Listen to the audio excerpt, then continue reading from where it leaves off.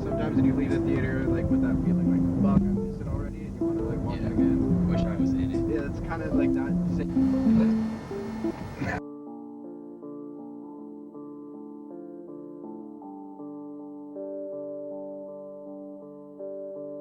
Wither away in that comfortable place where I stay.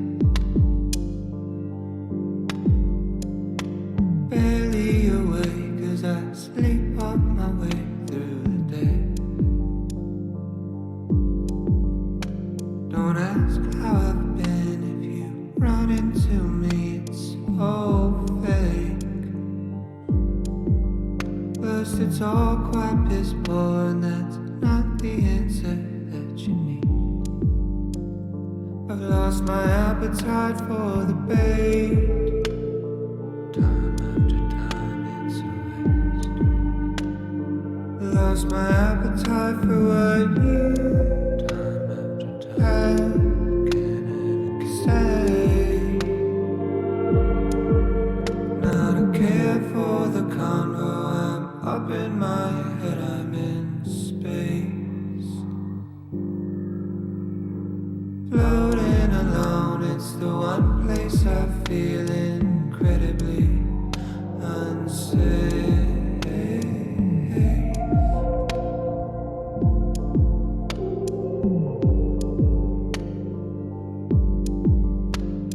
This heavy heart that beats in me will weigh me down a full 6 feet.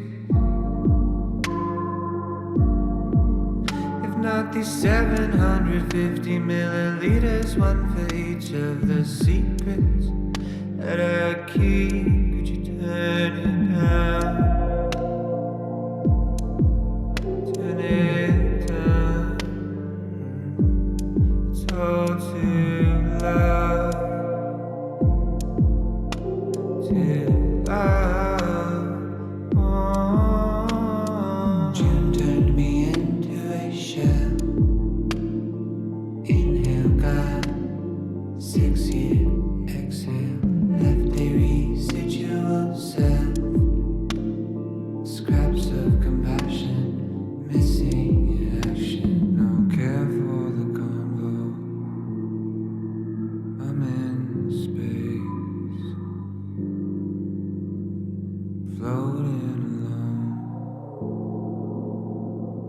incredibly unsafe.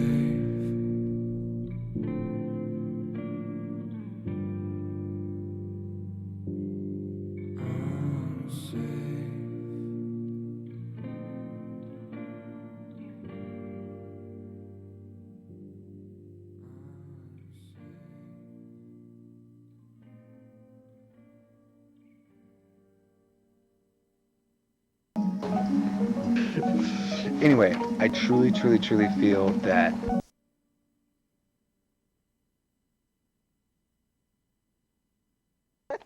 damn it. Oh, keep going.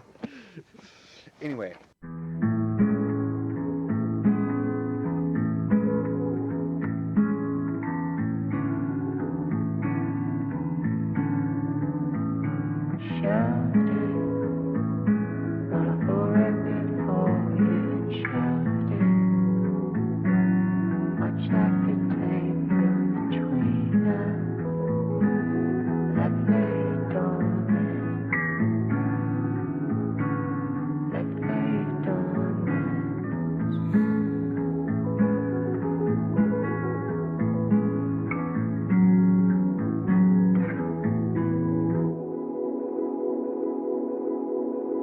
Do I miss you or a memory? Someone or something I couldn't call it. Is it your smile in the morning, or just the prime of our 20s? I shouldn't bother. I'm just searching for a feeling, and maybe it's past and I can't grasp it. A moment set somewhere in between where we met and where we left it. Almost as if every passing bird flies directly through our shadow. I really shouldn't. Where you at now? Did you save the 10,000? Did you find a passion? Alleviate some pressure? Have you got any new friends? Did you find a new man yet? Does he treat you special? I hope he treats you better than I did.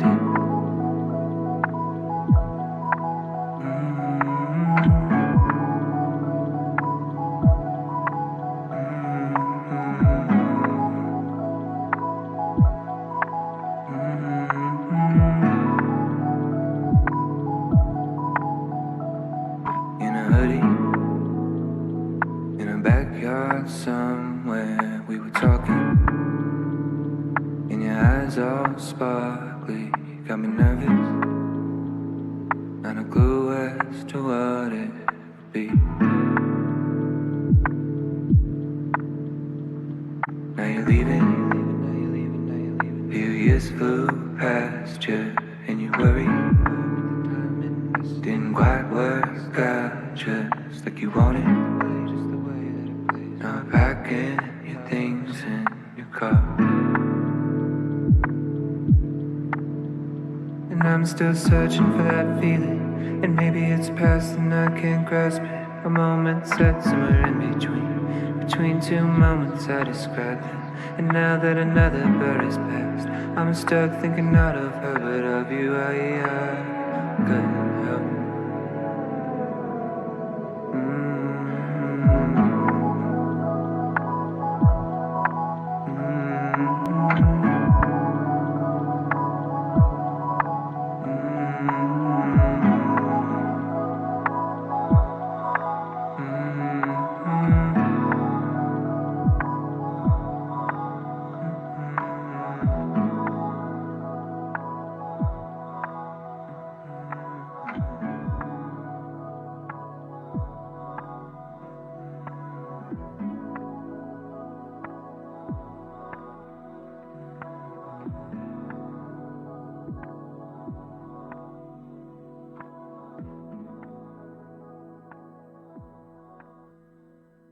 Hey, don't move on my toe.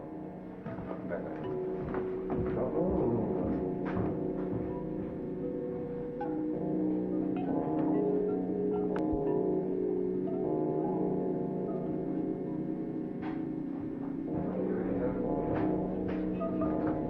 Still got a light?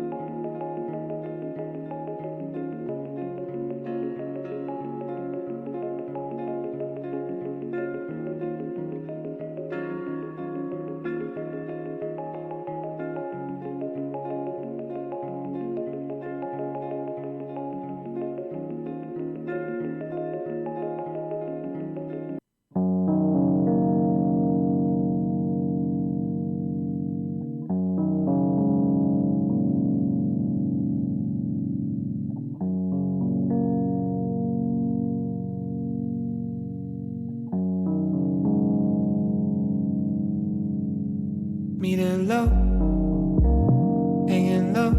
I'm on empty, headed home. I'll make it home, I guess I'm okay, I don't know. No, I'm not sure.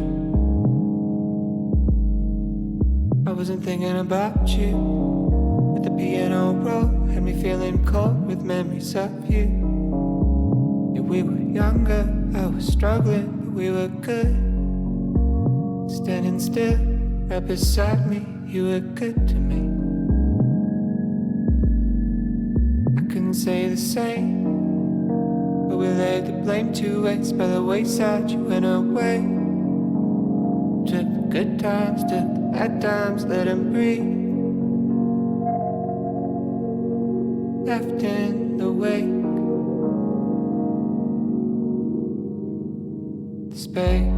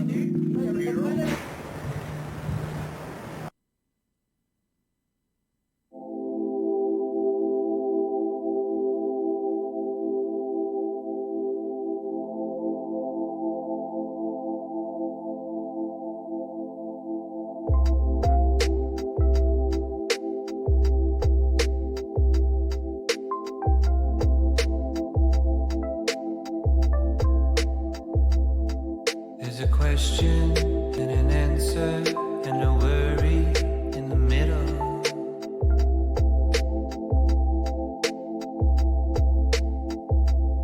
There was a promise of forever and a wishful intention.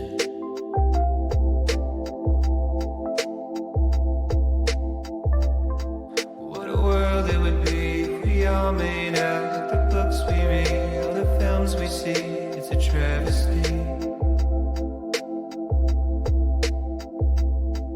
As the moon drifts by with the shifting tides, and you're lost in life, so the love floats into the ether.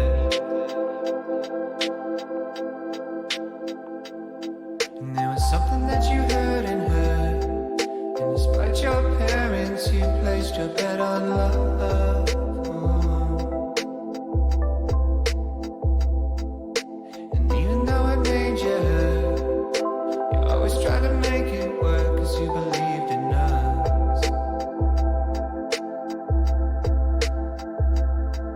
Said you're pretty, but you drink too much. You've got a head on your shoulders and it's good enough, but something broke you.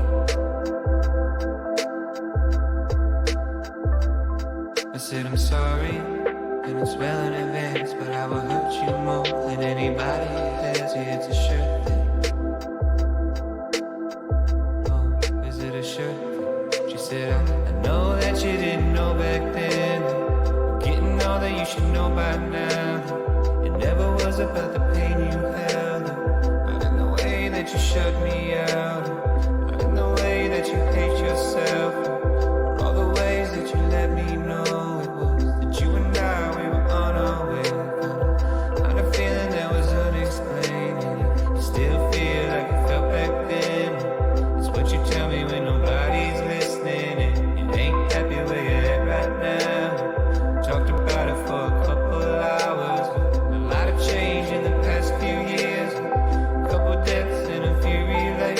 friendships, a little older and a little scared of making all the same mistakes I made. You said you're weary because you think too much. You've got a mind of your own. It's free enough, but it'll drain you.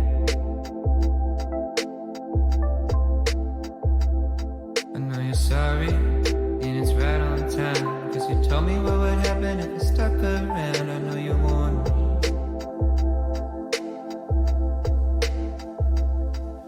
There's something that you're asking that was never in question.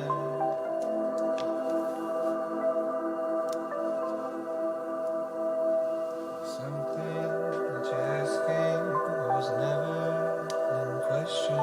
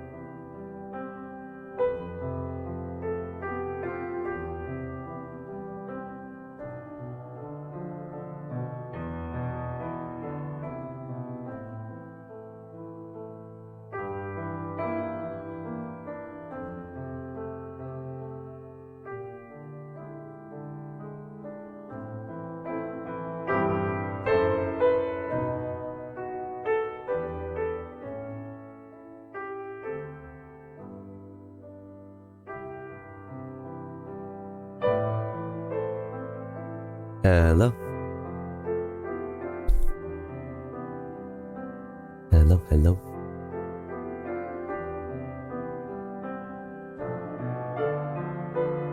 Hello?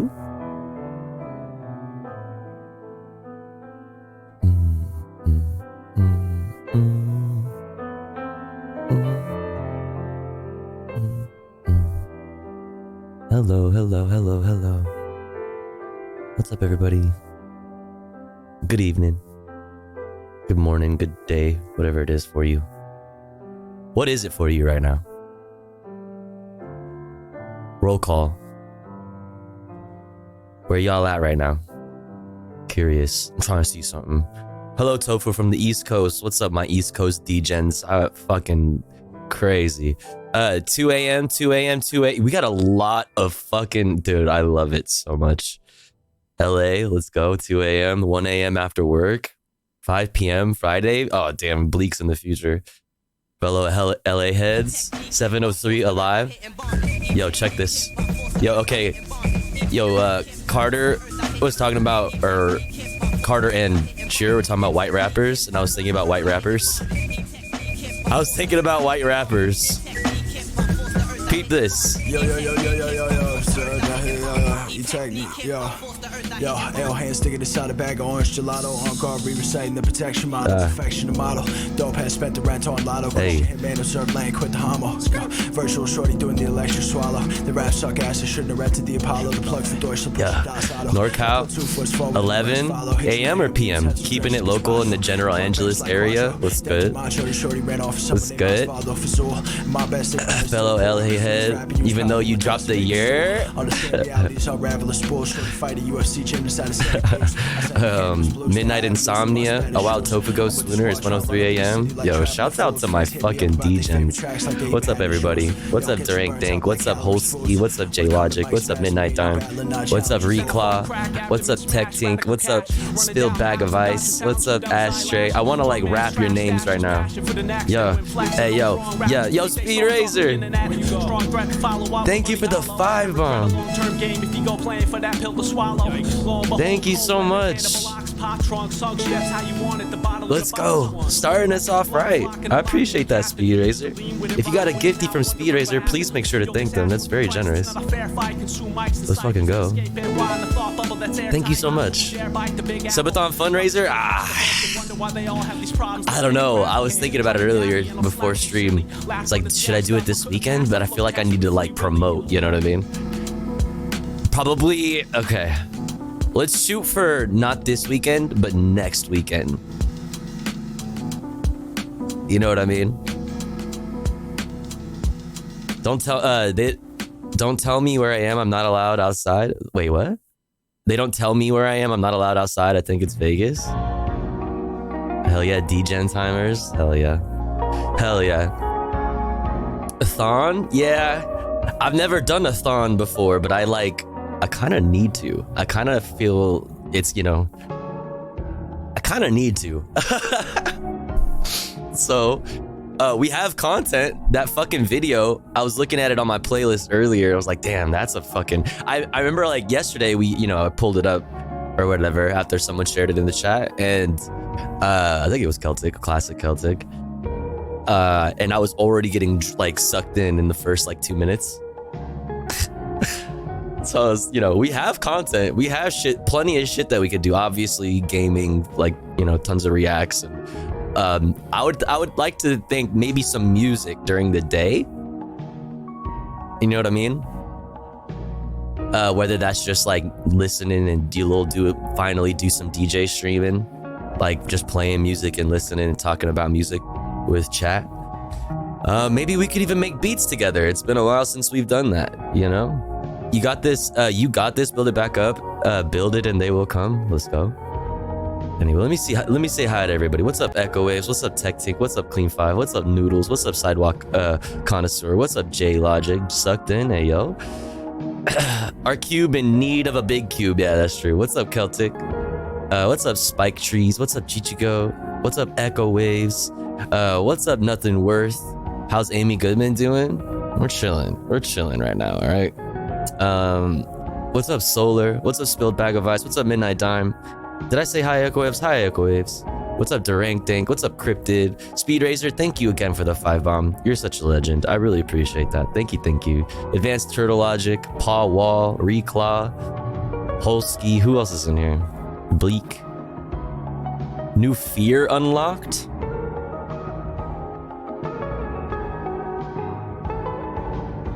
What is this?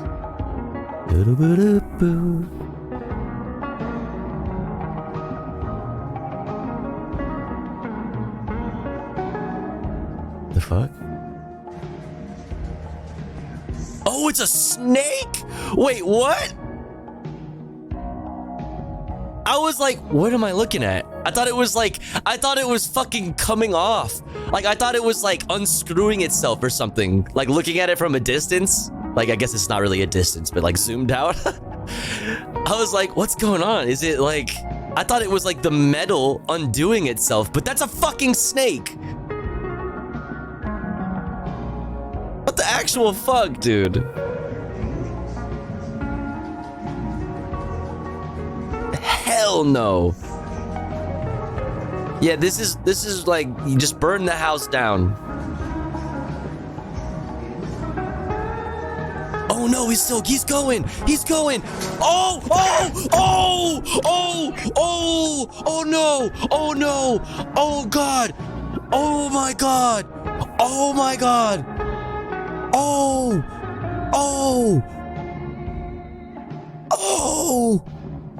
Oh shit.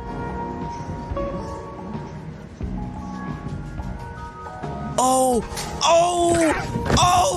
dude, oh my god, bro. Of course, of all the fucking places for it to fly, it hit the oh my god, no, absolutely. Worst possible, like, worst case scenario. Like, you're already fucking freaking out that for some fucking reason, there's a snake on my ceiling fan, and you're filming it to like alert your friends and your next of kin and shit that you're about to die, to like all of these things, and then it flies at you. Oh my god, no, like actual traumatic event. That's fucking insane. I would never recover from that. I don't know why they didn't turn off the fan. I mean, I probably would have left that bitch running too, because like, listen, I'm scared of that fucking thing and I don't want it to come down, and that's a big fucking spinny thing, and maybe it would be afraid of hitting it, but no. The funny thing is they've been married for 15. Wait, what? The funny thing is they've been married for 15 years since that. Shut the fuck up. Honestly, I think just do the subathon this weekend so I can watch it, but I'm a kid on Christmas. I want it for me. Like, I understand you can't just start one, but what if? Wait, why? I mean, give me a reason. You know what I mean? Like, you want to, why? You got shit going on next weekend? You busy? Too busy? Motherfucking Celtic becomes a fucking streamer and is too busy. This weekend is closer. Yeah, I don't know. I'm just nervous. It's just me being nervous. And I'm like, oh, I don't know. I'm scared. I'm scared. I've never done one. I'm scared. Anyway, yeah, I don't know. Maybe. Celtic eclipsing tofu. 'Tis the season. Yeah, man. You hate to see it. You love to see it, but you hate to see it. Nah, tofu goes, don't be scared. I mean, I don't know. I've never done. I mean, like, I'm gonna have to think about it. Like, am I gonna be on the whole time, or are we just gonna like do like 12 hours and then I'll go off stream to sleep, or like do I sleep? Like, I'm not like, I don't know. You know what I mean? I don't know.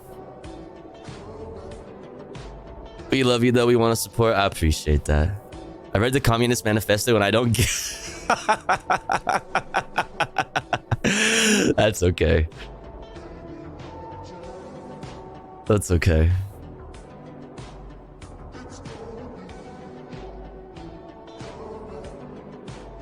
What's this? EU relationship with settler colonialism. We watch in horror the live stream genocide in Gaza. We see aid deliberately obstructed to a starving people. Meanwhile, the Maasai people are deported from their ancestral lands in Ngoro. Women and children shot if they refuse to leave. Hundreds dying in recent months of a lack of blood products and basic health care. They need 9,000 bags of maize to ensure their basic survival.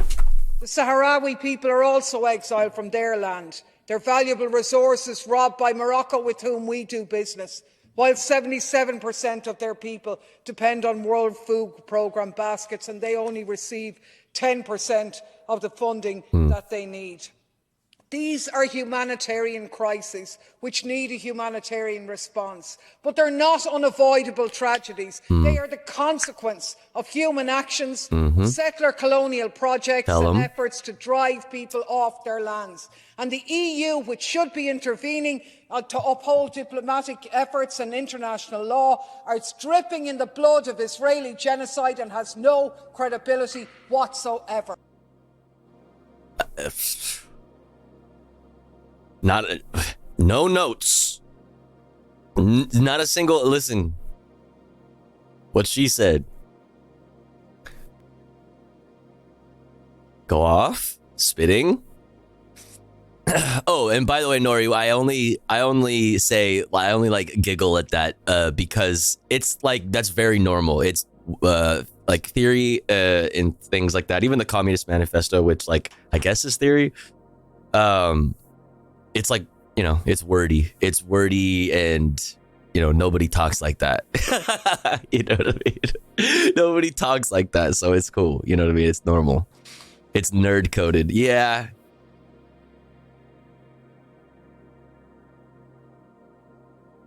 Yeah. And I think people do need to remember that it's like, it's really extracurricular. But it's, you know, obviously never a bad thing. But don't feel bad if it doesn't like make sense, considering how long ago a lot of these things were written, you know, and whatever, all these things. Dun, dun, dun, dun. It also didn't work. Oh, come on. We're Bleak. We're not having that. We're not starting that discourse right now. Oh my God. You really want to trigger? Oh, we could talk about it. We could we could talk about, you know, the examples that maybe you're referring to, but that would be a whole fucking a whole conversation. Let's see. Oh, it's this guy. Jacob, is that a rainbow vape on your neck? It would appear to be a rainbow. It's in fact a rainbow ocarina, and it goes. Oh. But I was once at a party in New York City, I think it was. Yeah.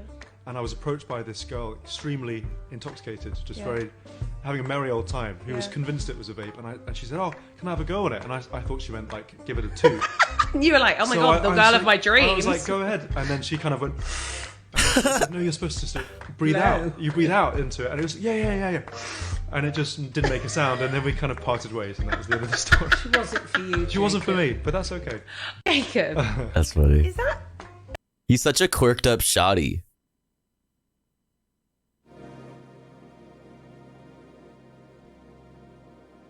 He's such a quirked up shoddy. Another new fear unlocked, bruh. You guys trying to fuck up my fucking? What are you guys trying to do to me? What is that? No, this is fake. Shut up. No, stop, bro. Oh my god, dude. Stop. You freaking me out, man. Ah! No, I hate this. I fucking no. I don't. Stop.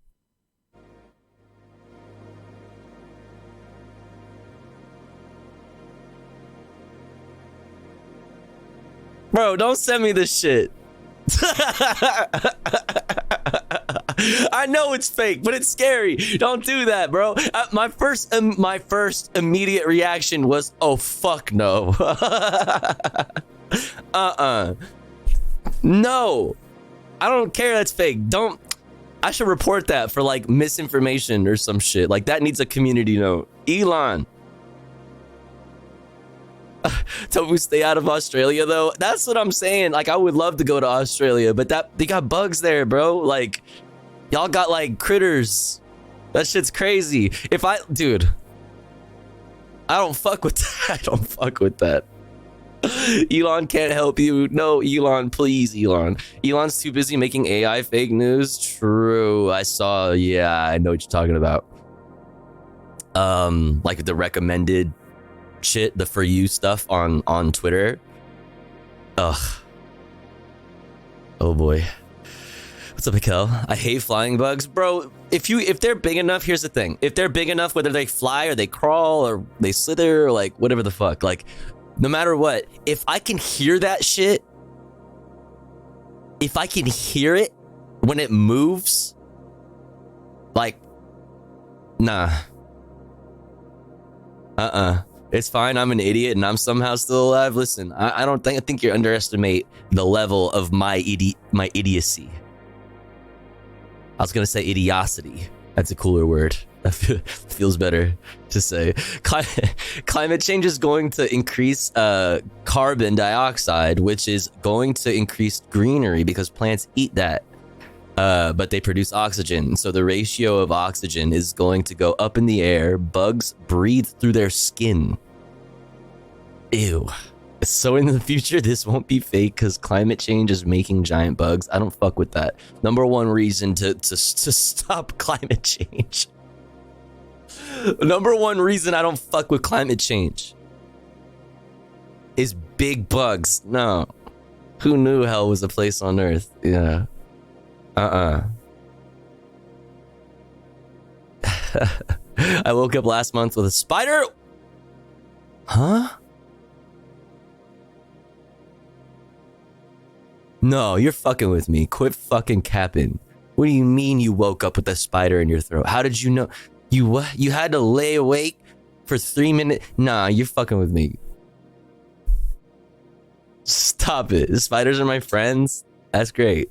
I love that for you. Bitch, I swallow? Hey, yo? In post-climate change capitalism, we are all Gregor Samsa? Who the fuck is that?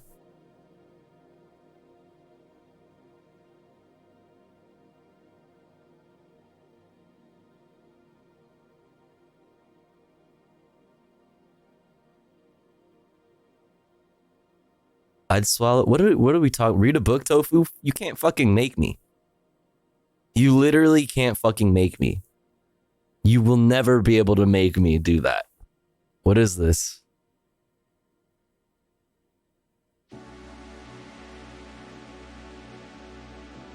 Kafka. Okay, why is this not taking... Okay. Metamorphosis. Fictional character. Overworked salesman whose transformation is the subject of Franz Kafka's symbolic novella, The Metamorphosis. Fucking nerd. He turned into a bug but had to get up to go to work. Sag.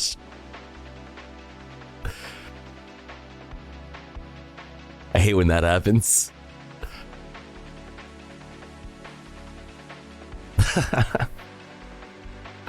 Fucking hate when that happens, man. It's actually a good, easy read. Gotta pay the bug bills. I've been slow. Okay, so I've been stuck over time. Let me, where is it? Here it is. I've been reading for fucking ever. I can't show you guys right now. Hold on. Or here, I can do this. Boom, boom, boom, boom, boom, boom, boom, boom, boom.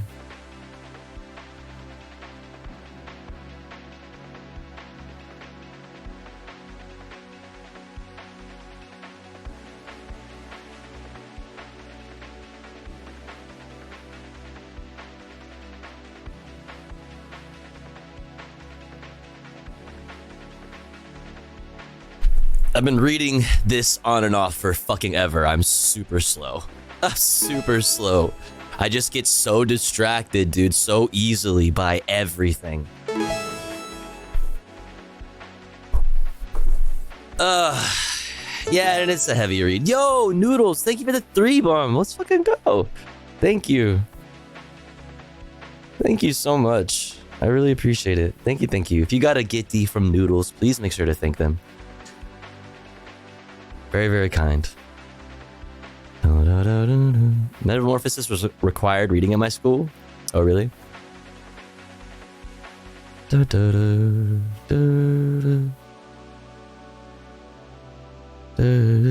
Calling to your boss, can't make it in today. I'm a giant bug. You're never gonna believe this. Marxism is like read more books and read more and read more. I just need the principles of communism. I mean, you can learn those. Here's the thing about being so separated from the times that those books were written, is that you can learn it without having to engage necessarily with the like the original, you know, works. You don't necessarily have to engage directly with Marx in order to learn about Marx. Yeah, primary source text. Thank you. That's the word I was looking for. Here's the book that I always like when we're fucking pulling out on when we're jamming on stream and shit as like a fucking meme, but is actually a good thing for exactly what I'm saying. That I've also been reading on and off as alongside that book, America's Empire in the Philippines, is this.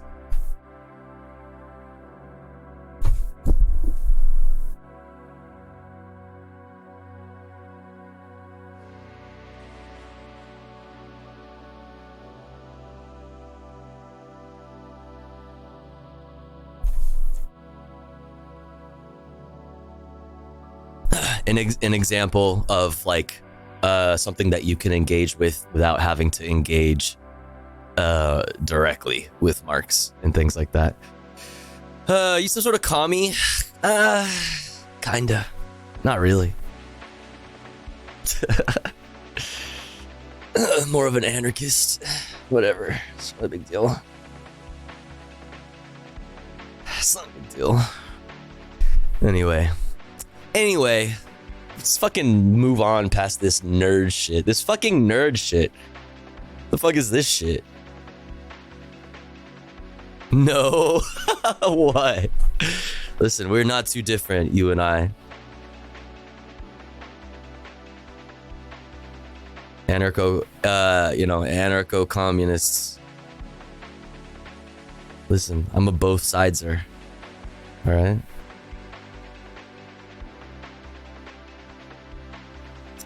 Anarchists need showers according to Mike from PA. I'll have you know that I smell amazing.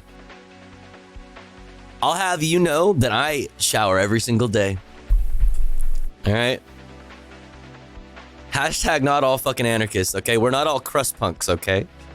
Listen. Listen. Commie is like 100% state power and anarchy is like no state power. How compute you? Anarcho-syndicalist. I like the idea of essentially unions. I like my idea of a utopia would be a decentralized one. I see power in the federal government and wielding the federal government and towards an ultimate, to get closer to what I would consider a utopia. But my utopia is a decentralized one, and I like the idea of workers having a direct say. I like the idea of syndicates. I like the idea of communism on a hyper-local scale. Workers run things. We want to eliminate private property and not personal property. Yo. Worker co-ops, exactly.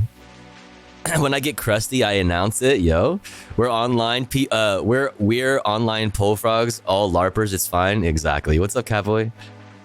None of it matters while you live under capitalism. You know what I mean? Like anarchists, like the anarchist versus communists. The age-old thing is like really pointless while you live under capitalism. You know what I'm saying? Really means nothing.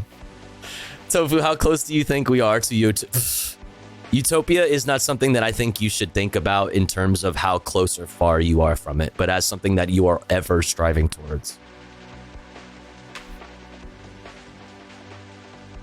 Is a concept that you are ever striving towards. Yeah. Not necessarily a place that you ever actually reach. If that even makes sense. Wait, you're a hippie? Yes. No! I would call myself an anarcho-syndicalist if I was a huge dweeb nerd, but I'm not, so I just call myself an F-slur based. Holy fucking based. Holy based. That's going on the fridge. That one is going on the fucking fridge. Hello. Whoa.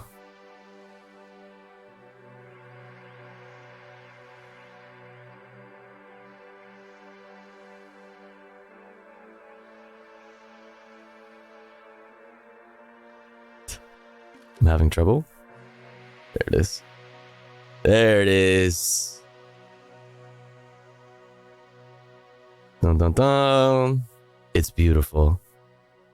All right. With that, I think we should let's get into the stream. Okay, let's get into it. Thought you were a capitalist. Don't tell anybody.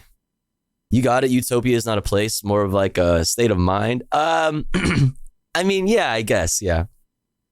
I think syndicalism is a tool. Democracy is a tool. Vanguard is a tool. Use what you can, what you must. Is that wild to say? I suppose. Or no, not like I suppose that it's wild. I'm saying I suppose that makes sense what you're saying. A hammer is a tool. I got a tool for you. I just want everyone to have food and homes based. Like Brock Lesnar? Wait, what?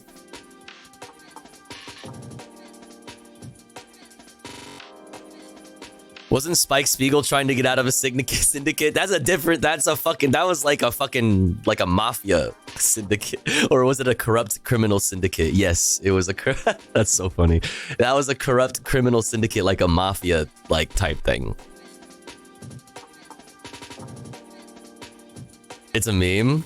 Damn, right over my head. I'm fucking stupid. All right, let's get into it. We have lots to look at today, chat, but first we'll start off with Daily Dose of Internet. The title for Daily Dose of Internet today is Police Training is Insane. Uh-oh. Ruh-roh. Let's get into it. Hello everyone, this is your Daily Dose of Internet. Many police academies have new recruits get tasered, so they know what it feels like. Rip Bozo. Rip Bozo. Hit her with it again. Do it like you do it in real life. Yo, hold on. Hold on. I bet they also asked her if she had heart problems before they did this. You know what I mean? I bet they also took the time to ask her whether or not she had heart problems or any sort of medical issues, period, before they did this. They should also double, triple tap her. Fuck it. She's on the ground, not resisting. Okay, I'm leftist posting. I'm pissed. This is supposed to just be fun and silly, but I'm pissed. No. Hit her with it again. Hit her with... Oh my God. Yes, like that. The bird's got the right idea. This bird has the right idea. Again and again and again.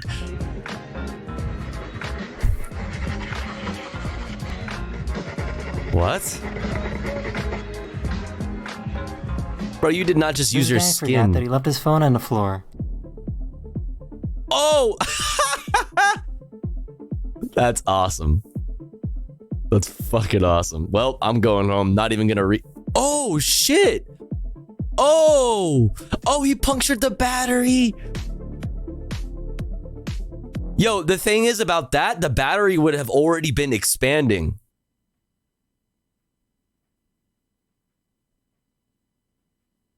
The battery was probably already expanding, right? Like it was probably already at the end of its life cycle or some shit.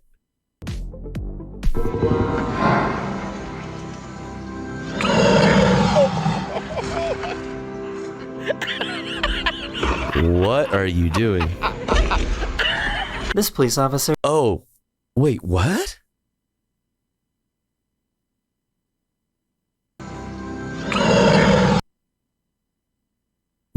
Okay, that was really confusing.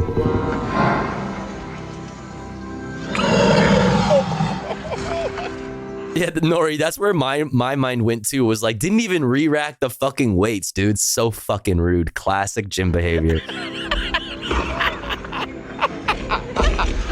When the acid this police hits. officer accidentally went after the wrong guy. Oh, man, there's a lot of cop content today. Oh my God. Like, this isn't funny. People die, dude. Like, this is fucked. Oh, I've seen this video. He's like, bro, I'm a cop. Dumbass bitch, get fucked. He's like, bro. The police officer had no idea he stopped an undercover cop that was trying to chase down another suspect.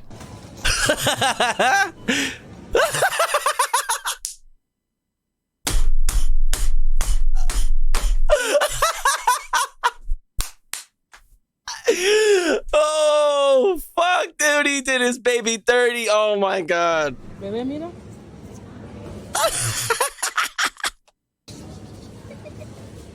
This water pump sounds like someone That's singing hilarious. some heavy metal. Oh my God, it's corn. Ew. Ew, ew, ew, ew, ew. Bro, why does it sound human? Ew. Ew, why does it sound... Ew, what the fuck? Oh my God, it's corn. Oh, why does it sound... Ew. Ew, bro, I don't like how it sounds, like, organic. Like, it sounds... Oh, that's fucking weird. Thailand had a massive earthquake yesterday, and this guy was in the pool when it happened. Oh, shit. Okay, that's wicked. That's like the coolest place to be, though, during a fucking earthquake. This guy found But damn. an incredibly smart spider. Starts here at the mirror, works its way down to the door, Now that seems pretty unstable, right? But he's got a pebble weighing down the entire web so it doesn't blow away. That is crazy, dude. The ocean wave. Actually, that's so real, and that makes this guy that much cooler for realizing that, like noticing that. I probably would have not noticed that, you know what I mean, and been like, "Hey, yo, spiderweb, get it out of here," you know what I mean? But he like stops to look at it and be like, "Whoa." This guy found an incredibly That's kind of smart wholesome. spider. Starts here at the mirror, works its way down to the door. Damn. Now that seems pretty. And right after this, he fucking destroyed his home. Right? But he's got a pebble weighing down the entire web so it doesn't That's blow away. sick. That is crazy, dude. The ocean waves were pushing air under the sidewalk, causing They're it to using break. tools. Oh god. What? No, hell no. Oh fuck no. Oh my god, that is so. This guy got himself. What? That's so crazy. Oh my god, I love how they just like put this here. They're like, yeah, just, you know, watch out. That is so crazy. This guy got himself a functional tattoo to help with his job. I've seen people do this before. Yeah. An old friend of mine, an artist, a friend of mine who sadly passed away a few years back, had a tattoo like that. That is the end of this video, or we hope you enjoyed, and I'll see you guys again very, very soon. Later. Okay. We've been on stream now for pretty much an hour, 2 minutes away from an hour. So before we get into the headlines chat, we're going to run an ad break. But let's do a little once over to see what we're going to get into today. Exclamation point watching in the chat for a link to this playlist that contains all the videos we'll be watching. We got the top 5 stories you need to know today from Reuters, top stories from Associated Press, news wrap from PBS, Democracy Now, aka Democracy in a few minutes. We got LA PD police officer and influencer Tony McBride, who is the daughter of the LA Police Protection League's like lead, the head, you know, of the police union in LA. Loses her social media lawsuit against her department. Really interesting. We'll talk about that. We also have some AI stuff. Musicians fear AI threatens creativity. 200 artists sign letter calling for AI limits. I thought that was interesting. We'll take a look at that. We'll look at the Taiwan earthquake. This is a crazy video. We'll look at some Argentina stuff. We have this piece from Democracy Now on the Senegal new president in Senegal. We obviously have a lot of Israel-Palestine stuff to look at. Brandon and his stern phone call and the temperature being super high in the White House post the murder of the World Central Kitchen aid workers. Yo, Durang, thank you for gifting to Ali. Thank you so much. I really appreciate it. Thank you. We're gonna look at that. Essentially, Brandon warns Netanyahu that U.S. policy on Gaza hinges on improved conditions there. We have this from Euromed Human Rights Monitor. New report: killing starving Palestinians, targeting aid trucks is a deliberate Israeli policy to reinforce famine in the Gaza Strip. We're also going to look at Bibi Netanyahu opening three different aid corridors that were closed previously after the stern phone call from Brandon. It's almost like it was just a choice. If it required just one stern phone call and all these aid corridors would have opened up, man, it makes you really think why this wasn't done a long fucking time ago. Really interesting. Palestinian American doctor walks out of Biden meeting and hands him a letter from an 8-year-old orphan in Gaza. And then we'll do fun stuff. And then after that, we got lots of fun stuff to look at. I'll share the articles we read as we look at them. Exclamation point watching in the chat for a link to the playlist that has all the videos we'll be looking at. But yeah, first we must run an ad break. But don't you worry, because here at the Tofu Ghost broadcast, when I run ads, I run them while I'm away from the stream. That way, even if you're unsubscribed to the channel, you don't miss out on any of the content. But if you would like to support the stream and get access to cool Tofu Ghost emotes as well as an ad-free viewing experience, all you gotta do is subscribe for $5 or for free with Twitch Prime. Or let's say you're already subscribed to the channel and you're feeling generous and you have the means to, maybe consider gifting a sub to one of our unsubbed friends in the chat that may not be able to afford a sub this month. That way they can also enjoy the Tofu Ghost emotes and an ad-free viewing experience with the rest of the community. Durank Dang, thank you again for gifting to Ali and HT. I really appreciate it. If you are one of those unsubbed friends in the chat, make sure to say hi. That way somebody might notice you and feel generous enough to shoot you a gifty. If you have the means to, please do consider supporting the stream in some way, whether that be with gift subs, bits, or donos. That way we can continue to do this full time. I'll be back in 3 minutes. BRB.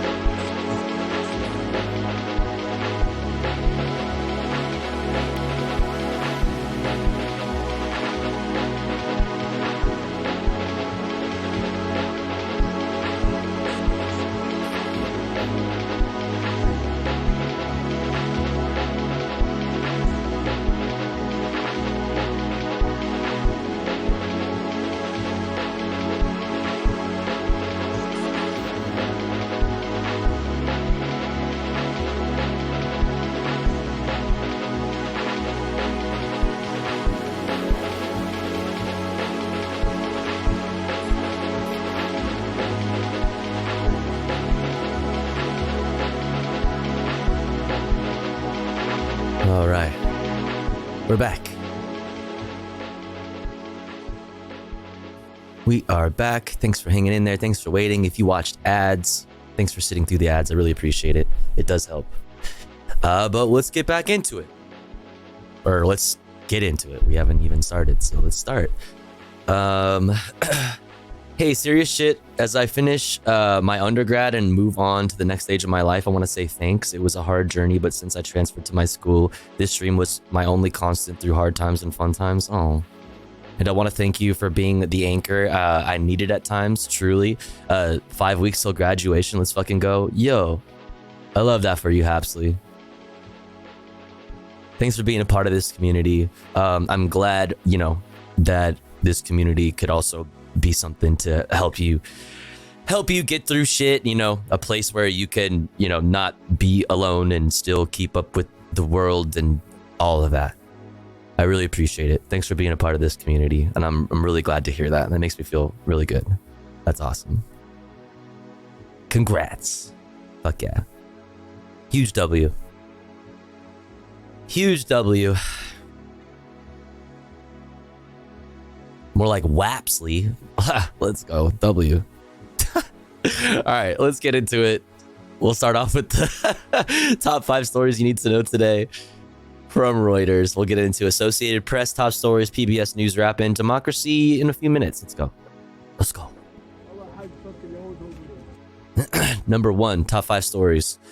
Celebrity chef Jose Andres says Israel targeted his aid workers systematically, car by car. Yes, he's saying this, but also, like, it's not just him saying that. Like, that is what happened.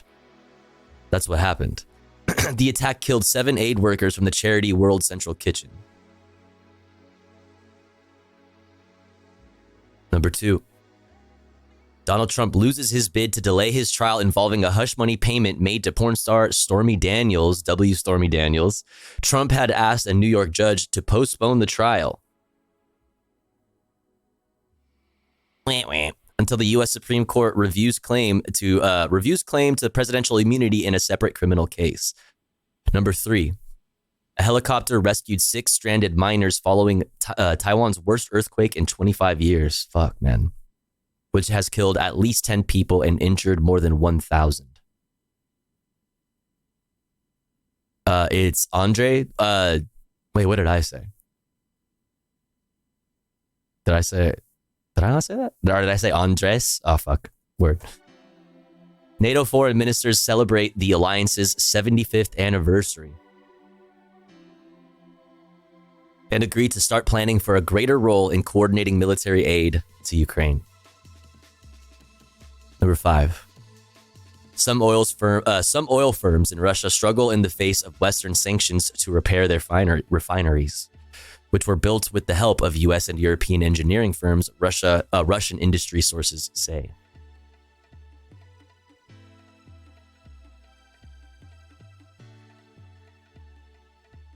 All right, let's keep it moving. Associated Press. President Joe Brandon told Israeli Prime Minister Benjamin Netanyahu in a phone call Thursday that future U.S. support depends on new steps to protect civilians and aid workers in Gaza.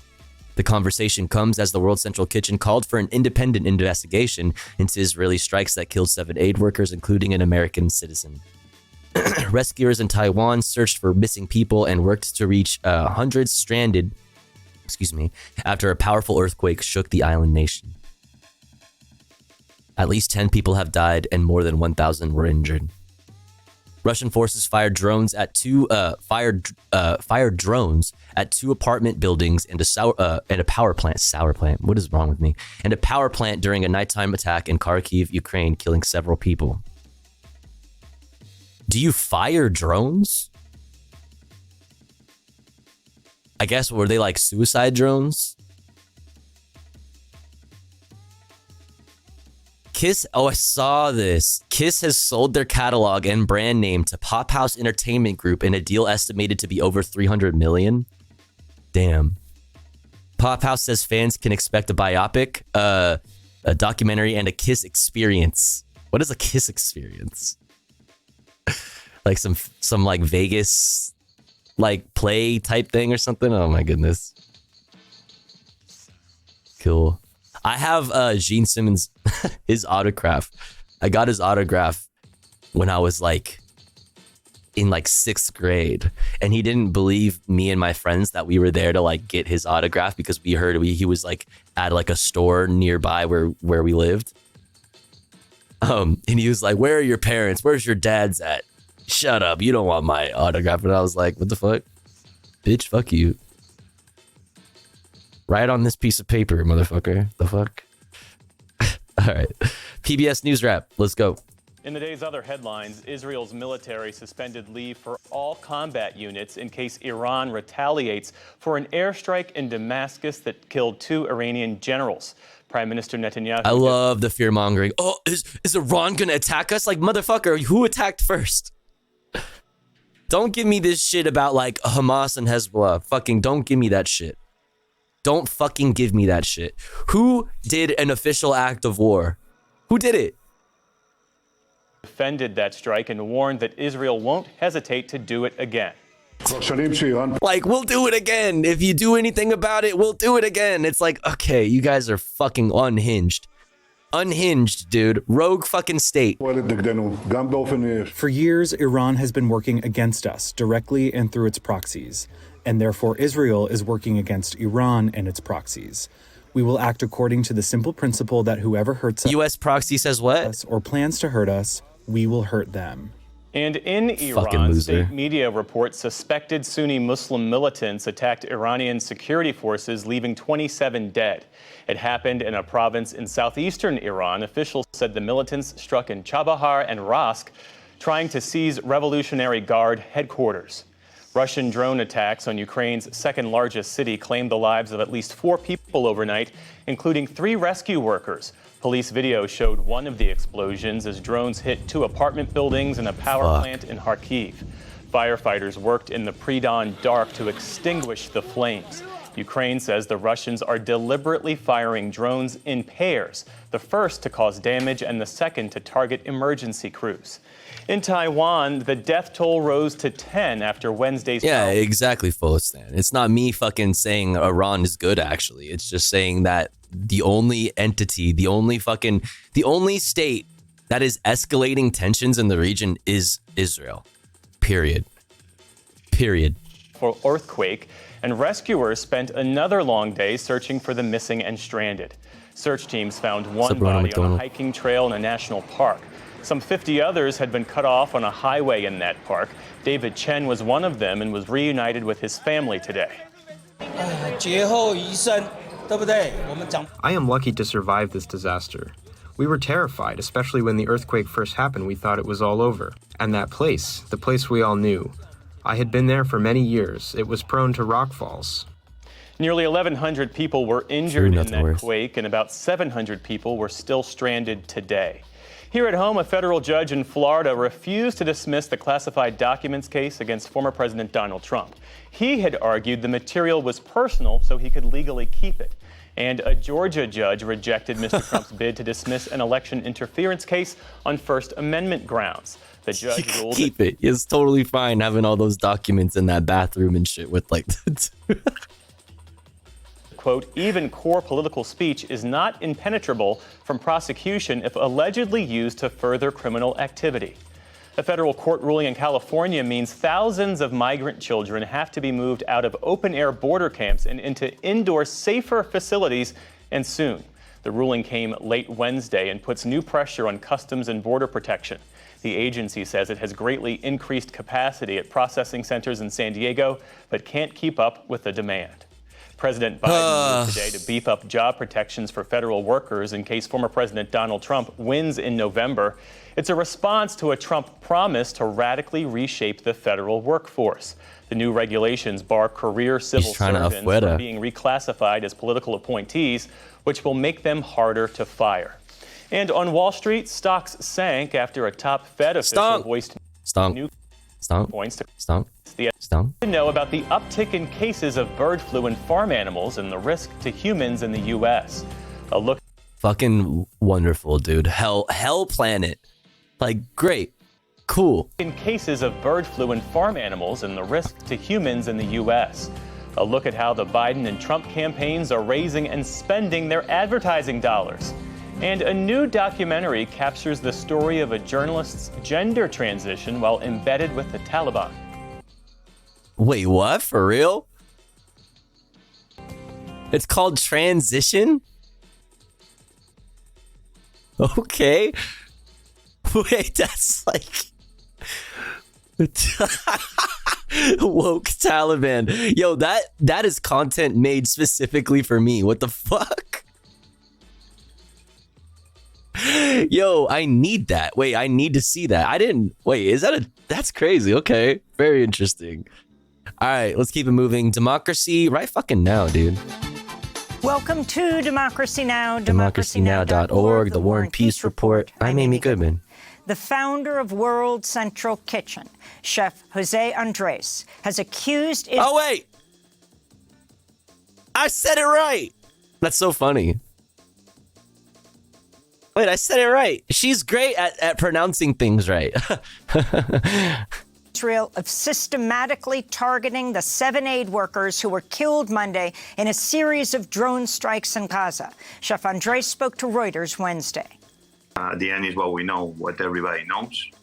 That 7 team members between the specialty security people we have, 3 British individuals and 3 international crew plus 1 Palestinian, that they were targeted systematically, car by car.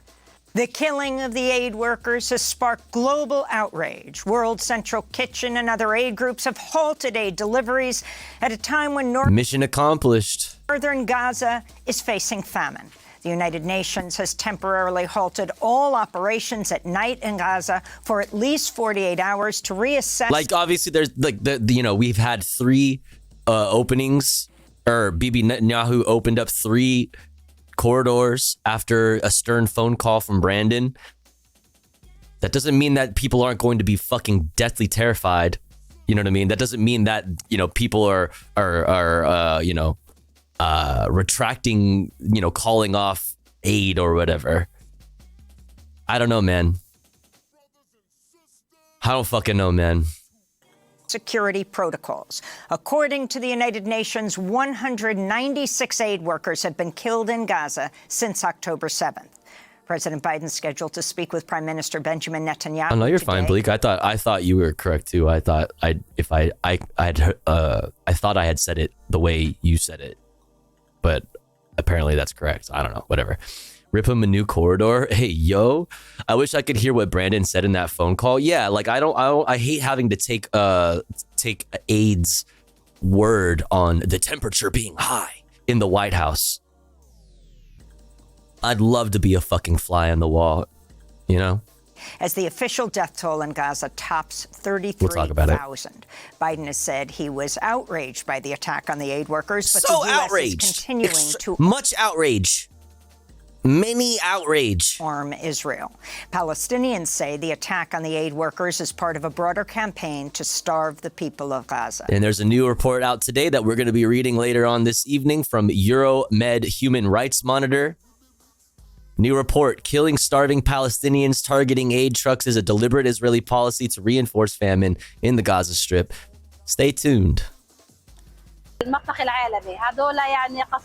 They bombed the World Central Kitchen to starve the Palestinian people, so that the Palestinian people do not survive in their land and homeland. We call on all Arab peoples to stand with us and witness what has happened to the Palestinian people. The Palestinian people are humiliated. Their dignity was stripped away.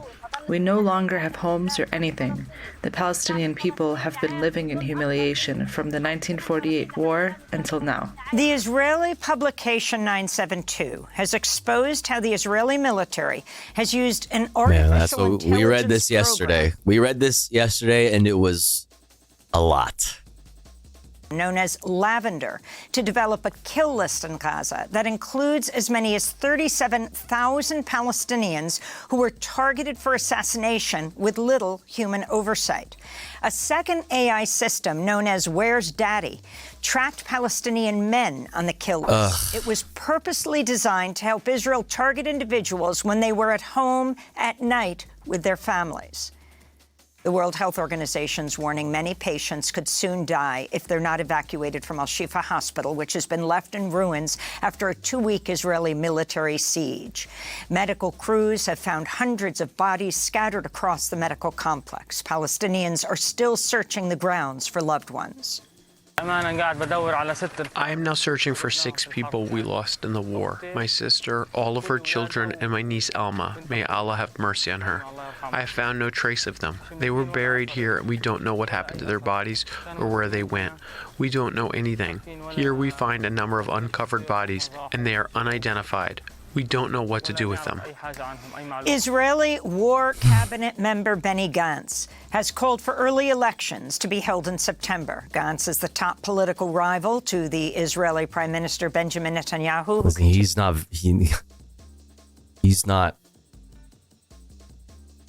not much better. Let's just keep it at that, I guess. Continues to face daily protests in Israel.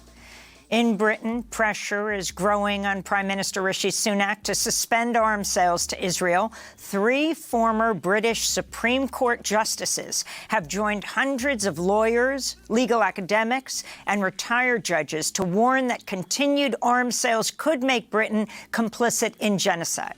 This is David Lammy, foreign policy chief of the opposition Labour Party. All of the British public can see the scenes coming out of Gaza, children lying in rubble, deep concerns being made about international human rights law, and for all of those reasons, that advice should be published, and if it is the case that international law has been contravened, then it's absolutely right that offensive arms are suspended to Israel.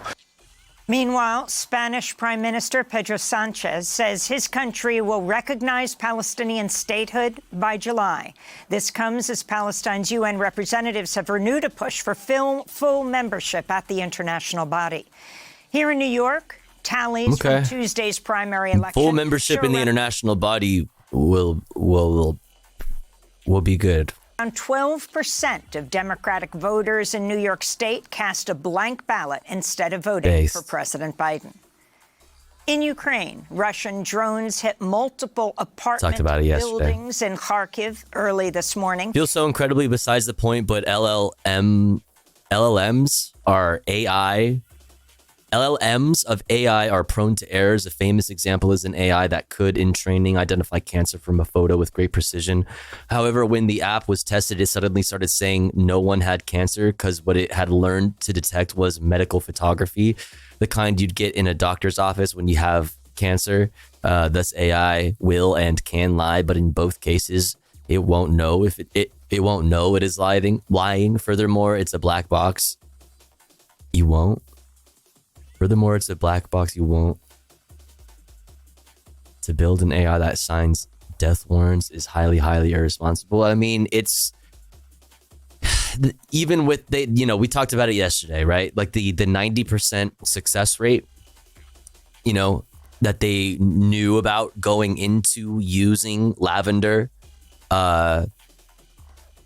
which is like 90%, 90% success rate if you accept that the criteria that it is trained on is correct and accurate, or wield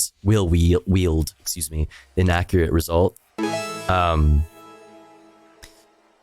Yo, HJ, thank you so much. Thanks for being here with us. I know it's hard, Tofu L. Hey, listen. Thank you for being here with me. It goes both ways. Thanks for being a part of this community for 10 months. I really appreciate it. Thank you so much. Thank you. What was I saying? Something about the percentage. Thank you again, HJ. Yeah, I mean, we talked about it yesterday, going into the use of the Lavender.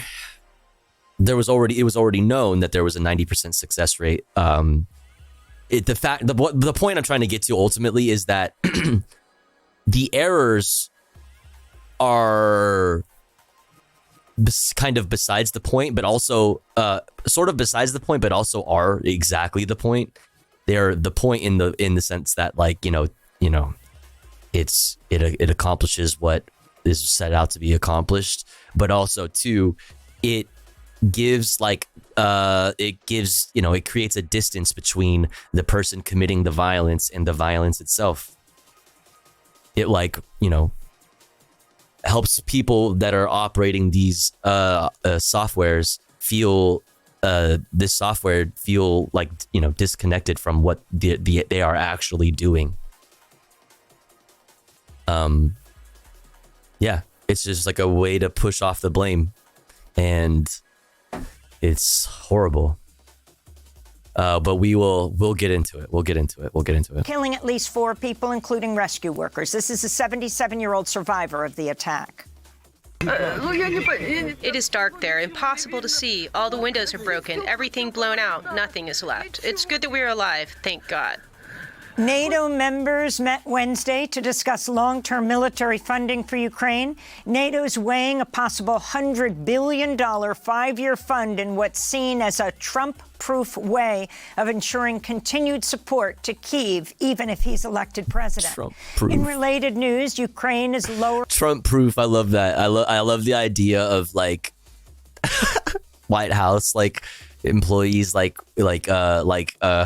plugging up all the the outlets in the Oval Office and shit with little, like, plastic covers so that, like, Trump can't, like, stick a fork or, like, his tongue in an outlet and shit. Like, you know what I mean? Trump proofing the building. Its conscription age from 27 to 25 as the war grinds on for a 3rd year following Russia's invasion. In Russia, a court sentenced in absentia Russian-Canadian artist and Pussy Riot activist Pyotr Vervizov to 8 years in prison for social media posts condemning the invasion of Ukraine. Verzilov announced last year he joined the Ukrainian army fighting against Russian forces, though his current whereabouts are uncertain. Oh, yeah, no, yeah, oh, man, he's gonna get Navalny'd. Turkey's top election authority says it's reinstating the victory of Abdullah Yeah, they took him north. Yeah. Of the pro-Kurdish People's Equality and Democracy Party after his removal led to protests and a crackdown by police. Zaydan won over 55%. That's right, Midnight Time. Also that's an image that will forever live in my mind rent-free. The idea, just like the image of Donald Trump's fucking old ass hunched over a fucking bathroom in the White House trying to flush fucking documents and it overflowing and him getting, like, wet and shit and, like, maybe having, like, toilet paper stuck to his shoe. You know, like, I'm just imagining all these things, like, just the noises he's making as an old guy. You know what I mean? Like the heavy breathing and the all that shit, like, happening, like, while he's flushing top secret documents in a White House bathroom is, like, the fucking coolest image in my brain ever. To the vote in the eastern city of Van in Sunday's elections, but the city's election board denied him victory, saying he was disqualified due to a... Don't get me wrong, most people support Ukraine, just that NATO isn't exactly a democratic institution. The opposite, really. Well, I mean, you know, we can recognize that you know, Ukraine is righteous in defending themselves against a Russian invasion, while also realizing that, like, in the existence of NATO, like, post World War II is, you know, not exactly, like, very pog, I would say. Previous conviction. The local election board had said the mayorship should instead go to the candidate of President Recep Tayyip Erdogan's AK party, who won just 27% of the vote.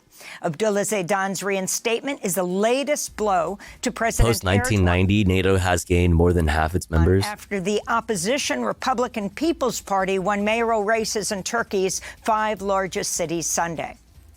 In Kenya, Public hospital doctors are in their third week of a nationwide strike over pay issues. The doctors' union has taken their protest to the streets as it demands the Kenyan government pay them for past wages they're still owed and hire over 3,000 unemployed medical interns.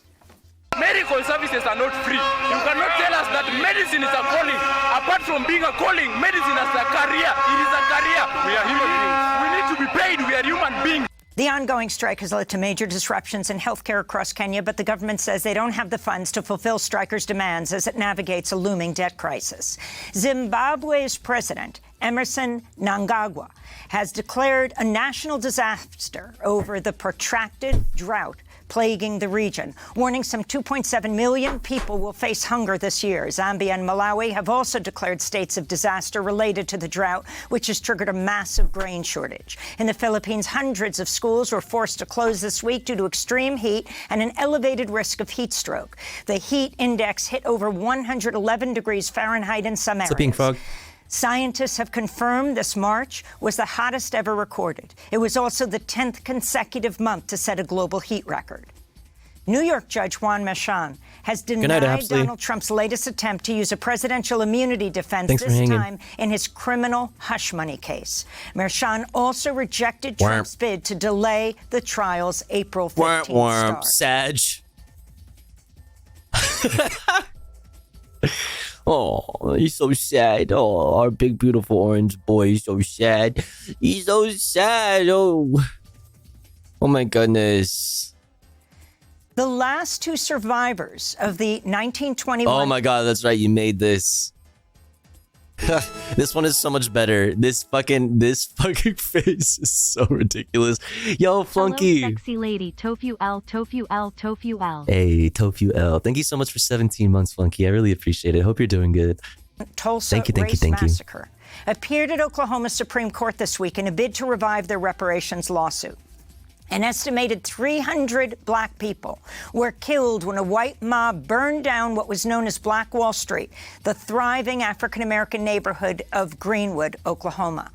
Viola Fletcher and Leslie Benningfield Randall are now both 109 years old. God damn. In a statement, the two women said, quote, "We're grateful that our now weary bodies have held on long enough to witness an America and an Oklahoma that provides race massacre survivors with the opportunity to access the legal system. The Oklahoma Supreme Court has the power to open the doors of justice," they said. And 56 years ago today, Dr. Martin Luther King was assassinated on the balcony of the Lorraine Motel in Memphis, Tennessee. His family members are holding their annual wreath-laying ceremony in Atlanta. Fucking CIA. God damn it. Motherfuckers. All right. Rest in peace. Okay, let's keep it moving. I tried uploading emotes and it was going fine till I did a Free Palestine one. Wait, really? Were they all auto-approved until that? Really?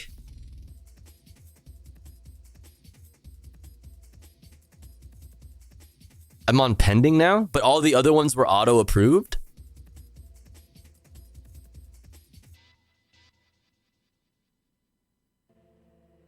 That's extremely fucking problematic, actually. Really? Paid accounts have first priority? Paid accounts have first priority? What do you mean? Now all of mine are pending? Oh, now they're all pending. Okay. Interesting.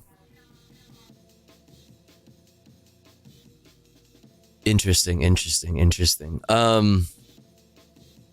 Yeah, that's extremely problematic. I was gonna say it's incredibly obvious if all of your emotes have been auto approved, but the Free Palestine one, and I would say that's worth like noting and maybe like taking to the internet and having people talk about. But like if they're now all of your stuff is pending, that makes more sense because usually you start off. At least it was this way in the past. Like when usually you start off as when you first get affiliate, they require you to have your emotes like checked first. After a while, once you've been like you know, making money for a while, then they start allowing you to auto approve them. Like they don't check mine anymore. I can make whatever I want. Well, I mean, I don't know about like whatever I want, but you know what I mean? 7TV also makes Palestine emotes not public. We have to share around. Thanks for IZ. What the fuck? That's crazy. Well, we don't use 7TV here anymore, but all right, let's keep it moving. I have this story to look at, chat. While I got some Angelinos still awake. From LA Times, LAPD officer who moonlights as a gun influencer loses lawsuit over social media accounts. So we can just point and laugh. Point and laugh for a little bit. All right, we'll take this off now. A Los Angeles police officer turned gun rights influencer alleged in a lawsuit last year that she was retaliated against after refusing the former chief's orders to delete her social media accounts, which showed her firing guns at shooting competitions and on training ranges. On Thursday, after a 2.5-day trial, a jury responded to the question of whether Officer Tony McBride had been treated unfairly with a one-word response. No. Okay, also, if you don't know who Tony McBride is, she is the daughter of, what's his name? The police union head. One sec. Jamie McBride. Who is this fucking racist ass fucking maniac? This fucking guy. That's her dad. Also, she's currently under investigation for this. LAPD officer kept shooting after suspect was down, but court says law protects her. She murdered Daniel Hernandez. He was already down and she kept shooting. So that's who we're talking about right now, okay? You've probably also seen her, like, she's like, you know, a hot girl. She like wore, you know, like, just being hot on TikTok and like shooting, like, you know, dual wielding fucking like Uzis and shit. You've probably seen the videos of her. That's her. McBride claimed that former LAPD chief Michael Moore blocked her promotions after she refused to remove certain social media videos. She alleged that Moore, who retired at the end of February, summoned her to a meeting in his office during which he demanded she delete her social media accounts or he would destroy my career. Gregory Smith, McBride's attorney, said he was, quote, disappointed with the verdict and argued that McBride's free speech rights were violated. He said his client won't appeal the decision, but plans to file a separate gender discrimination lawsuit. That's kind of fucking woke, dude. Isn't that like kind of woke? Hold on.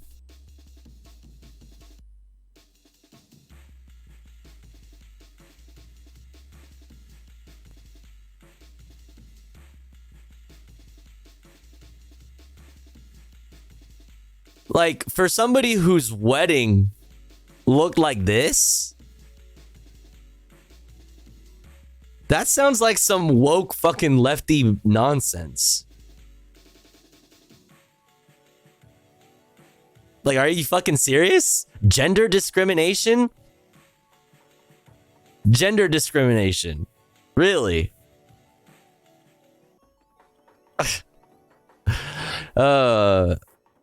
Gender discrimination lawsuit in the state court over allegations that male officers were treated with more leniency for similar conduct. Listen, I'm not denying that there's probably hella fucking misogyny in the Los Angeles Police Department. I actually guarantee that she's probably faced, you know, a misogyny in one way or the other. No, I don't doubt that. But what she's saying, she's alleging is that like, the department wanted to like silence her and stop her from posting, like being like viral on TikTok and shit. Like she's like a professional shooter, she does competitions, like shooting competitions, which is like, you know, makes you think, you know what I mean, when it comes to like, you know, the case against her. LAPD officer kept shooting after suspect was down. But regardless, the court protects her, qualified immunity and all that. So it's like, yeah, no shit. Like, she's a professional fight. Like, she does this like professionally in competitions.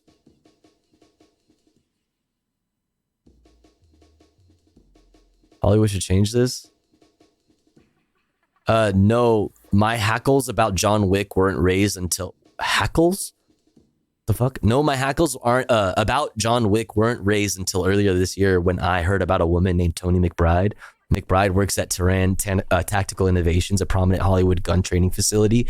Though training actors is not their only function. Yeah, I mean, yeah. Her dad, Jamie McBride, has done security details for like Travis Scott and like a bunch of famous rappers. While also being like, you know what I mean? Like, yeah. Police academy. I didn't really train at all with guns. My dad never took me. My dad's also a police officer. And the first time I actually shot was when I was 13 years old. And he's not a gun nut or anything. So it was just a quick little like pew pew pew here. So today I just wanted to run you guys through the evolution of my firearms. When I was 5 years old, I was given my very first gun. This. Ha ha ha ha ha. Super fucking hilarious, dude. Super fucking hilarious. Justice for Daniel Hernandez. This is a fucking murderer we're looking at right here. This is a fucking murderer. Like, I can't say that enough. Like, this is a fucking murderer. Yo, good night, Nori. Thanks for hanging. Always good to see you. Socialism wakes up early for a union. You're so fucking awesome, Nori.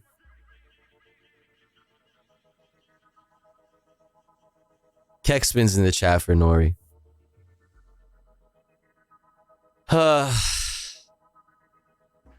If you sort by popular, Tofu.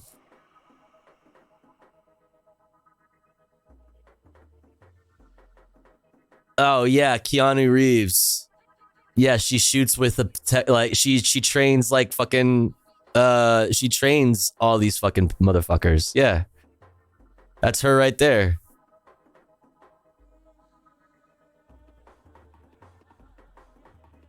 Oh, it's that guy. Yeah. Yeah, man. All right, let's finish this. Where was I? McBride's father, Jamie McBride, is one of 9 directors of the Los Angeles Police Protective League, the powerful union that represents the city's rank and file officers. During the trial, jurors heard testimony from Jamie and other several high-ranking LAPD officials and were shown blown-up images of McBride in suggestive clothing, firing high-powered weapons. The photos and video splashed on a large screen for jurors came from McBride's Instagram, where she has amassed around 120,000 followers. One post showed McBride, a hand on her head, wearing a tank top that read "Feminist 9mm."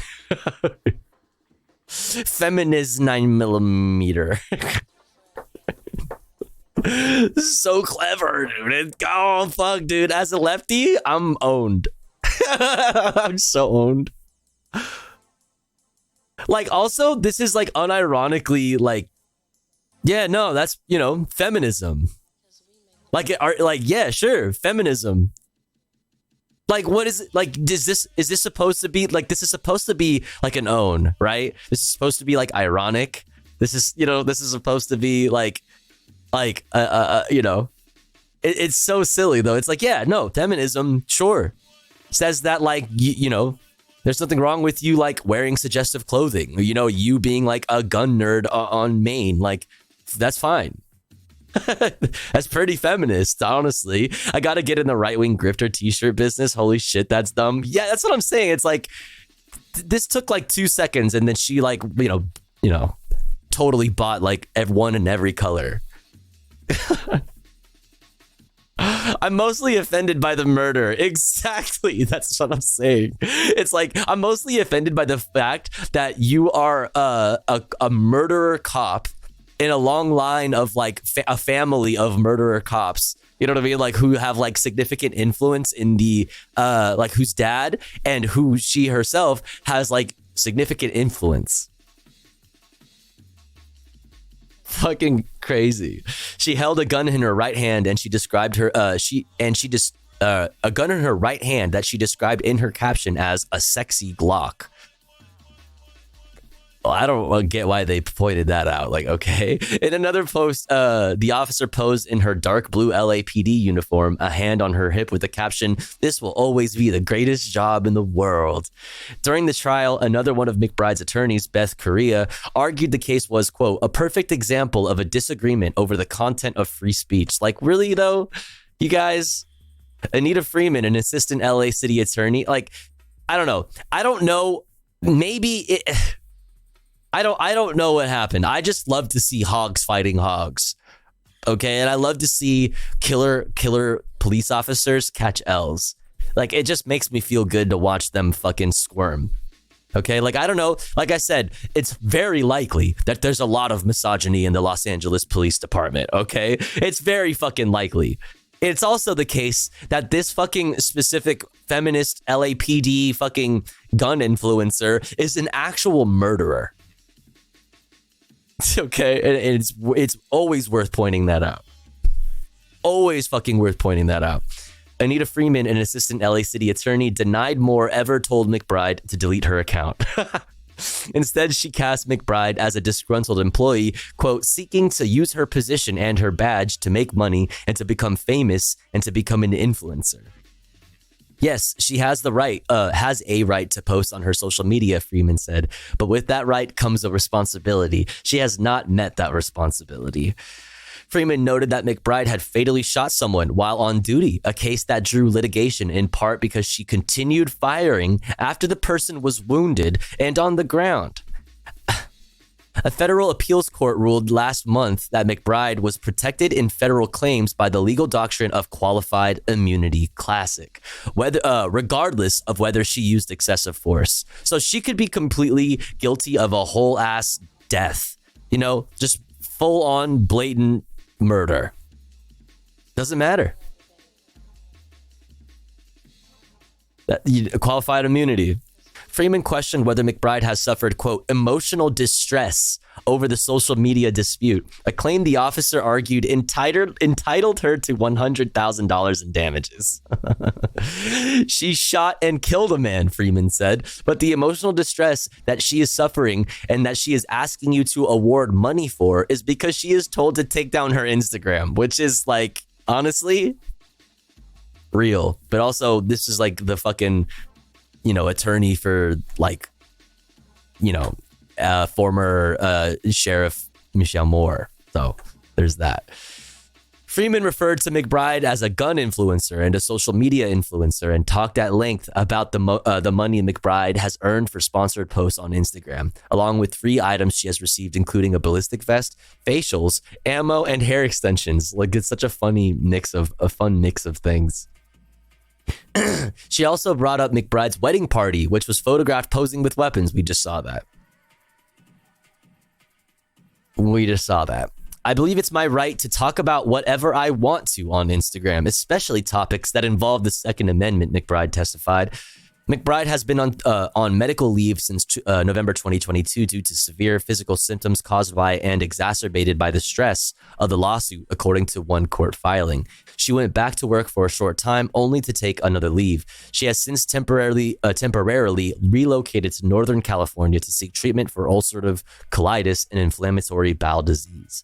Looming over the trial was McBride's fatal shooting in April 2020 of a man named Daniel Hernandez, as he walked toward her and her police partner while holding a box cutter.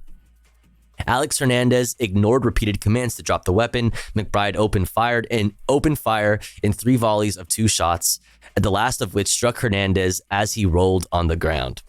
The LAPD commission concluded that McBride's last 2 shots were out of policy, overruling both Moore and an internal review board. The case drew significant criticism at the time, with critics citing McBride's past gun-toting social media posts as proof of a propensity toward violence. I would say more specifically, like, she's trained with the weapon, probably more than the average officer, because she does this, like, competitively. She knows exactly what she's shooting at when she's shooting at it. She knows what she's doing. Not only does she have the training of a police officer, but she does this competitively. She knows exactly where she intended to hit her target. McBride argued in her lawsuit that most of those images predated the Hernandez shooting. Doesn't fucking matter. What does that matter? What? Hernandez family later filed a wrongful death suit that is now being pursued in state court after the U.S. 9th District Court of Appeals rejected the family's federal claims last month. Excuse me. California Attorney General Rob Bonta's office, which took over the investigation of the shooting, later cleared McBride of wrongdoing based in part on the, quote, expert opinion of a controversial police use of force consultant. After the Hernandez shooting, a department committee recommended that she be placed on short-term restricted duty, effectively taking her out of the field. Oh no. Desk duty, dude. It's like, oh no. You don't get punished. You get a vacation.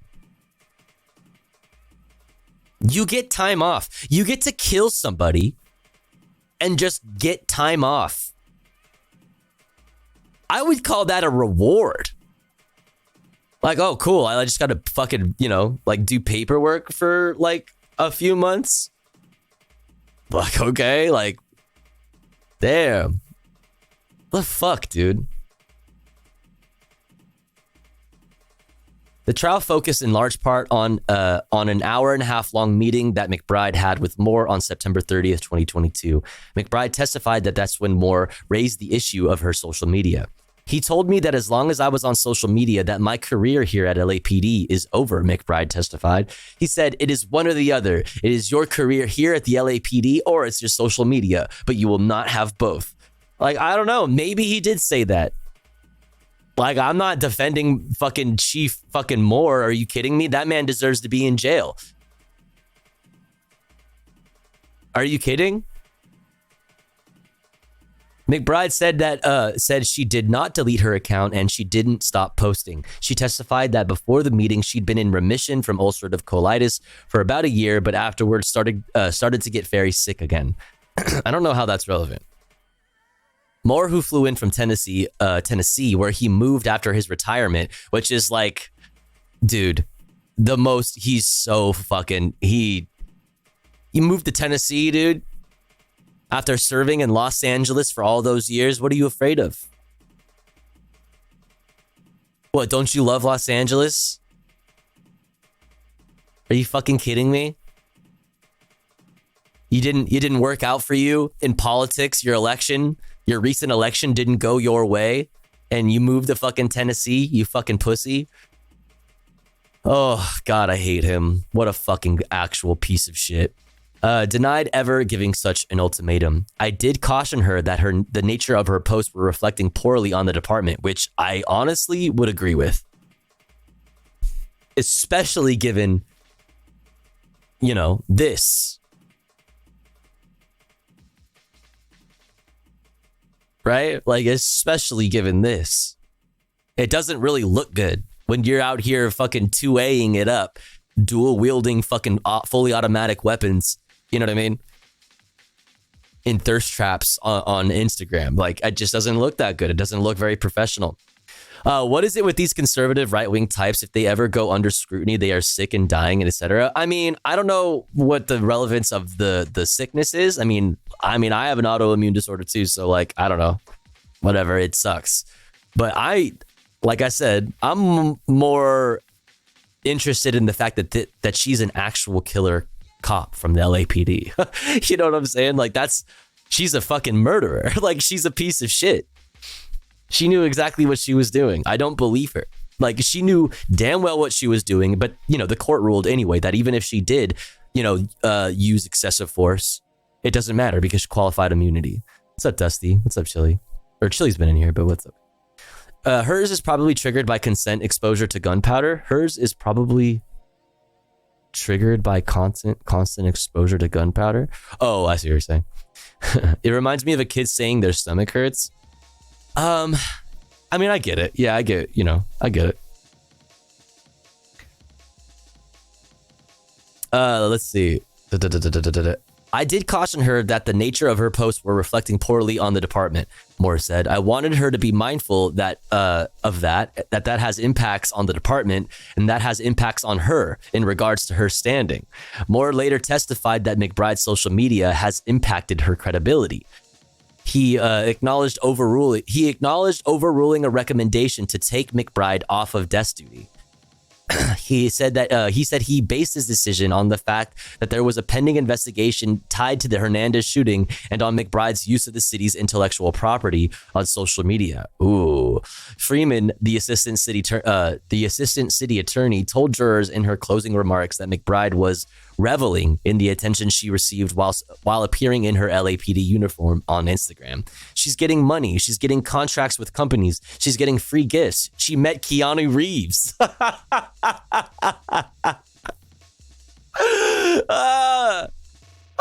Freeman said that would not have happened if the plaintiff was not an LAPD officer. She would just be another young lady with a gun. So, I don't know. Like I said, I just love to see hog-on-hog violence. And I love to see fucking killer cops squirm. You know what I'm saying? Daughter of the fucking, of a director of the LA police union. Somebody who is trained and like shoots competitively. Who shot a suspect while they were already down. Twice, and is protected because, qualified immunity. This is from last month.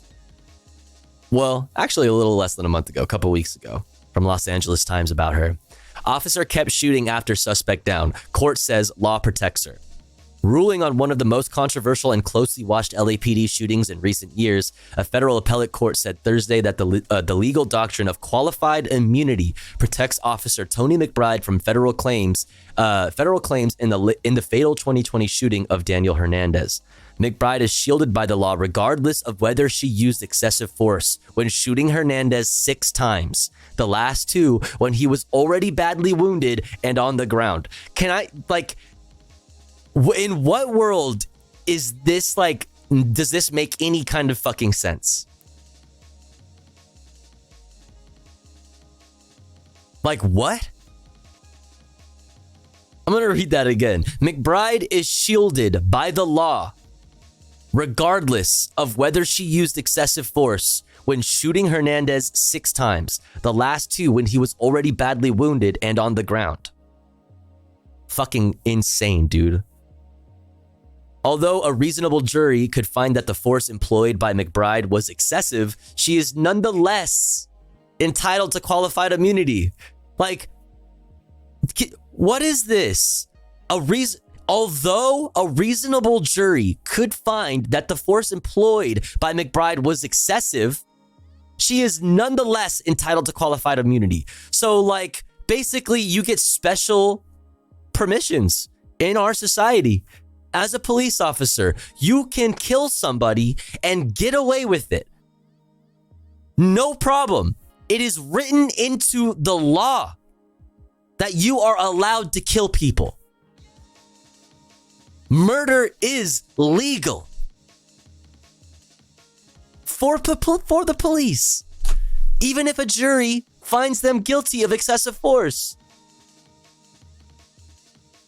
Make it make sense. Judge Daniel P. Collins wrote for the unanimous 3-judge panel of the U.S. Ninth Circuit Court of Appeals.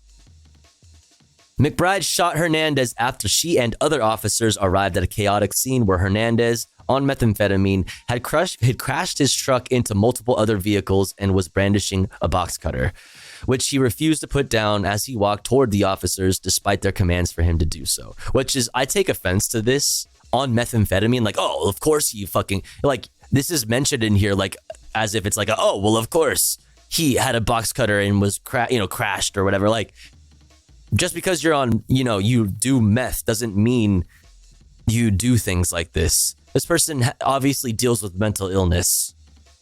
Fucking obviously.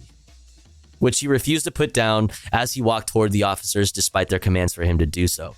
McBride fired in 3 volleys of 2 shots each, all in less than 5 seconds. She fired the first volley as Hernandez advanced toward her, making him fall to the ground. The second as he got back to his hands and knees, and the third as he rolled on the ground.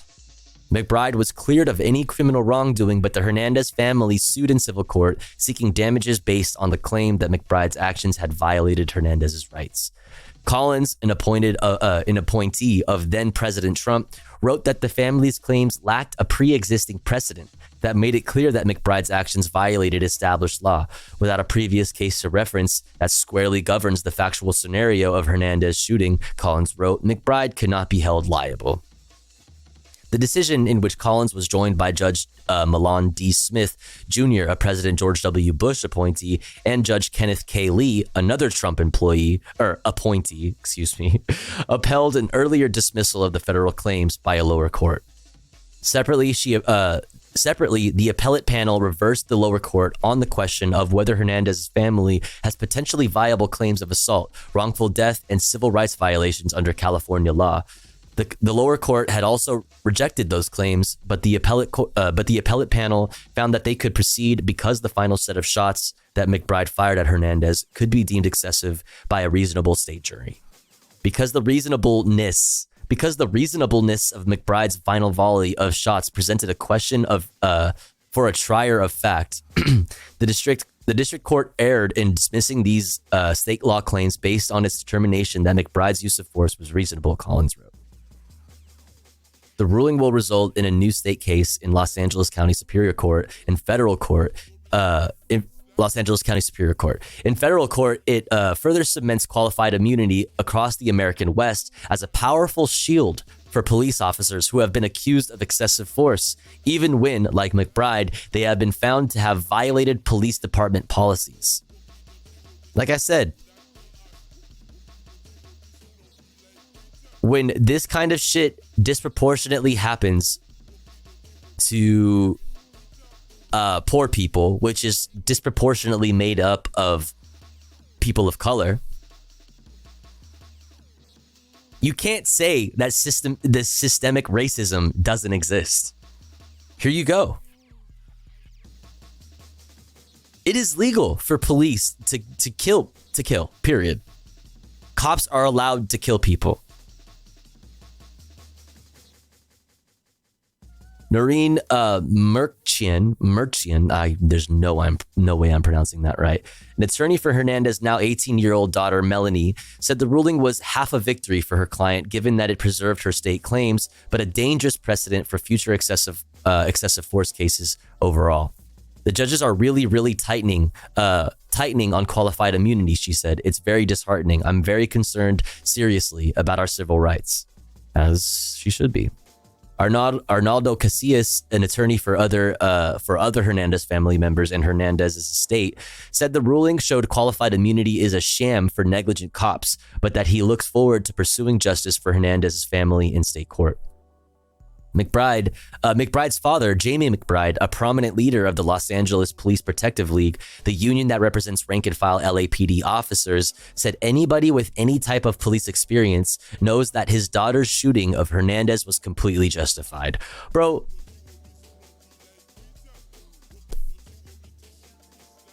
is anybody surprised that the Los Angeles Police Union, one, is ruling generally, releasing a statement in favor, in support of one of their killer, murderous police officers, but two, also given the fact that her dad is one of the fucking directors of the LAPPL.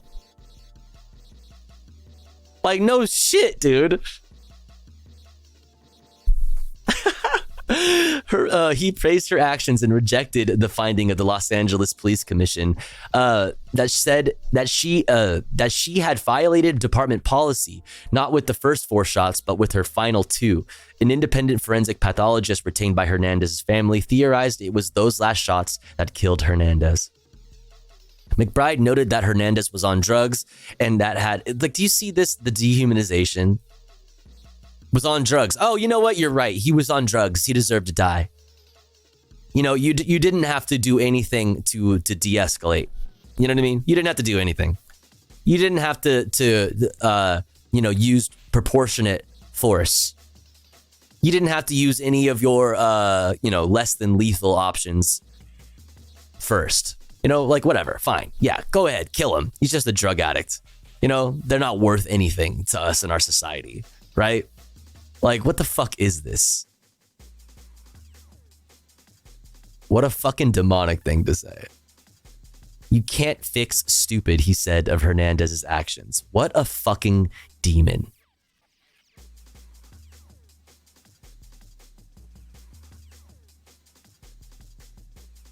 What a fucking demon. McBride said his daughter would not be commenting on the latest court decision. The LAPD also declined to comment. Attorneys representing the younger McBride and the city did not respond to a request for comment. McBride, a social media influencer and top shot police academy graduate who touts her prowess with firearms and online videos from shooting ranges, shot Hernandez on April 22nd, 2020, about a month before George Floyd was killed by a Minneapolis police officer. The Hernandez shooting sparked protests in LA and became one of the many cases cited by activists at the larger demonstrations in the months that followed. The incident was captured by McBride's body camera and by witnesses with smartphones. Then Chief Michelle Moore defended McBride's actions, but the Civilian Police Commission ruled in December 2020 that her last 2 shots violated department policy. California Attorney General Rob Bonta's office later sided with Moore and cleared McBride of wrongdoing. The appellate panel on Monday found that McBride's first 2 volleys of shots were justified, but that the final 2 shots present a much closer question and could be interpreted differently by reasonable jurors. That wasn't enough to clear McBride's qualified immunity protections in federal court, the panel ruled, but was enough to justify another look in state court where qualified immunity doesn't apply. Joanna Schwartz, a UCLA law professor, said it was precisely the kind of case that should be decided by a jury, given the dispute over the final shots. And yet, what qualified immunity did in this case, Schwartz said, was remove that decision from a federal jury, even, quote, after the judges had concluded that a reasonable jury could have found that this conduct was unconstitutional. Fucking insane. Schwartz said the decision was emblematic of the 2 major problems with qualified immunity. First is the idea that to get around it, the Hernandez family would have had to put forward a previous case in which a court had ruled that another officer's actions in a virtually identical set of circumstances were unconstitutional. How do you do that? How do you fucking do that when they already have qualified immunity? Of course, there's no fucking legal precedent because they're fucking legally protected. Like, of course there's no legal oh my god, dude. Fucking pieces of shit. Those prior cases are defined simply because the same things don't happen precisely in precisely the same way, Schwartz said. Second is the notion that such a prior decision would have served as a warning for McBride and other officers. That is absurd, Schwartz said, because it bears no relationship to how officers are actually trained. They don't read hundreds or thousands of cases and then recall the facts and holdings of those cases while they are doing their job, she said. Officers are trained about the general contours of the law, like the notion that you are not supposed to use deadly force against a person who is not a threat. It is that concept that McBride's actions, it is that concept that McBride's actions should be judged against, Schwartz said, not the illogical construct of qualified immunity. So how do you outlaw this when the system is on the same page? Same thing every time. Trayvon Martin was, quote, not an angel. Yeah. That take us so bad I wanted him to go to jail too.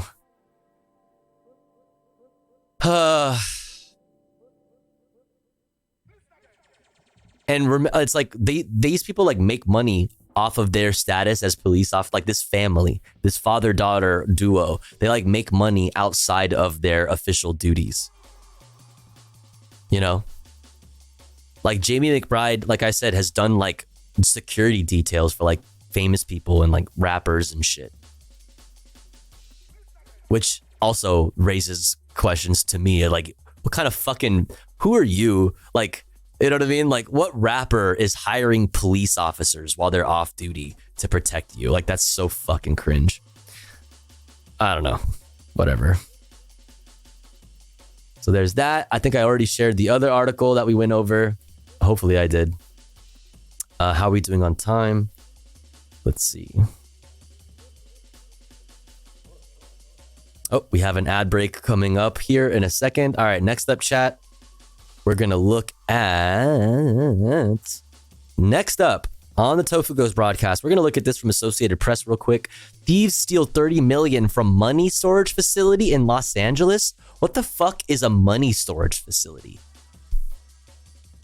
Like, do you mean a bank? But like, that doesn't look like a bank also. Like, what is a money storage facility? What? Why does LA newspapers always write headlines like this? She was known as a top shot. Now an LA cop is at the center of a deadly shooting. Listen, LA baby, home to Hollywood. It's gotta pop, right? She's a gun model and an LAPD cop who fatally shot a man. Wait, look how the title changes. Whether if I'm on reader view or not.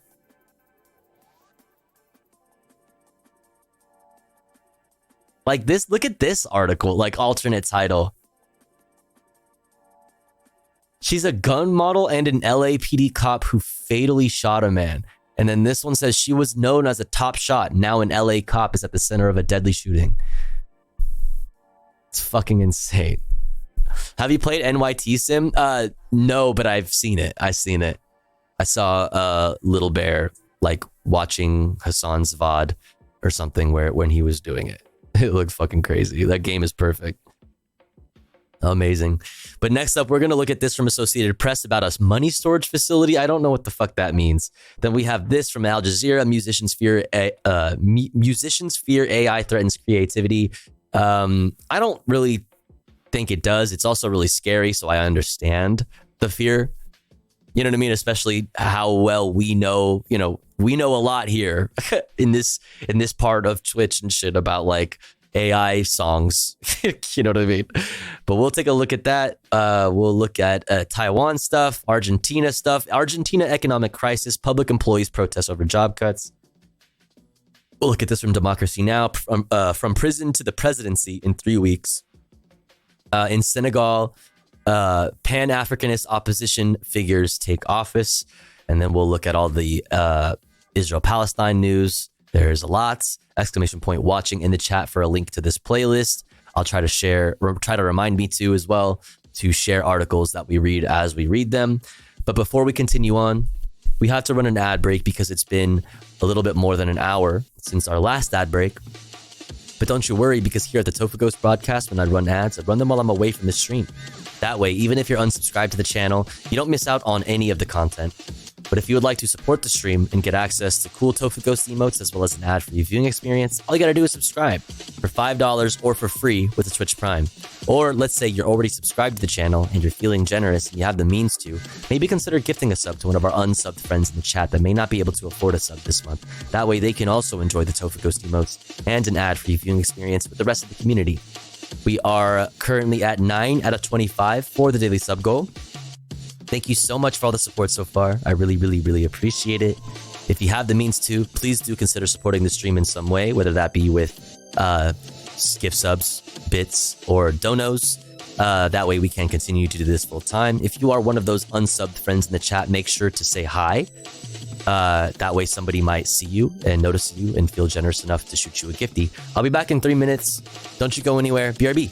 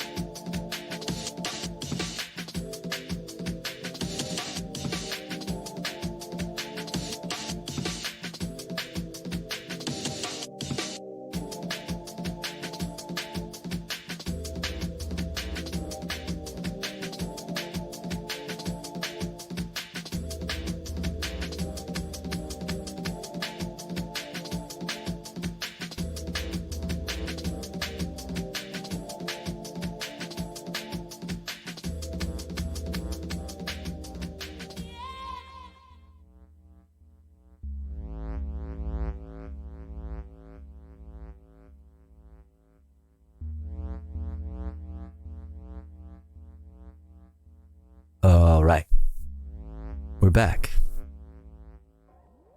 Thanks for hanging in there. Thanks for waiting.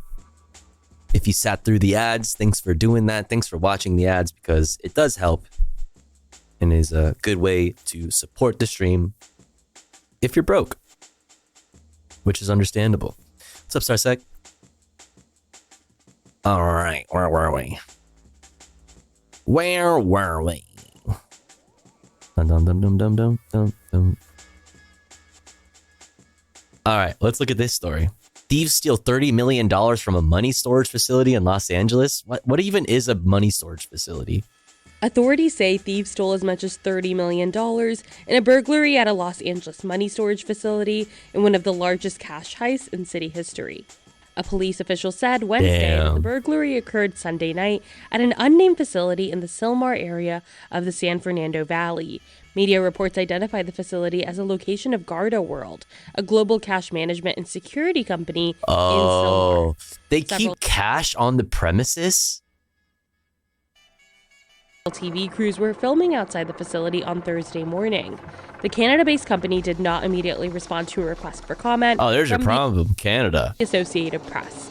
Cash from businesses across the region is handled and stored there. The official says the burglars were able to breach the building and the safe where the money was stored.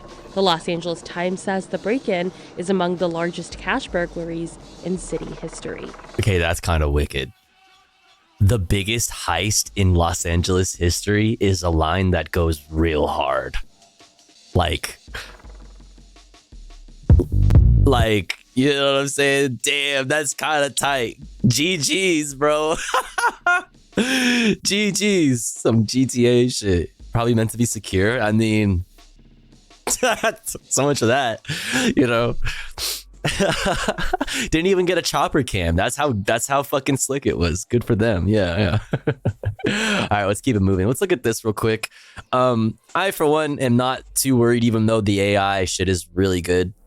I am worried not for the state of art, but I am worried for the state of, what this kind of shit means for people who make a living off of, music production and things like this. I think art will always have a place and it will always be important. If anything, like real art with human intention behind it will be even more special now in the age of AI. However, like I said, I'm more worried about like the labor aspect of it and what that means. For before I was streaming, I was doing production full time, and that shit is rough. That shit is super fucking rough. So let's see what this Al Jazeera piece has to say. Musicians fear AI threatens creativity. 200 artists signed letter calling for AI limits. Some of the brightest stars. Okay, why is this so dank? Al Jazeera, for the love of God. The music world are sounding the alarm, from Billie Eilish. All the good girls go to hell. To Nicki Minaj.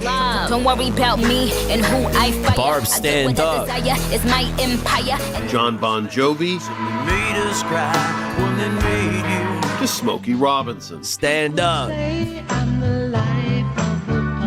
All saying advanced artificial intelligence poses a threat to their artistic integrity and their livelihoods. Deep inside I'm blue.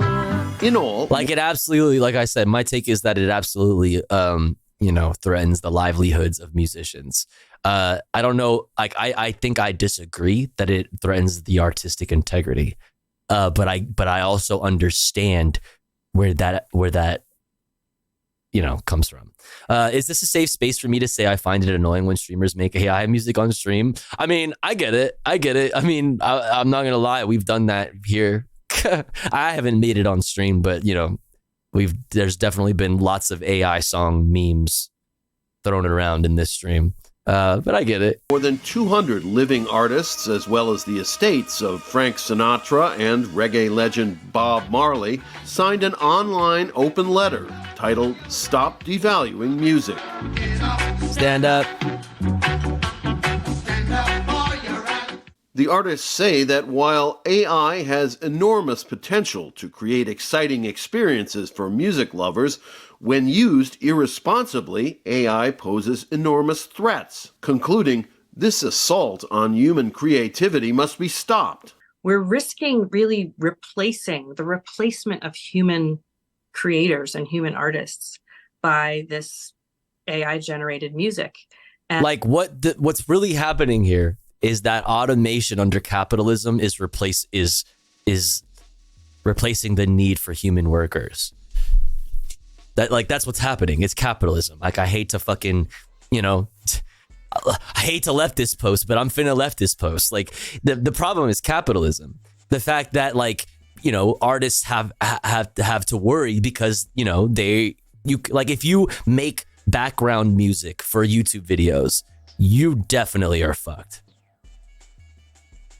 You know what I mean? You're definitely fucked. If you make music for, like, if you make shit like that, you're fucked. Absolutely. But for the state of, like, art and, things that are made for the sake of art, I don't think that will ever be in danger. If anything, there is more value now behind that kind of thing. Like I said, the problem is capitalism. And I think that I can understand. I could understand if somebody outside, hearing this would be like, that's kind of reductive. I could get that, I guess. But it straight up is. This is the problem that every worker is facing.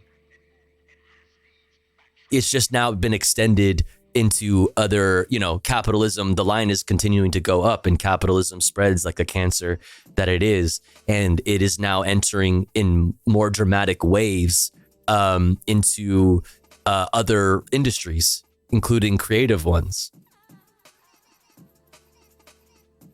So that's the real danger here. I'm not afraid for the state of art.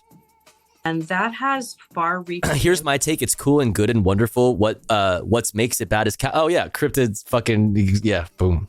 What makes it bad is capitalism, because we need to work to live, rent, eat, and so on. If there is a profit incentive, then it is our enemy. It shows how broken our system. Exactly. Under capitalism, automation of labor results in benefits for the capitalist class and more desperation for the workers, unfortunately. Exactly. We should be working towards automation under communism, right? Like, automation under communism is utopia. Automation under capitalism is a dystopian fucking nightmare. Yeah, automation is good. Work sucks. We want you to have no job. That should be the goal. That should be the goal. The elimination of work. What? Why isn't that the goal?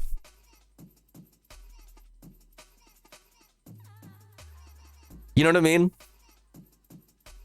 Work sucks. We want you to have no job. The issue is having a job is how you earn a living right now. Yes, we need to make a living a human right. Abolish earn a living. Yes, exactly.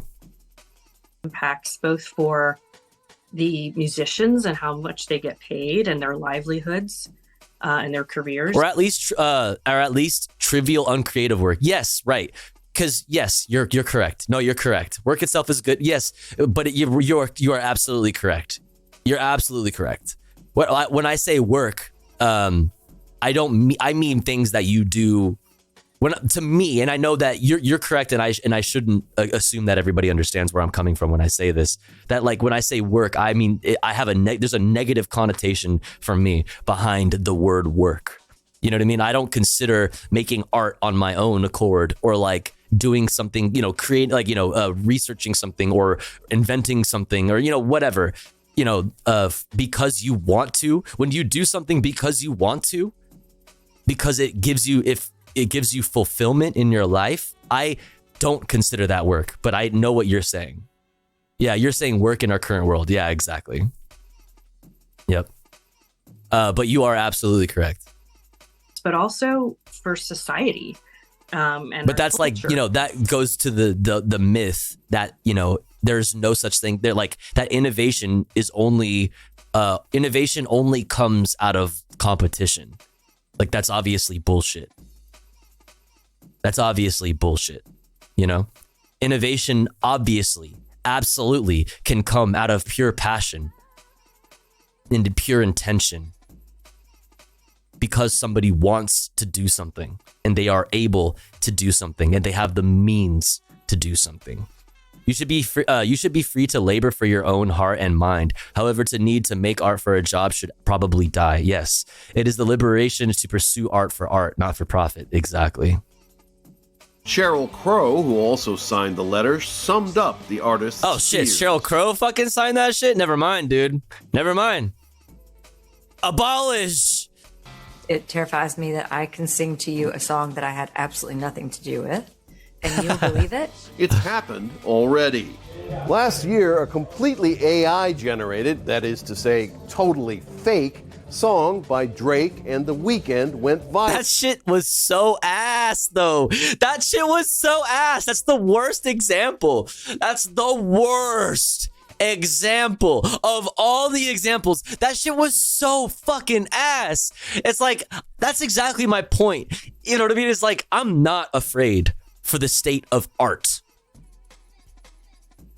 Art that has been created for art's sake has even more value. Now has even more value from where I stand, in my opinion.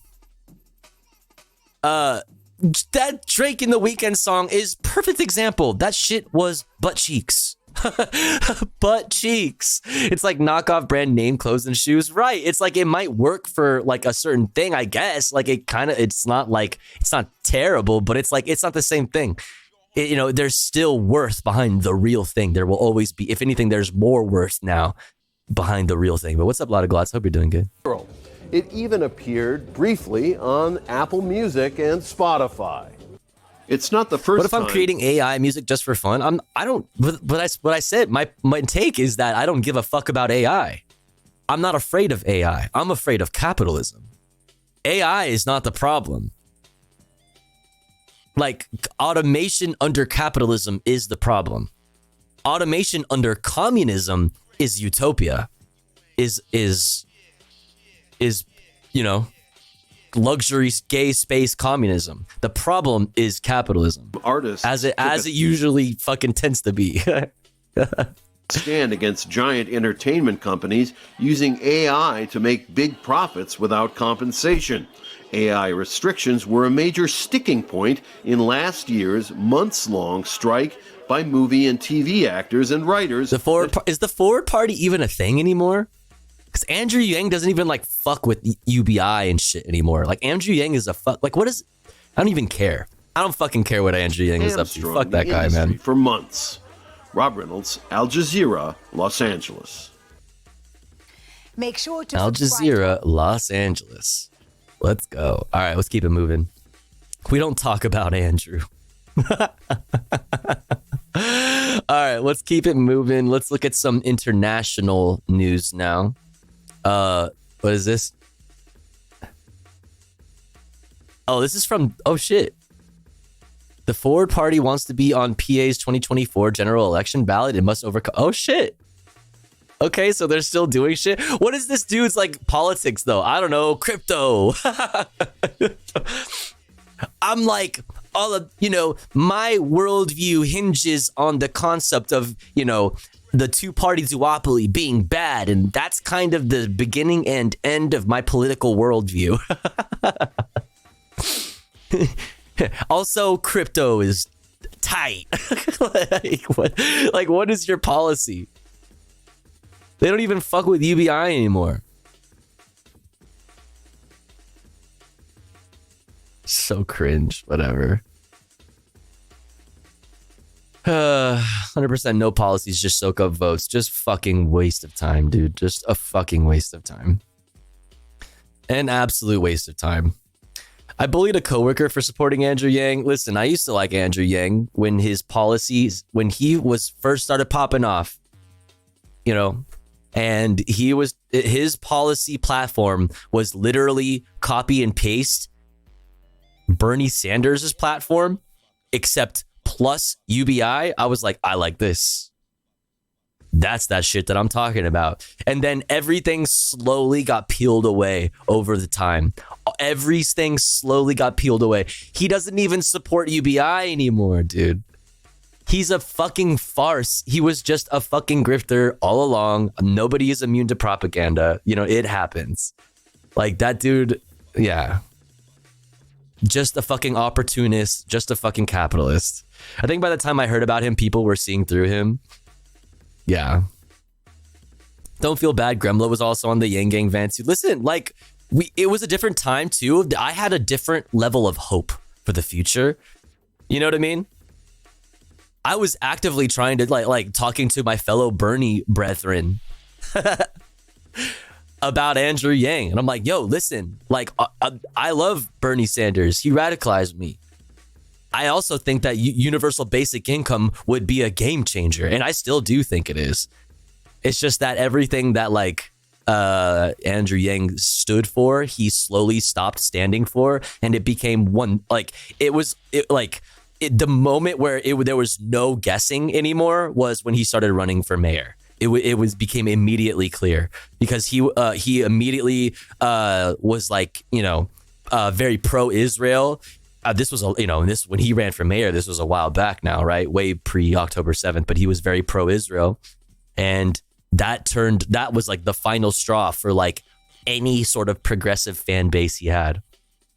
I remember like him getting yelled at in the streets and shit when he was running for mayor over his support for Israel, and he deserves every bit of it. When he was like in the streets of New York, New Yorkers were giving him shit. But yeah. Anyway. Yeah, in Norwegian, you're right. Like at first though, he didn't though. That is the thing. He didn't want like it was obviously also all a farce, and maybe you could chalk it up to some things like pressure. I don't know, as from donors and things as the campaign progressed or whatever, as time progressed. But at the very beginning, he did not weigh the UBI on your acceptance of other social programs. It only became the case later on down the line where he was like, all right, if you are currently accepting other monetary social, safety net like benefits, you forego those if you sign on to UBI, which I 1000% don't agree with. But at the beginning is my point, is that he didn't. That wasn't his platform, which is like I feel extremely. I was extremely like let down by him like way back then in 2020. Oh, fuck yeah, dude. This shit was like, yeah, bodegas. Ha, ha, ha, ha. Hello, fellow New Yorkers. My favorite subway stop is Times Square. Like, hello, fellow New Yorkers.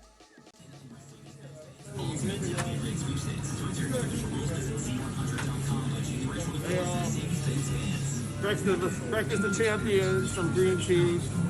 A banana. How you doing, bro? A banana, pretty healthy. Here I am at a bodega. New York City relies upon its 14,000 bodegas so much. I love bodegas. And we gotta make sure that they continue to stay open and do their thing. And keep the change. Keep the change, bro. He said keep the change, bro. Dr. Oz moment. New York City, support your local bodegas. This is the first time he's been to a bodega, and this is hardly like your classic bodega. You know what I mean? Like, dude. Can you imagine a New York City without bodegas? I can't imagine it. Let's not have to. All right, see you soon. This is hardly a bodega.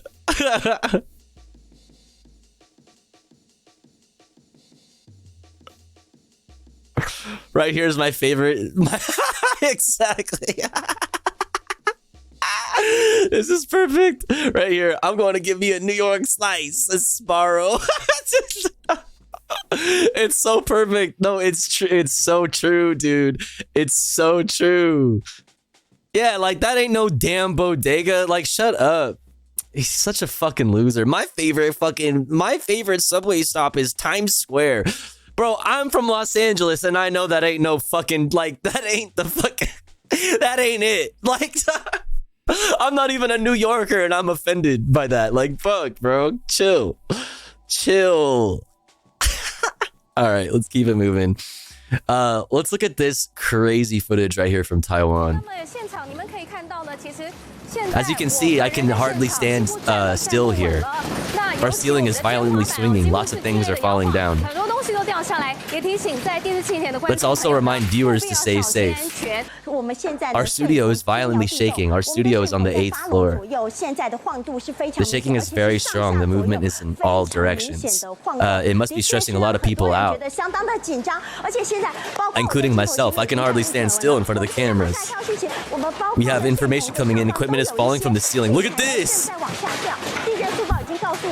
The alert said that there was an earthquake at 7:58 a.m. Very noticeable. Yeah. The magnitude might be over 3. Please do not panic. Bruh. The earthquake is quite strong. Lights are falling down in the studio. Since the shaking has been going on for a while. Dude. Whoa, very loud. That's fucking terrifying, dude. She's just fucking, yeah, no, the Giga Chad though, like, they're just like riding it out. They're like, yeah, this shit is crazy as fuck. Everybody stay safe. Like, holy fuck. I might die right now. Holy fuck. She makes me feel safer. Honestly, real, dude. If she can do it, I could do it. Doing actual public service, like, unironically though. It's crazy. We might die. Fuck, dude. The power of Earth do be quirky and squiggly. That's fucking crazy. All right, let's go now to Argentina. Argentina economic crisis. Public employees protest over job cuts. Some of the many state employees in Argentina who've lost their jobs following deep cuts in government spending. Victims of afuera. The cutbacks are part of the president's plan to end triple-digit inflation. In protest, they've occupied the Ministry of Labor in the capital, Buenos Aires. Do it, based. There are enough reasons for the central unions to discuss a national strike and demand a change to this government.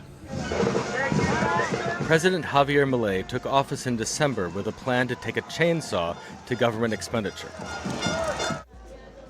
But the overturning of decades of economic policy and IMF bailouts has resulted in rising levels of poverty, now up to 60%.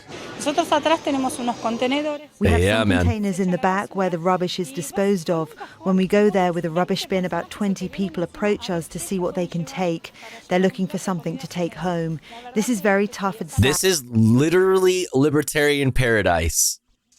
Libertarian utopia, where it's like fucking kill or be killed and poor people just die and suffer. Like, completely, like, just abolishing all of these institutions, poverty skyrocketing. It's just, what a fucking mess, dude. Because it's a lot of people, especially older people.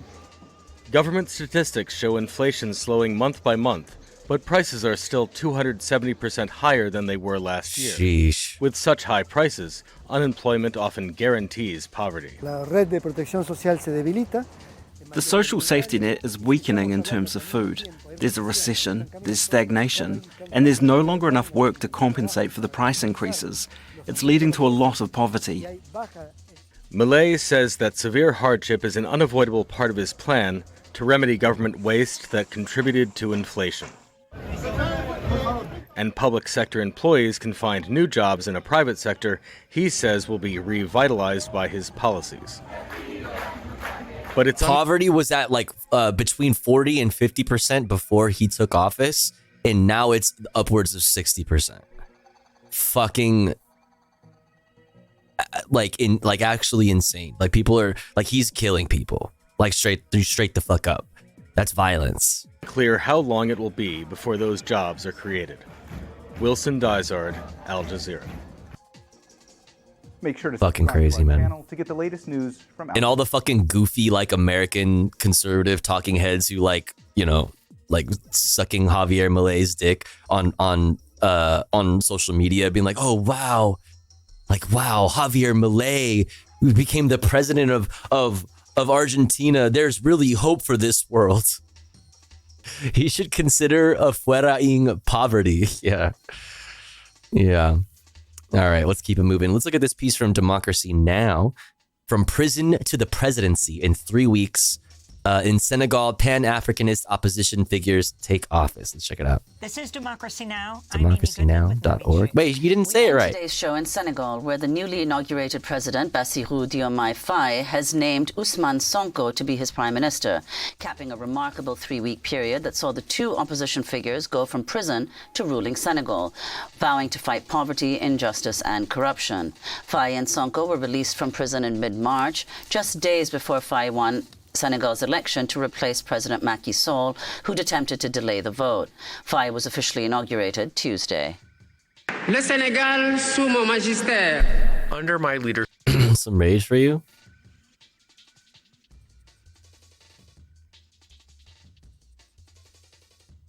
Oh my god, this fucking face. Now let's take a look at what's happening in South America. The man described as the Donald Trump of Argentina, Javier Milei, is in power.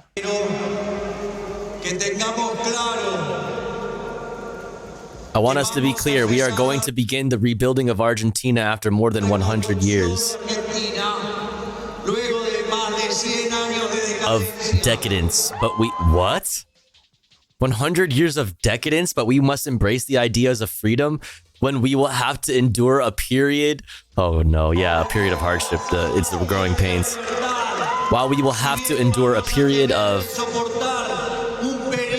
hardship, we will get through. There is no night that has not been defeated by the day. My friend, you are the night. You are the night. Like, you are the night of which you speak.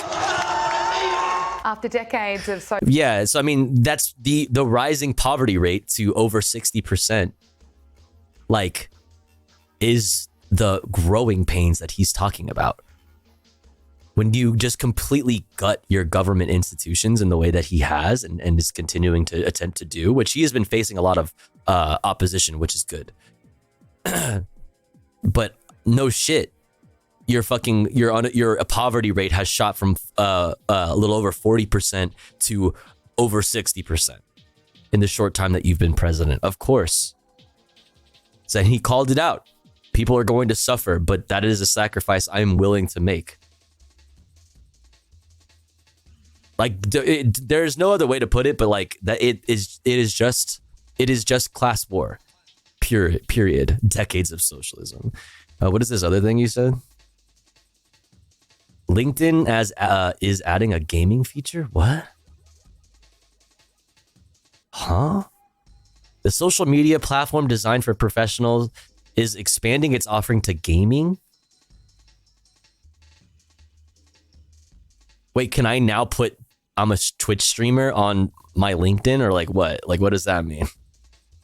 The LinkedIn social platform for professionals reportedly gearing up to launch a gaming feature. So people really do be hanging out on LinkedIn. Like, people be posting on LinkedIn. What is wrong with you? I've talked about this before, but what the actual fuck is wrong with you? Why do you post on LinkedIn? Get a fucking life. Why would you want that?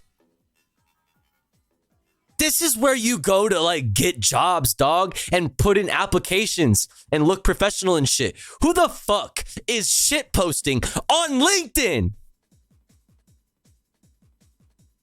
What is actually wrong with you? You want to now play video games on LinkedIn? You can't stop? You can't stop? Fuck off.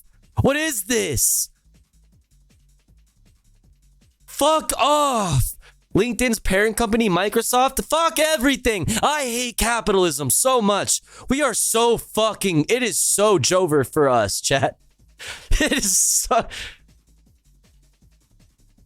That's it. The most blackpilling thing that I've seen all week is LinkedIn releasing a gaming feature. I hate everything. Senegal will be a country of hope, a country at peace, with an independent justice system and a strength. Games on OF would be tight. I fuck with that. Games on LinkedIn, however, man, what the fuck are you talking about, dog?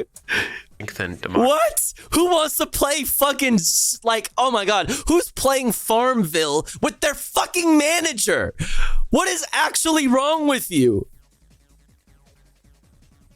Why do you want to post your high scores to your fucking CEO? What is you...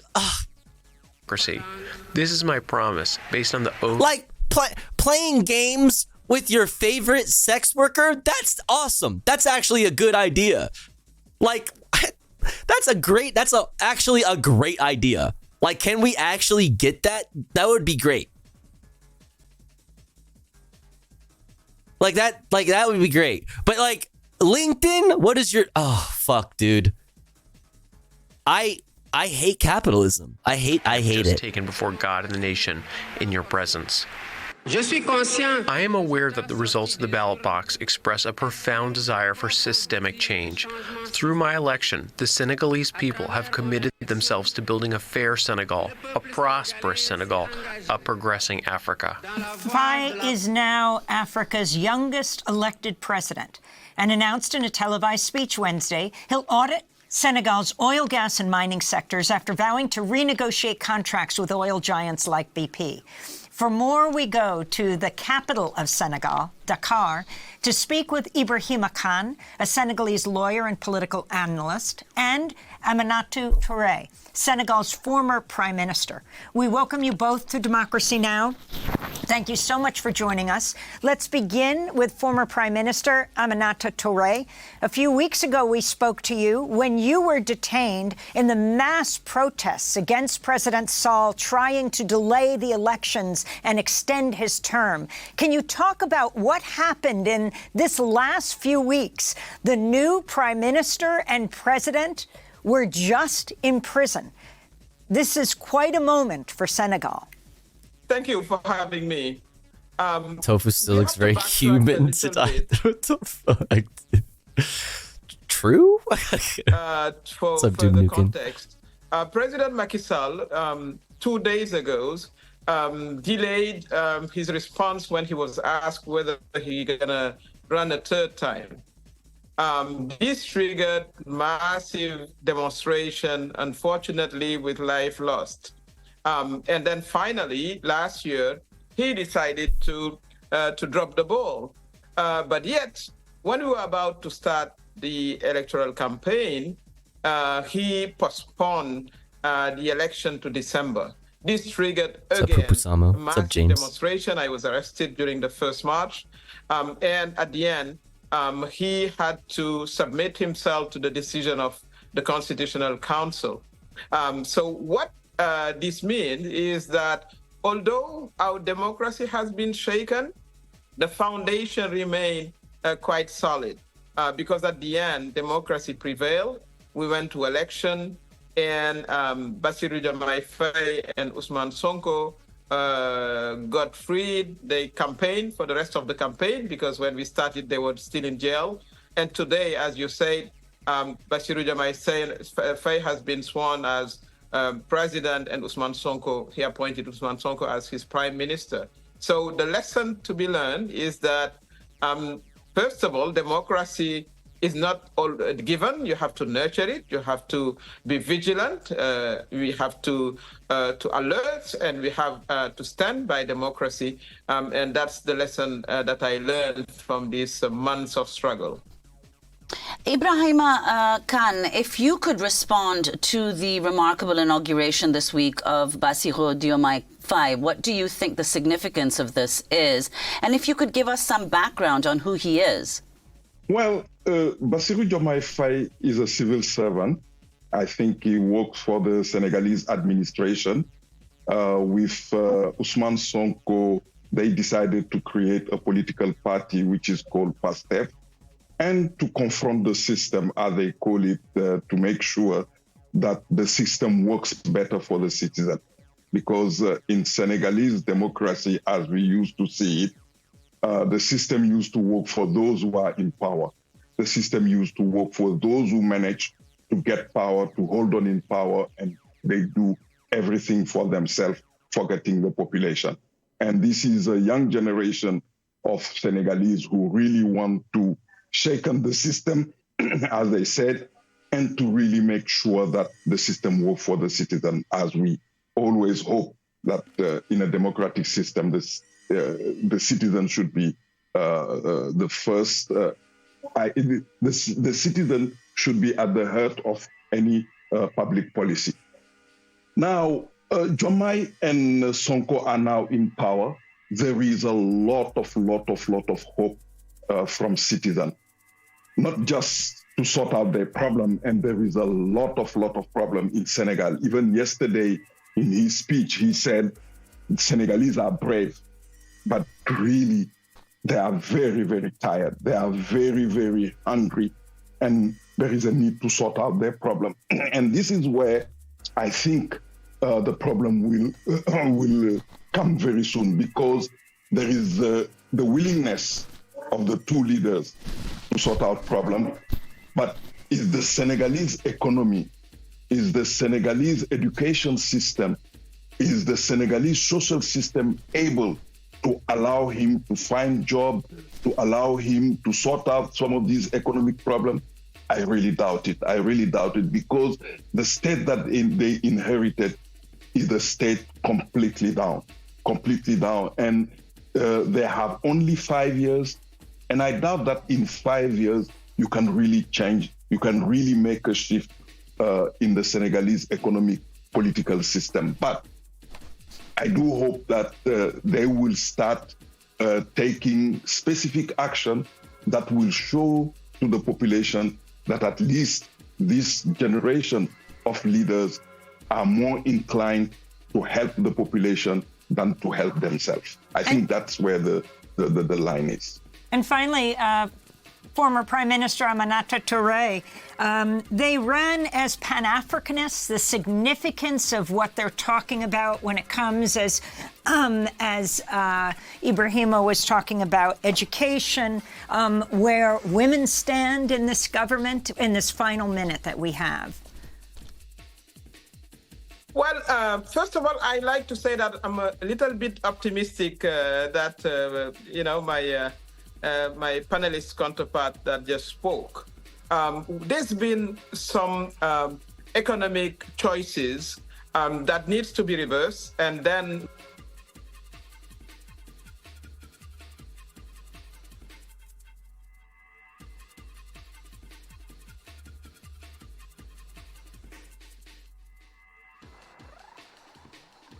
Oh shit, I'm muted? What the fuck? Why am I muted? What the hell? I forgot about this. Akon City, tumbleweed rolls through site of rapper's Wakanda-inspired dream. Star unveiled plans for a city on the Senegal coast 5 years ago, but the project has been beset by delays. I remember that, yeah, Akon is like building cities and shit, but I never like knew really much about that. That's a cool looking building though.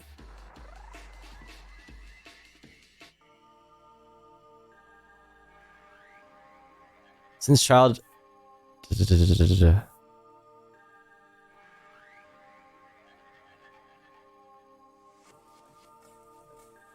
Huh. we will be able to make a lot of saving in the national budget, and that will improve definitely health and education policy, because President Macky Sall, whom I was his prime minister 10 years ago, invested much more in infrastructure than in building a social capital. So that needs to be reversed. And I can tell you that there are niches where you can save money and redirect those resources toward the people. So that's my first thing. The second thing is, I really share the vision of having Africa as one global space, but starting maybe by West Africa with ECOWAS, the ECOWAS space. We do have within ECOWAS Nigeria, that is the first economy in Africa before South Africa, before Egypt or Algeria. So this is a lack, and they are looking forward to a more integrated zone, economic zone, and that. Aminata Touré, we're going to have to leave it there, but we'll continue this discussion. Senegal's former Prime Minister and Ibrahima Khan, Senegalese It's political always so analyst, funny when speaking she from has to Dakar. just cut That does in it for there. our show. She didn't even like Saturday night. warn her. She didn't even be like, "We have 30 seconds." She didn't even like do that. She just said, "Yeah, that's enough." They'll be speaking in Berkeley at KPFA's 75th anniversary celebration. Check our website at democracynow.org. I'm Amy Goodman with Nermeen Sheikh. Oh, fuck, dude. She had to really... she had to cram all that in there. Her face at the end. She was like, fuck. Celebration. Check our website at democracynow.org. I'm Amy Goodman with Nermeen Sheikh. It's like, really? Producers? Motherfucker? Seriously? Okay. How are we doing on time? What do we got next? Let's see. Dun dun dun dun dun. Boom boom boom. Ba-da-da-da-dum. Ba-da-ba-dum-bum. All right. Now we're going to get into...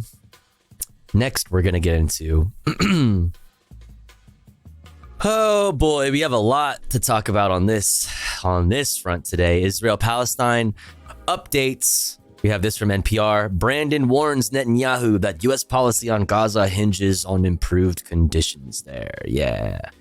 We also have this from the Euromed Human Rights Monitor.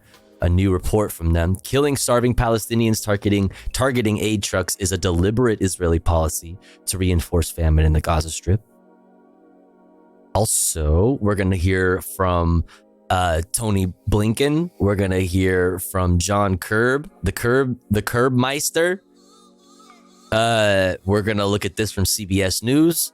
Bibi opens 3 aid corridors after stern phone call from Brandon.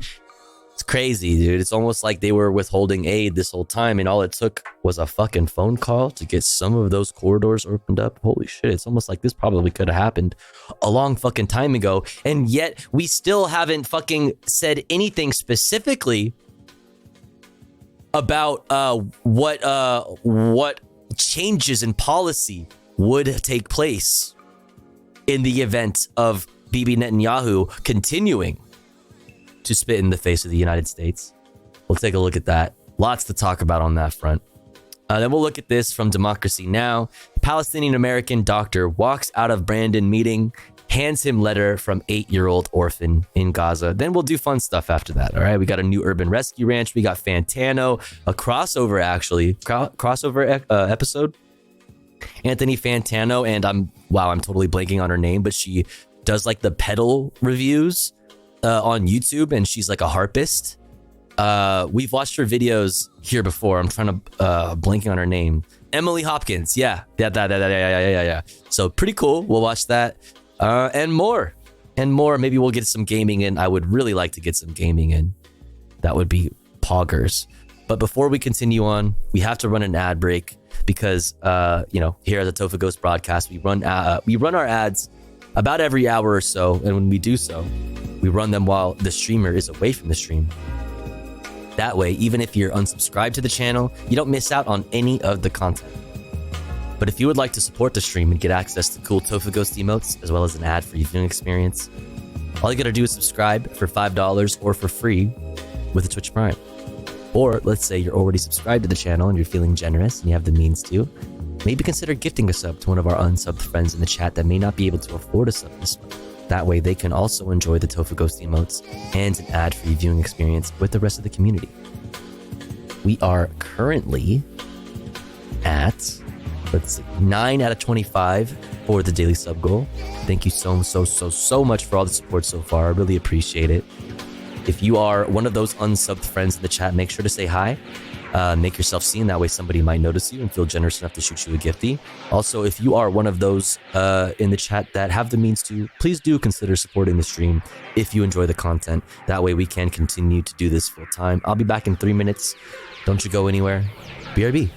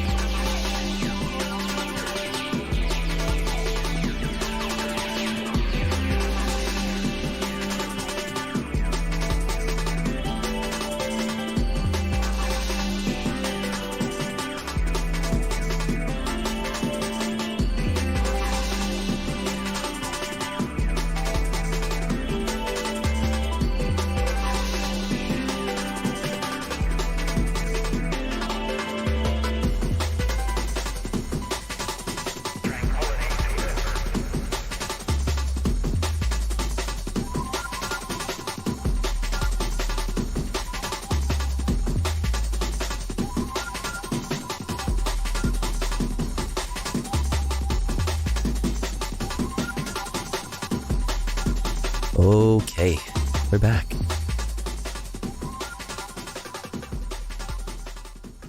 We are back.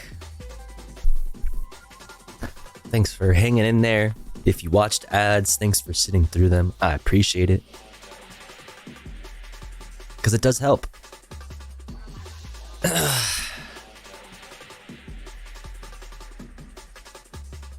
Hey, Gene.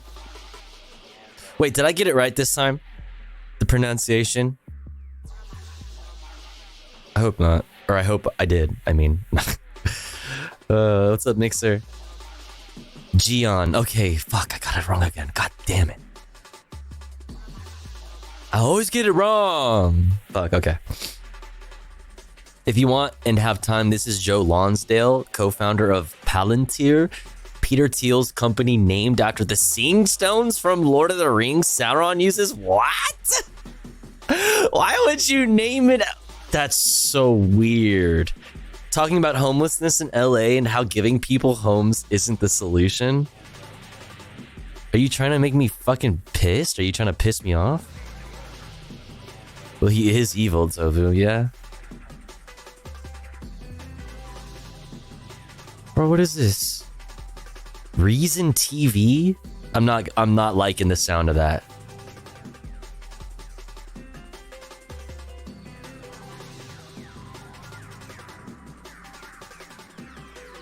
Me? Oh god.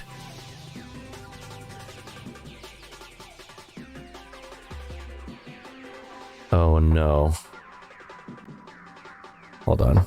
What the heck? Why isn't my thing working? Oh, there it goes. Meet the biohackers, brewers, Bitcoiners, makers, growers, freaks, and visionaries, exploring new ways of living in an increasingly individualistic world.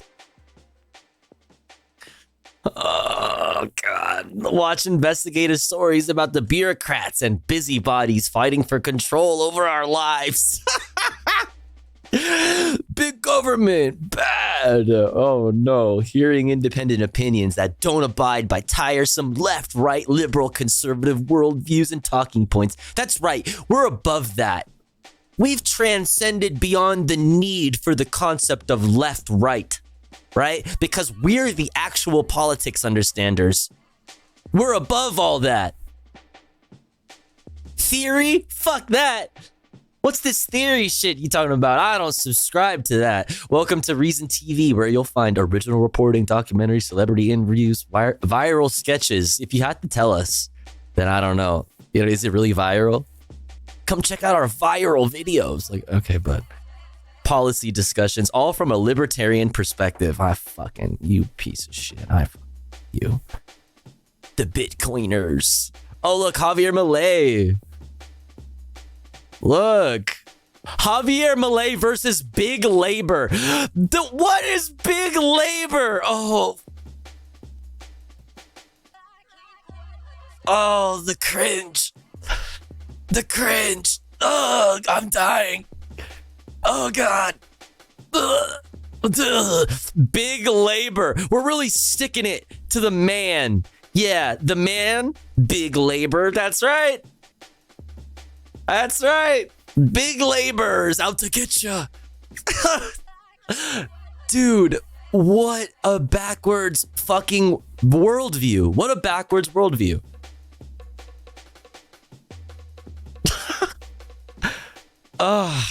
Fucking idiots, dude. Complete losers. Just like straight up. Just complete losers. There's a reason the libertarian to fascist pipeline exists. Yeah, I was like, I was gonna say, is that like a pipeline or is that just like a big club? Libertarians are the pirates of our age? No, pirates are cool.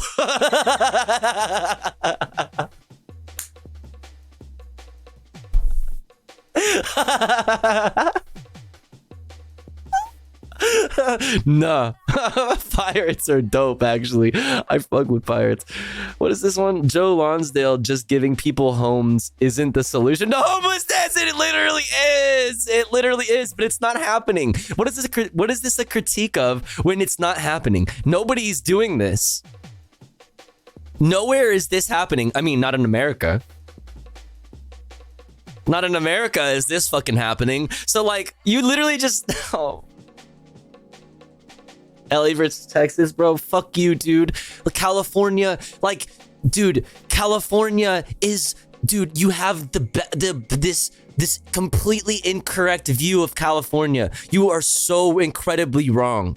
You have no idea what you're talking about. Some of us actually fucking care about this shit. Some of us actually have skin in the game, but two, some of us actually understand politics. Unlike libertarians, like, holy shit, some of us actually get what the fuck is going on. There is no fucking California is not a thing. Nobody is getting homes in California. That is not a thing. Holy shit.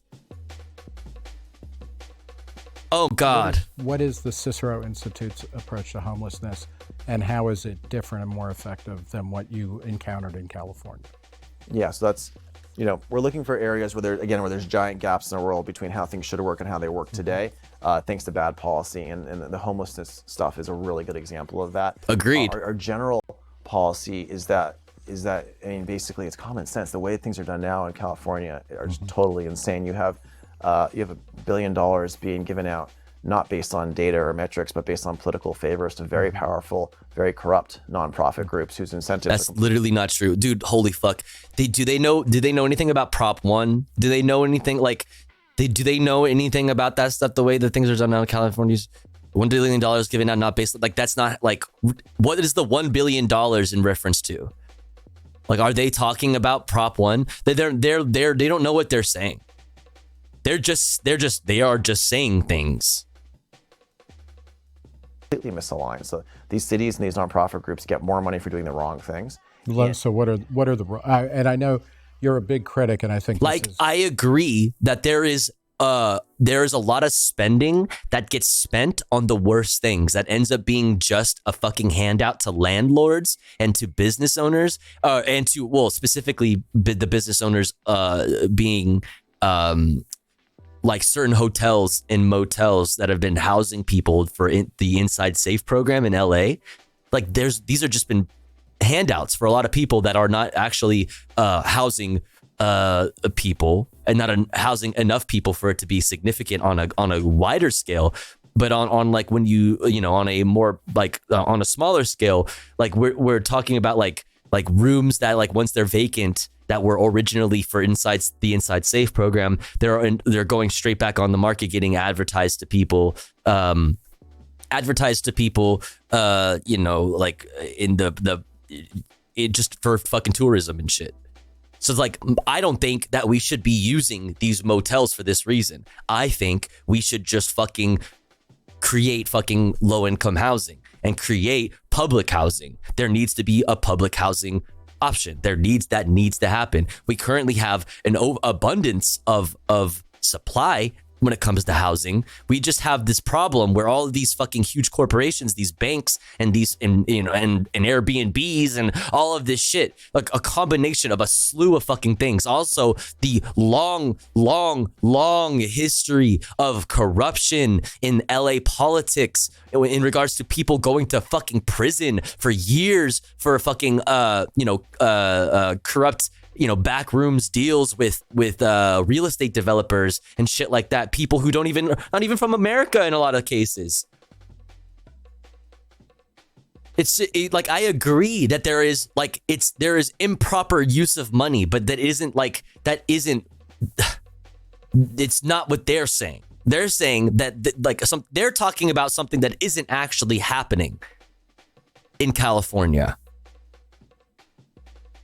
Billions of dollars are not being spent on housing people in California. That's not happening. Capturing everybody in the field of the housing first policy, that, like, the first thing you do to address homelessness is somehow either build more housing or give more housing to people. Why is that wrong? Like, here, incoming moral hazard argument. Incoming moral hazard argument. 75% of these people in these cities are on drugs, who are homeless, and 75% of them are mentally ill. It's overlapped. And that means they're even more at risk. A lot of that is because of the poverty that they were experiencing too. And if people have found themselves in that intersection of poverty and mental illness and the disease that is drug addiction, they are even more at risk, and they are at risk of also being a burden on the rest of society. It is, if you want to purely think about the dollar value, which you fucking demons tend to care about more than anything, like it is cheaper to take care of people now to make sure that people don't fall into that situation than it is to deal with it after the fact and the consequences of that type of thing being allowed to exist. If you give someone who's on drugs and mentally ill a house... See, moral hazard incoming, watch. I think in San Francisco, they have more people who died in these homes than who moved on to being self-sufficient. Because housing is not alone the only thing that matters. We also need fucking, good health. We need healthcare. We need services. Just because somebody got housed in temporary housing doesn't mean that they're good and that's it. They, clean up off drugs, their mental health issues clear up immediately. They get a job the next day. That's not how this fucking works. Like, we're seeing the reactionary sentiment in Oregon. 3 years ago, they fucking decriminalized all drugs, which was a really good fucking move. And 3 years later, the homelessness issue hasn't been cleared up. So they're recriminalizing it again. Like, what?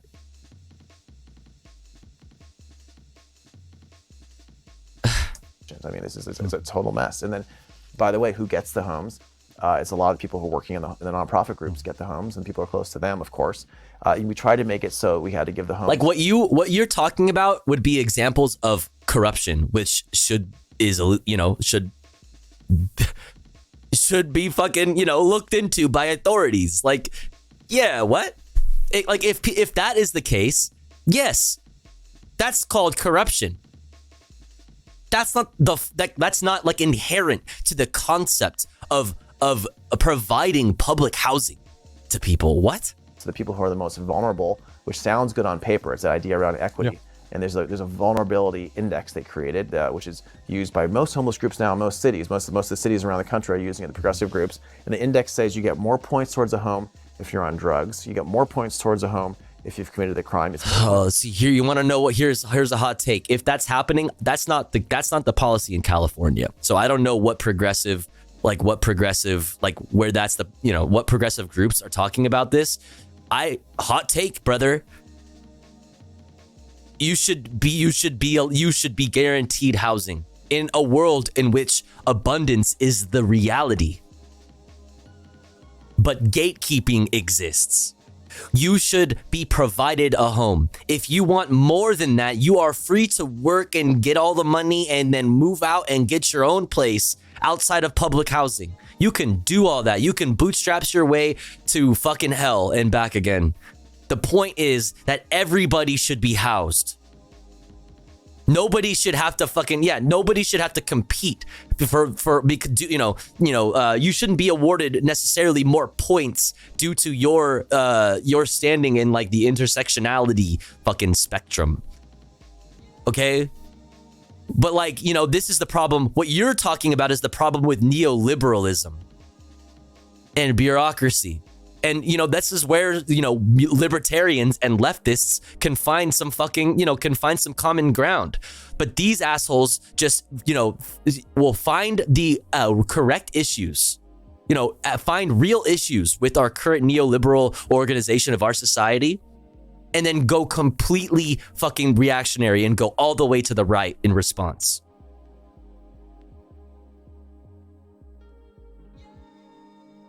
This is what I believe, Tofu. Always thought this may be a shit position, but I'm glad to see I'm not alone now. Which thing? The thing that I said or the thing that they're talking about in here? What's up, Lord? Well, in Oregon, they just barely got the money and time to build the treatment places for those people. They were waiting to get the employees for treatment and certification to open. I mean, it's just the classic situation, right? Like, oh, look how ineffective these programs have been. We should dismantle them. We should uninvest. We should undo all of this progressive policy because look at how ineffective it's been. Like, the ineffectiveness in question is just all bureaucratic neoliberal bullshit. All people get housing, and if you want more, then you can work for it. I mean, you're talking. Listen, socialism. I think people have a very incorrect idea of like the socialism means like you can't have nice things. It's just saying that they're the very bottom. You know what I mean? They're the very bottom is not living in the streets with nothing, with no food, with no healthcare, with nothing. The bottom is everybody. It has a place. Everybody has food. Everybody has healthcare. Yeah, raising the floor, not banning a ceiling. Exactly. It's a violent crime. You get more points if you're not in a drug recovery program because you need it more. And you get more points if your kids are truant, if taken away from you. So you go through That's not true. Kamala Harris is typing. Bro, what? Kamala Harris is typing. Like, this is such bullshit. This is such bullshit. Fuck these idiots. They don't know what they're talking about. These idiots literally have no fucking clue what they're saying. Oh my God. Yo, Kaisa. Oh, I was getting fucking triggered. What's up, Kaisa? I hope you had a great stream. Welcome in. Today I'm a block of tofu. Normally I'm not a block of tofu. I'm a whole ass human being. But today I am Sag and dysphoric, so I am a block of tofu. I hope you had a wonderful stream. What's up, everybody? Welcome in. Like I said, I'm Tofu Ghost. We talk about the news and politics here. Yo, Kaisa, or Anonymous, thank you for gifting to Kaisa. I appreciate it. Thank you. Thank you, Anonymous. Very kind of you. Right now, I'm just getting fucking stun-locked by my mod on fucking some libertarian nonsense. This libertarian who is saying that housing is bad for you morally. Free housing is bad for you morally. Named his company after this, Palantir.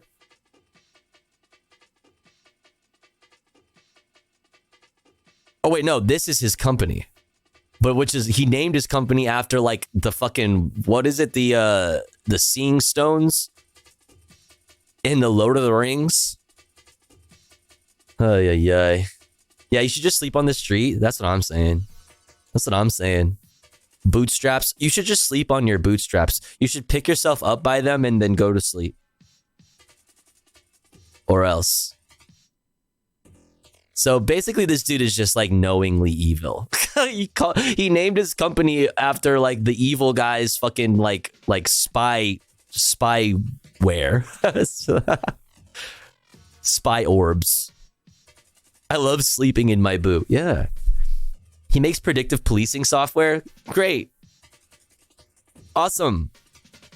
What a fucking demon. What a piece of shit. I can't watch any more of that video. It would absolutely fucking infuriate me.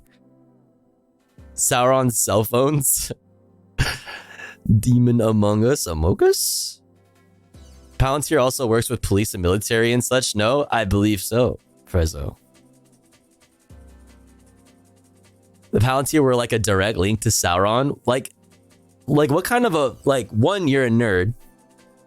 So there's that. Two, you're like you're using your nerddom for evil. Like straight up, like what? Like you're straight up using it for evil. Like what the fuck? I'm not familiar with predictive policing, bro. We're out here. What's up, Mike D? How are you?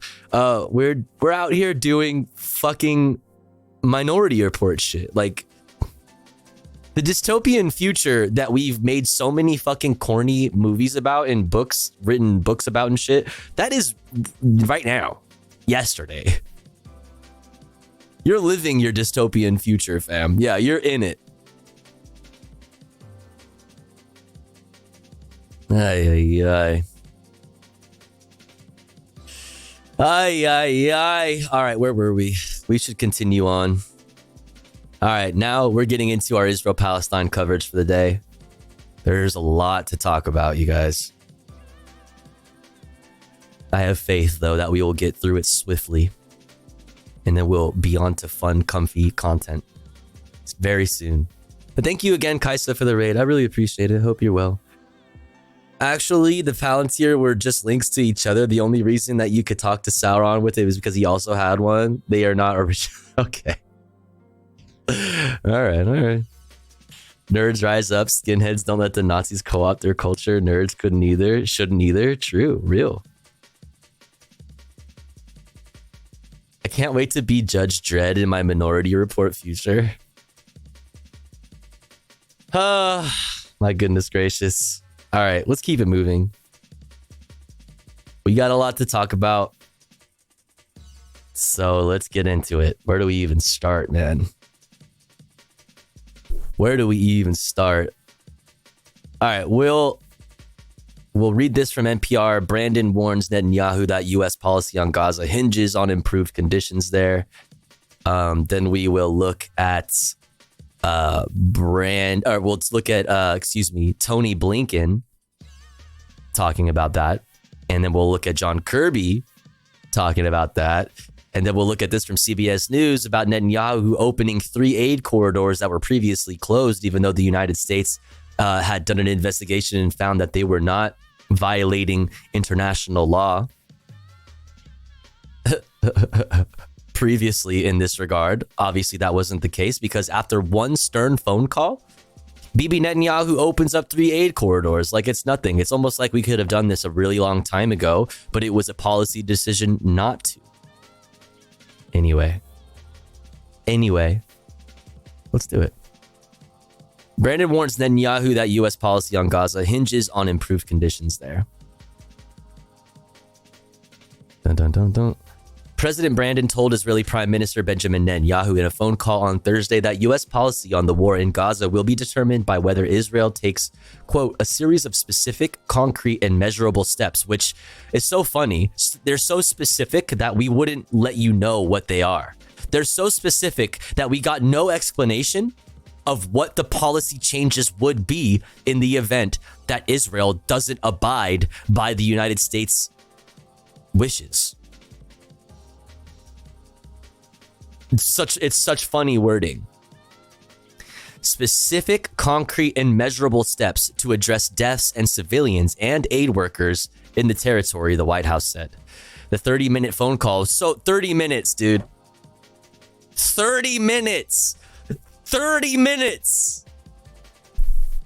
We've had 6 months of fucking nonstop death with American weapons.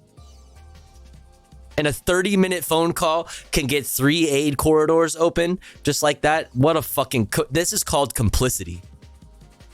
This is what complicity looks like. The 30-minute phone call came after 7 aid workers with the World Central Kitchen were killed in Israeli strikes. Brandon said the strikes and the humanitarian situation in Gaza were unacceptable and urged Netanyahu to conclude hostage talks so that, quote, an immediate ceasefire can be put in place and more aid distributed in the region. So another legal thing, another wording thing, he did not call for an immediate ceasefire. He called for conditions that would lead to an immediate ceasefire. This has been exactly what we've already been seeing, for example, in the UN Security Council. This is why words matter very much in politics. Words, am I right? He made clear the need for Israel to announce and implement a series of specific, concrete, and measurable steps to address civilian harm, humanitarian suffering, and the safety of aid workers, the White House said in a statement after the call. He made clear that U.S. policy with respect to Gaza will be determined by our assessment of Israel's immediate action on these steps. He underscored that an immediate ceasefire is essential to stabilize and improve the humanitarian situation and protect innocent civilians. And he urged the prime minister to empower his negotiators to conclude a deal without delay and bring the hostages home, the White House said. Where the negotiations stand. Later, the White House said Israel had agreed to open the Ashdod port to deliver aid into Gaza and open the Erez crossing into northern Gaza. Brandon's call for Netanyahu to, quote, empower his negotiators comes as Israeli media report Netanyahu has limited their authority to reach a final deal. Interesting. On Wednesday, an Israeli official blamed the impasse in the ceasefire talks on the U.S. decision to allow UN Security Council ceasefire resolution to pass on March 25th. Holy shit. All they did was vote fucking absent. They didn't vote. They abstained, I should say. Like, what's next? The United States, the representative in the United States Security Council of the United States is like doing blood libel? Like what? Are you fucking serious? The U.S. move, quote, caused harm to the momentum of the negotiations because Hamas hardened its positions. Hamas's positions have stayed the same this entire fucking time. The entire fucking time. The entire time. Those of us that have been following this know that that is the case. Stop. The official said in a briefing with U.S. media outlets, including NPR. He spoke on condition of anonymity because he was not authorized to speak publicly on the matter.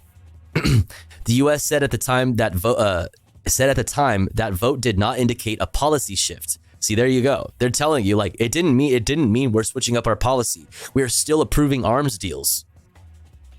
We're still allowing you to continue to block aid into Gaza.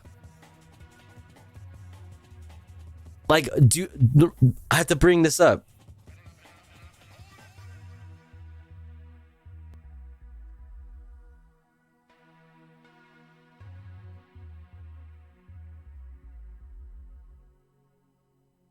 Like, I don't know what to tell you. U.S. finds Israel in compliance with Brandon's demands on international law and humanitarian aid. This is just from a few days ago. March 25th. Like, don't get it twisted. This has all been completely not overlooked, but approved by the State Department. The U.S. said at the time that the vote did not indicate a policy shift, and National Security Council spokesperson John Kirby said that the administration was, quote, perplexed by Israel's apparent outrage. Negotiators had been working toward a temporary ceasefire that would take effect during the Muslim holy month of Ramadan in exchange for the release of hostages. The end of Ramadan is now just a week away.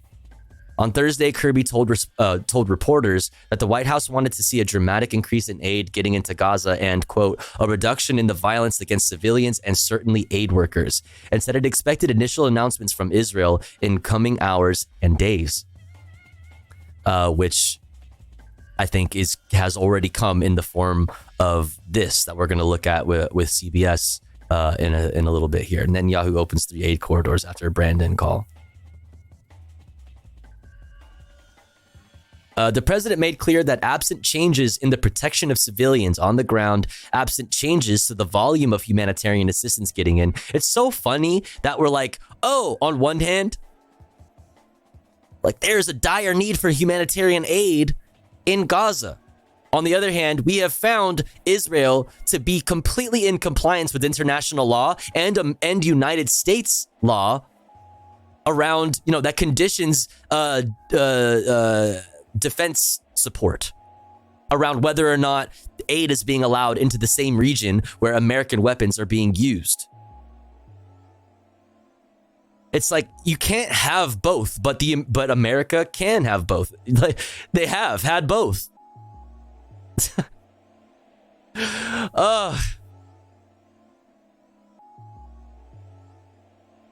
Absent any movement on a ceasefire that will allow hostages to get out and more aid to get in, absent a calming down, that he will have to reconsider his own policy choices with respect to Gaza, Kirby said. Kirby declined comment on what the consequences would be. Now, this is the most important thing here. Kirby declined comment on what the consequences would be if those actions failed to materialize, or whether that could include a potential halt to U.S. military aid to Israel. All it is a threat, at least publicly. We don't know what they talked about in fucking a measly 30 minutes, which is so, insulting to me. But all we know is that there would be some kind of policy change. Don't you make Brandon change his policy, Bibi Netanyahu. You better stop killing innocent civilians. You better start, following international law and allowing aid to get into the region, or else, like, what are we going to do, though? What are you guys going to do if they don't? Because they've continuously spit in your face at the U.S. State Department over the past few months and gone against your explicit requests on multiple occasions. What are you going to do? Oh, we're not going to talk about that. We're not going to, we're not in a position to be able to speak publicly on what that would be at this time. Like, fuck off, dude. They think you're stupid. They think you are fucking stupid. They think you're fucking stupid. Just straight up and down, they think you are stupid. Kirby declined comment on what the consequences would be if those actions failed to materialize, or whether that could include a potential halt to U.S. military aid to Israel. What we want to see are some real changes on the Israeli side. And if we don't see changes from their side, there will have to be changes from our side, Kirby told reporters. What those changes would be, nobody knows. You're just gonna have to take my word for it. We're gonna be so mad. Ooh, we're so pissed. Temperatures are so high in the Brandon White House right now, you guys. They're so high. I've seen some amazing stuff on Twitter. Hold on.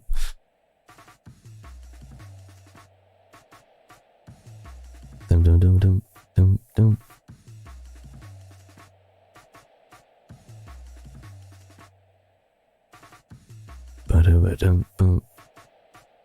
Oh my goodness gracious. Okay, one, this is great. This is amazing. Look at this. 4 hours apart. Brandon administration recently authorized more bombs for Israel despite growing concerns over war in Gaza. 10:43 a.m. Now 2:21 p.m. President Brandon told Israeli Prime Minister Benjamin Netanyahu the humanitarian situation in Gaza is unacceptable and warned Israel to address the crisis or face consequences. Like, bro, we've been giving them everything they need to do the bad things that you're claiming that they're doing, which they are. Like, what is this? What a silly world we live in. Clown world.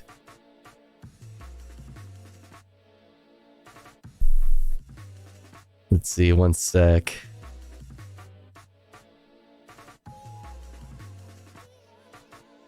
Dun, dun, dun, dun, dun, dun. Okay, this from not BB, oh my god, from Mehdi Hassan, the good Hassan, is fucking, this is the take. Look at this shit. Biden is pissed. The temperature regarding Bibi is very high, one U.S. official said. Bruh. But this is the take.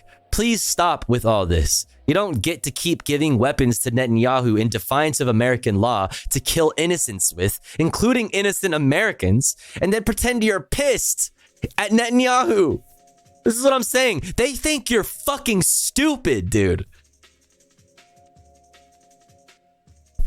They think you are a fucking idiot. It's infuriating, man. Holy fuck. The one true Hassan.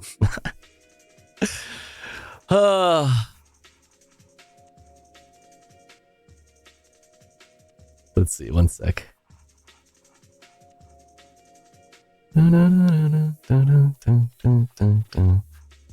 Oh my god, I fucking hate you, Twitter. Why are you so broken? Why is this website so fucking broken?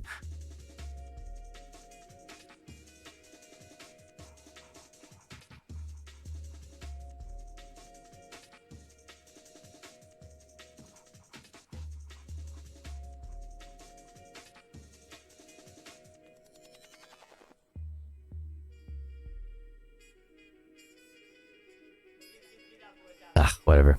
Let's keep it moving for the sake of time. All right, did I share this article in here? Thanks to Elon? Yeah. All right, there's that. I mean, I tweeted her. Hold on.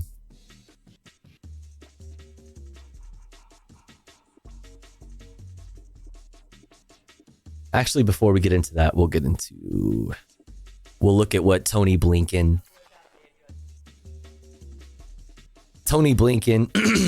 and John Kirby had to say themselves. Let's hear it. President Biden spoke a short while ago with Prime Minister Netanyahu. The leaders discussed the situation in Gaza. The president emphasized that the strikes on humanitarian workers and the overall humanitarian situation are unacceptable. He made clear the need for Israel to announce a series of specific, concrete, and measurable steps to address civilian harm, humanitarian suffering, and the safety of aid workers. He made clear that U.S. policy with respect to Gaza will be determined by our assessment of Israel's immediate action on these steps. He underscored as well that an immediate ceasefire is essential. Oh, yo. I was muted. One sec. Wait. Folistan, thank you. Let's run that back. Folistan donated $10. Thanks for doing what you do, Tofu L. Hey, I really appreciate that. Thank you so much, Folistan. Thank you. It's very kind of you. I really appreciate it. Thank you. To stabilize and improve the humanitarian situation and protect innocent civilians, and he urged Prime Minister Netanyahu to empower his negotiators to conclude a deal without delay to bring the hostages home. I'm not going to... Oh, God, I hate them so much. Let's look at John Kirby now, his Weasley ass. Any potential policy decisions coming forward. Thank you, Folistan. What we want to see are some real changes on the Israeli side. What are the changes? And what are the consequences? If we don't see changes from their side, there'll have to be changes from our side. But I won't preview what that could look like. Now, they talked about... I'm sorry? Is that just the body count, or is there a specific change? Again, in terms of concrete steps, concrete steps could include specific body, you could answer those questions. A reduction in the deaths that are being reported every day could be something that you talk about. What the fuck? We are looking to see and hope to see here in coming hours and days is a dramatic increase in the humanitarian assistance getting in, additional crossings opened up, and a reduction in the violence against civilians and certainly aid workers. What does the reduction in the violence against civilians look like? Give us specifics, asshole. The president seems to have said to the prime minister today, make these concrete changes or else. It's the or else that I want to make clear here. Is the president threatening to withhold aid? What is the or else? To Israel if they do not make these changes? The president made it clear that our policies with respect to Gaza will be dependent upon our assessment of how well the Israelis... What will change? If the policy is dependent on what is the Israelis do in the coming, quote, hours and days, what will be the response? What will the change in policy be? This is important. Words are important. These kinds of things, these weaselly fucking ways of using words is what legally allows the United States to continue to support and be complicit in genocide. It's so fucking infuriating. Make changes and implement changes to make the situation in Gaza better for the Palestinian people. And how much time are you giving them to make these changes, to implement these concrete steps? Again, we would hope to see some announcements of changes here in coming hours and days, and I'll leave it at that. That's short. Hours and days. That's short. Hello, thank you for joining. And looks like this may be what that response in the hours and days after at least part of it is. Bibi Netanyahu opening 3 aid corridors after stern Brandon fucking phone call. One sec. Let me. Dun, dun, dun, dun, dun.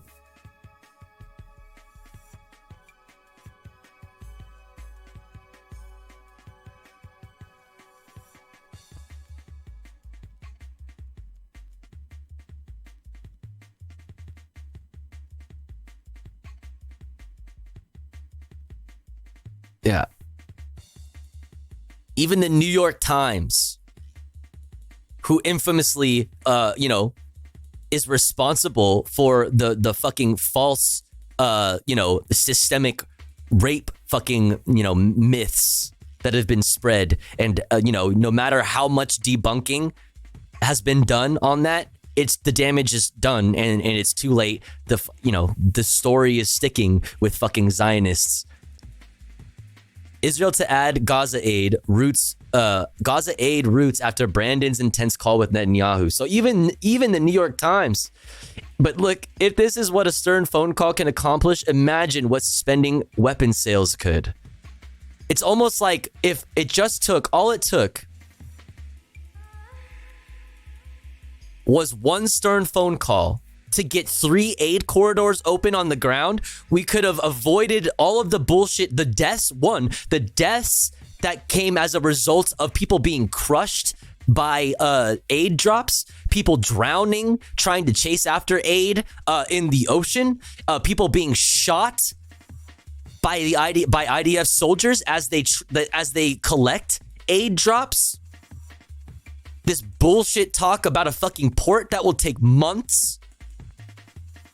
It's almost like this has been a decision, a choice this entire time to allow Netanyahu to block aid into Gaza, aka international fucking crimes against humanity and the United States complicity in these crimes. Just spelled out like it's clear as day. We begin our report with new humanitarian action from Israel. Humanitarian action from Israel. Fuck off. Between President Biden and Israeli Prime Minister Benjamin Netanyahu. What's up, Neozer? The White House had warned the U.S. could change its policy unless Israel takes action to protect civilians and aid workers in Gaza. Israeli strikes killed 7 aid workers in the Palestinian territory on Monday. Also on Thursday, smoke could be seen rising over Rafah in southern Gaza. Israel remains determined to invade the city. The U.S. is trying to persuade it not to do so. CBS News Chief White House correspondent Nancy Cordes has more on what the two countries are discussing. Secretary of State Antony Blinken issued a new but vaguely worded warning for Israel today. If we don't see the changes that we need to see, there'll be changes in our own policy. President Biden delivered a similar message in a direct 30-minute phone call. 30-minute fucking phone call, dude. Like, how insulting is this? Minister. Yeah, dude, there's, fucking 35,000 dead in Gaza. He had a 30-minute phone call and managed to get 3 fucking aid corridors open. This is insulting. Oh, God. Oh, my God. We're supposed to be like, oh, cool. Brandon is doing what he can. That's what we're supposed to be getting from this. That's what they want us to get from this. Oh, wow. Joe Biden really has a heart. Wow. It's so good. Clear, the White House said, that U.S. policy with respect to Gaza hinges on Israel's immediate action to better protect civilians. Details. No details. Is here the we go. warning that's being issued here? What I'm is not it? going to preview steps. I'm not going to preview decisions that. Then what is the purpose of this press conference? Why are you wasting our time? What does any of this mean? Nothing. It means nothing if you don't define it. It means nothing if you don't give it a definition. You dumb bitch. Fuck. There are things that need to be done.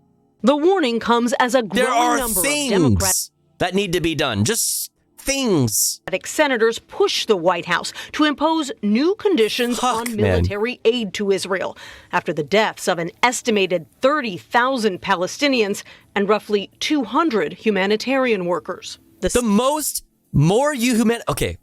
Oh my fucking God. I'm losing my mind. More humanitarian workers. Here, let me show you something. One moment.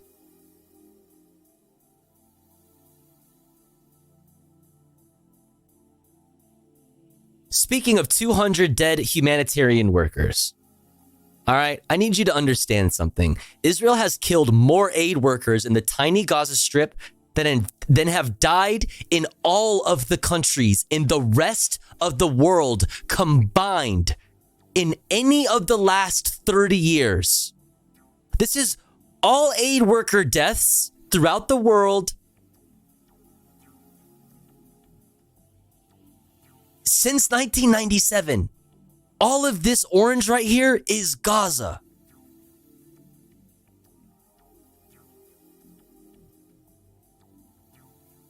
All of it is Gaza. Fuck. Biden spent 1.5 hours on the phone, 1.5 hour on the phone with Xi discussing, 1.5 hours on the phone with Xi discussing TikTok. Yeah, priorities, man. Just want to say I love your passion in lurking here. Oh, Kaisa, I appreciate you. If you don't follow Kaisa, you're a bitch and I hate you. Go follow Kaisa. Thanks for lurking. Thanks for the raid. I appreciate you.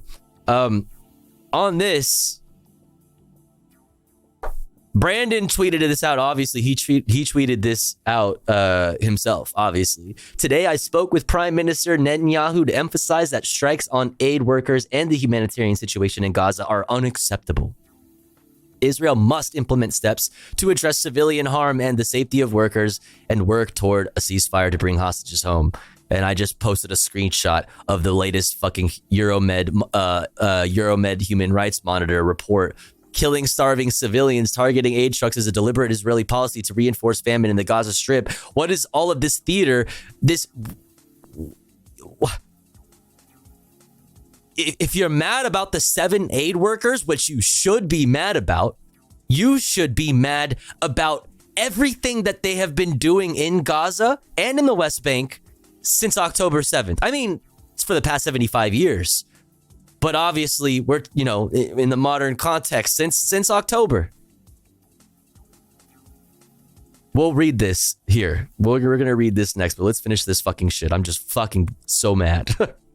7 workers from World Central Kitchen were driving in a safe zone in marked vehicles and had registered their movements with the Israeli military. But they were targeted by missiles anyway, in what the Israelis say was a mistake. Oops! If you're not familiar with all of that, I mean, I'm sure most of you are at this point, but our VOD from 2 days ago, we went to like the moment by moment like coverage of what happened. People, the World Central Kitchen trucks or vans, whatever, they have the logos on the top of the van. And most normal people will probably look at that and be like, why? Nobody can fucking see that. Why would you have the logo on the top of the van? Well, that's because there are drones flying around. Angels of death flying all around over Gaza at all hours of the day, constantly. And through this logo on the top of the fucking van, a drone fucking struck the World Central Kitchen workers through the logo. Meaning they saw the logo. They aimed at the logo while they were on the road that the IDF told them was the safe route for them to operate on. They shot they bombed the initial van. They got out, tried to flee to another van and take their wounded with them, and they shot that one. They followed them to the next van and shot them there. And when they tried to flee the second van to a third van, guess what? They followed them to the third one and shot them there, murdering them. Vermont Senator Peter Welch. Frankly, I think we're coming to the point where the president is going to have to make a profound decision, and that is, are we going to stop sending U.S. munitions to Israel that are used in Gaza? We just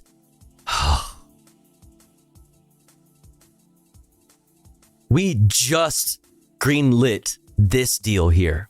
We just covered this on April 1st. Not a fucking April Fool's joke, though, unfortunately. Brandon administration set to greenlight $18 billion sale of F-15 fighter jets to Israel on April 1st.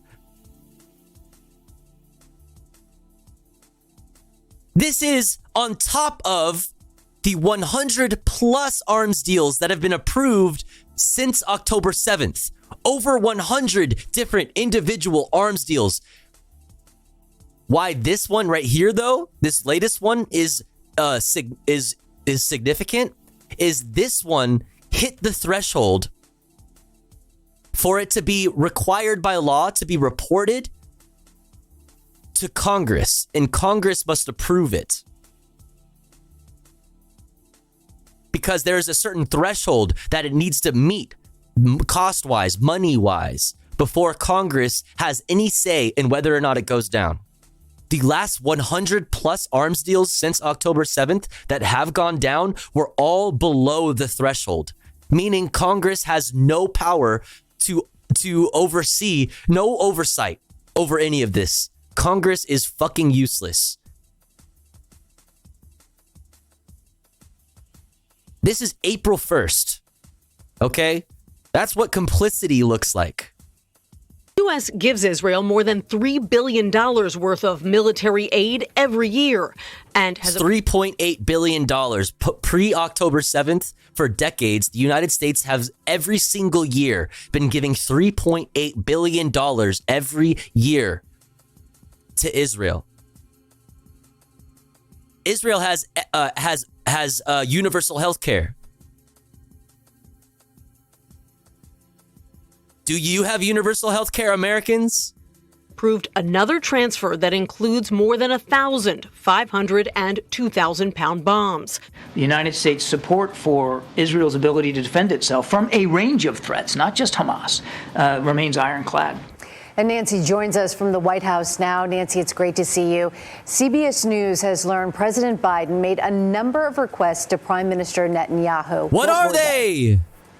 He had specific gates and crossings and ports, Meg, that he wanted Netanyahu to open right away to allow more humanitarian aid to get into Gaza. And we are learning now that Netanyahu appears to be following through, allowing the reopening for the first time since this conflict began on October 7th. The Eretz crossing, that's in the north of Gaza, along with the Ashdod port and the Kerem Shalom crossing. Is anybody wondering, are they gonna ask the very obvious question of why were they closed? If the United States found in their investigation in recent weeks that Israel is not violating international or United States law, then why the fuck were they closed in the first place? If they're not doing things to obstruct and prevent aid from getting into Gaza, why were they closed?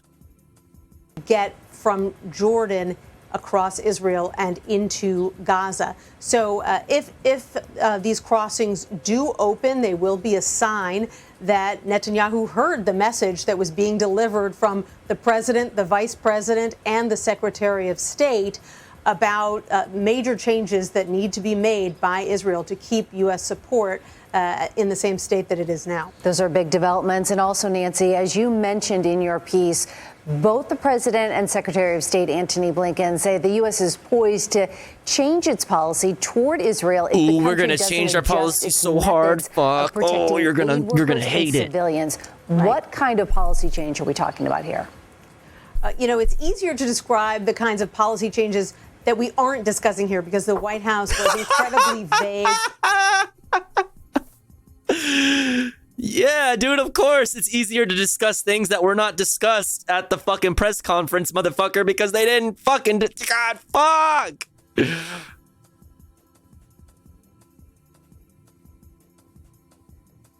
Fuck, dude! Fuck, dude! Fuck!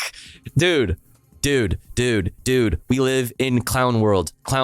Silliest timeline. Goofy pilled, silly Max. Fuck.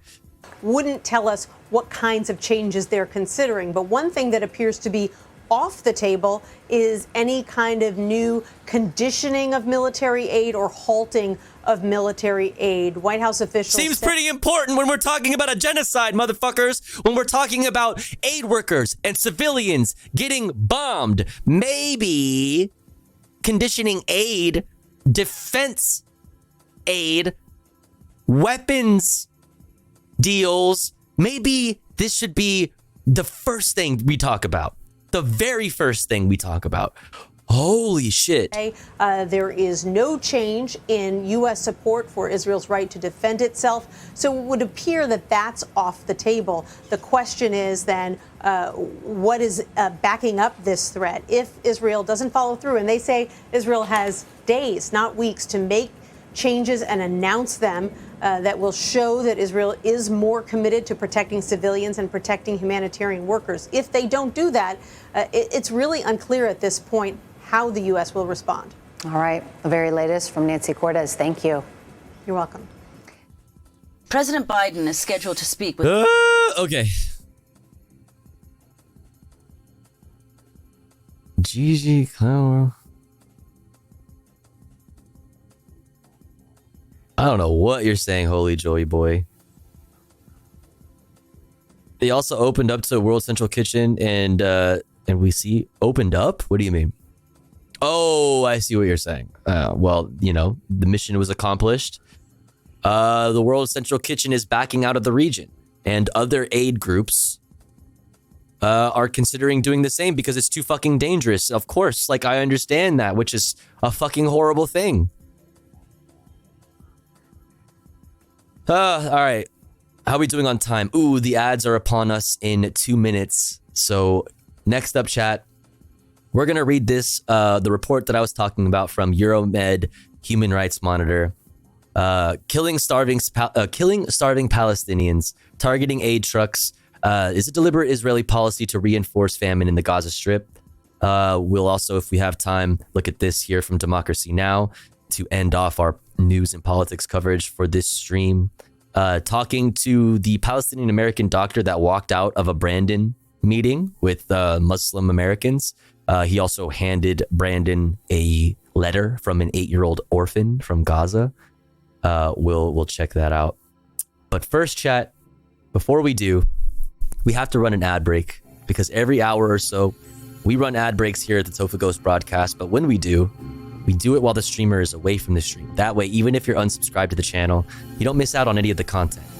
But if you would like to support the stream and get access to cool Tofu Ghost emotes as well as an ad-free viewing experience, all you got to do is subscribe for $5 or for free with a Twitch Prime. Or let's say you're already subscribed to the channel and you're feeling generous and you have the means to.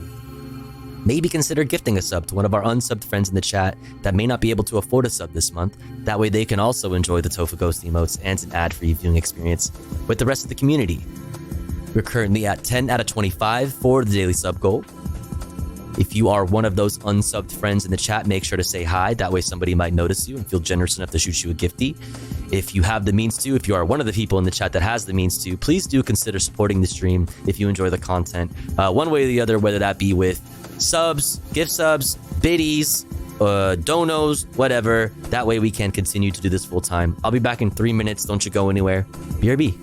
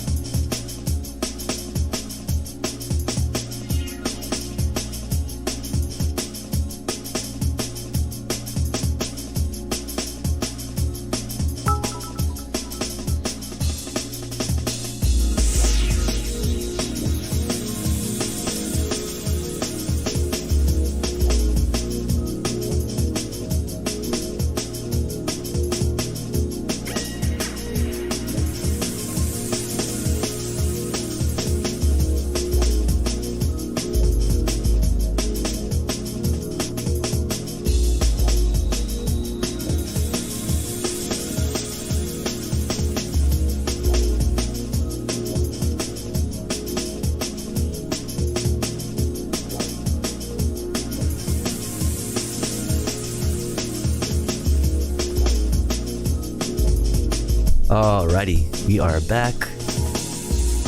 We're back. Thanks for waiting. Thanks for sitting through the ads. If you did sit through the ads, I appreciate you. It does help.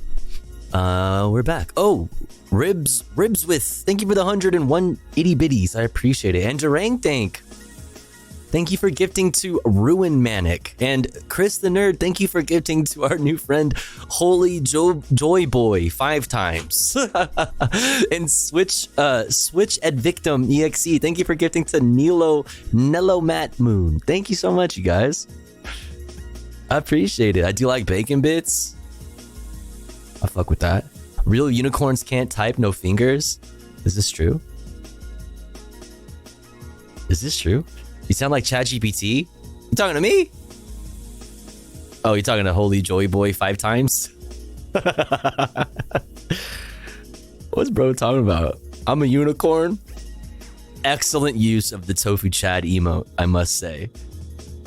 I'm in Mongolia trying to read. Oh, okay. Wait, you're lying? My hands are and red with bacon bits now.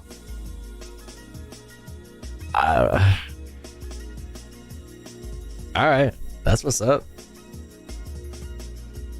That's what's up. Go off. Go off, dude. Thank you again, Ribs with the bits. Durang Dang, thank you so much for the gifty. Chris the Nerd, thank you for the gifty. Switch at Victim, thank you for the gifty. Here, you know what? You guys deserve it. We haven't had a little break all stream. Thanks for the support, chat. That's Praxis. You promise. Let's go. Yeah. Sometimes I feel like Karl Marx, but that would be dogmatic. Sipping all this drink, I just spilled it on my fabric. If you have that knowledge, then you know you need the praxis. Red book on my lap, you can never catch me lacking. Sometimes I feel like Karl Marx, but that would be dogmatic. Sipping all this drink, I just spilled it on my fabric. If you have the knowledge, then you know you need the red book on my lap, you can never catch me lacking. I don't worship idols, man, that shit be kinda corny. I be with the masses cause the risk is be so boring. I be on the internet whenever I get lonely, and I rather feel like Che Guevara than ever be Tony. Tell my mama when I grow up, sorry I'm a communist. Yo, trans girl Jade, thank you for the 554 titty bitties. I appreciate it. Give me all of it. All of it. We should take all of it. Careful who you talk to. Could be fed and they be counterfeit. I switched out the AR for the AK like a Soviet. Say I get her high.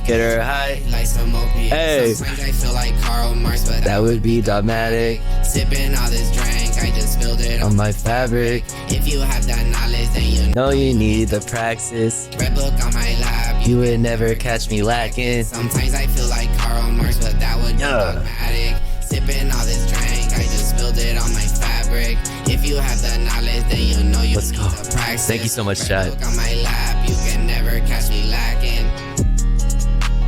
Appreciate you. Thanks, trans girl Jade for the 554 bits. Thank you, everybody. I appreciate it. Who is this? This is Treasy. It's a banger, right?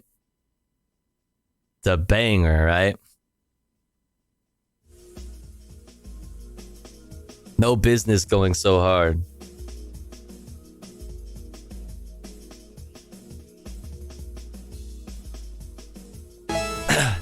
Yo, Riot Vision, thank you for gifting to Poo Poo Sama. Let's go. Thank you. Let's hear. Let's drop a note. Let's see more by Treasy. He's a Maoist. He's so funny, dude. Praxis music video. No, where is he at? I know there's one. Hyper Maoism. Oh my god, this shit is so funny, bro. Here's this one. I know this one. Let's go.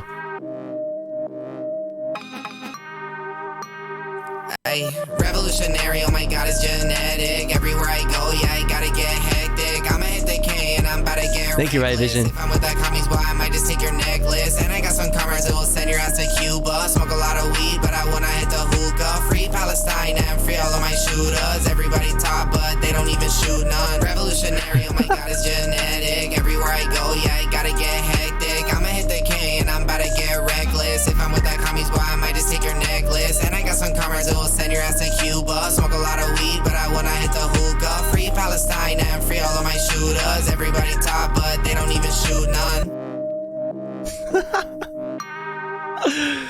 Revolutionary, oh my god, it's genetic. Boy, I'm really about it, no, this is not an aesthetic. Running from the feds, I'm super energetic. Can't catch up, I ain't even athletic. Why is Mao? This is a famous picture.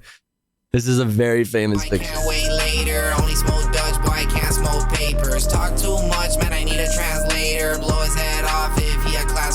This is like there were like more, you know, like socialist like entities in Gaza at once upon a time.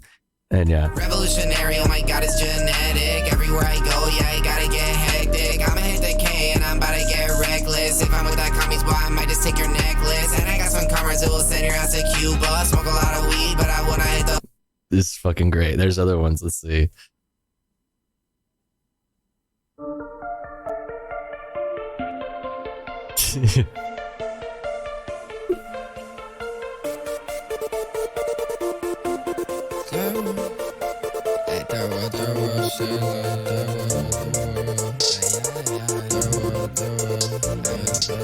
This fucking album artwork is so good.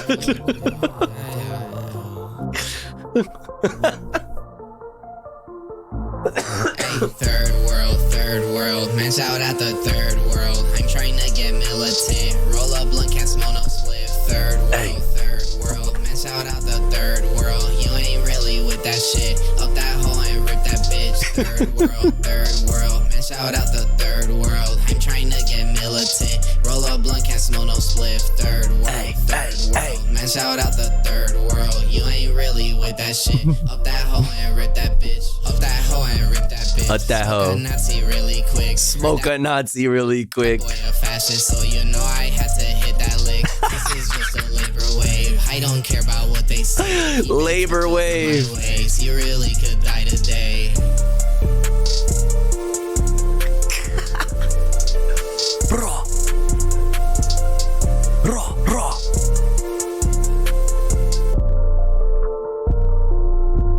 Hey, third world. Banger.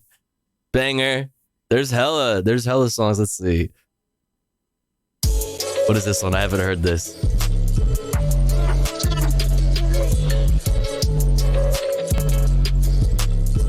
$18 views, bro. I'm just chilling in my room, smoking dope, eating shrooms. 13, 12, 420, wanna fight the fast review. I don't wanna go away, we gon' fight it right here. Like a magic trick, baby, make that line disappear. Hey. I'm just chilling in my room, smoking dope, eating shrooms. 13, 12, 420, wanna fight the fast review. I don't wanna go away, we gon' fight it right here. Like a magic trick, baby, make that line disappear. Alright, All the wars in the world, they are funded by the West. It's a true. All the wars in the world, they're funded by the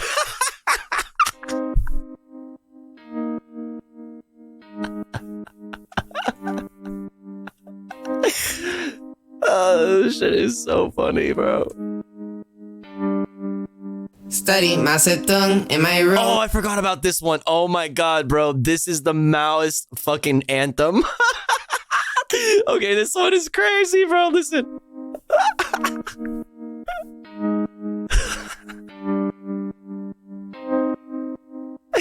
Dude, the Maoist fucking rapper is so great.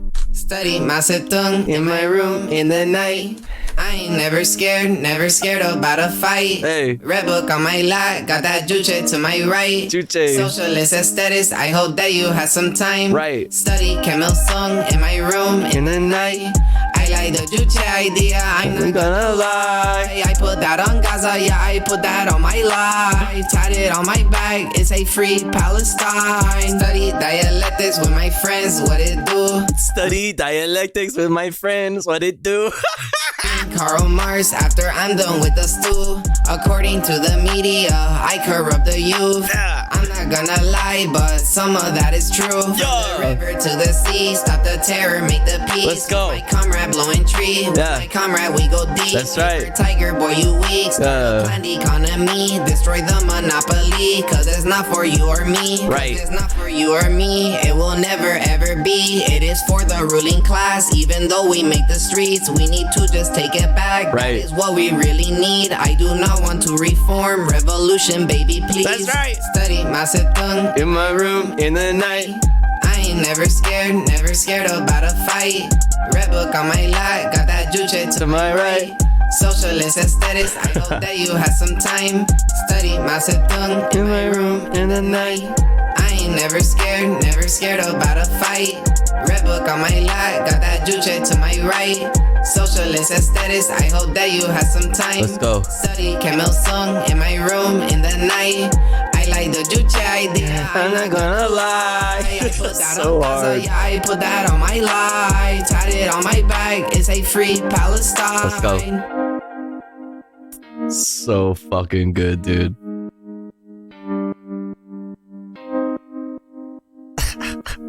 I like the juche idea. I'm not gonna lie. Why does it go so hard? No business going that hard.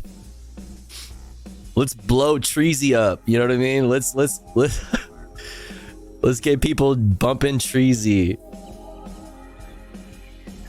You good, Holy Joy Boy? You just my guy is just yapping. This channel too? What is this?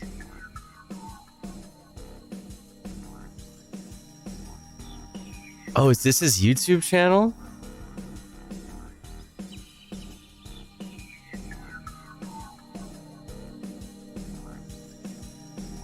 Oh, it's the Praxis official video. This is the song I play all the time.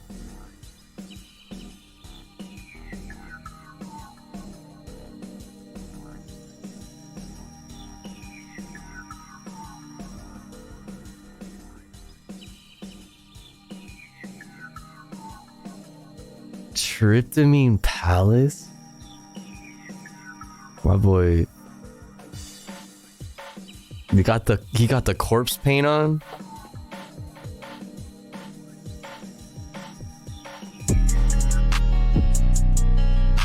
Bro, is this North?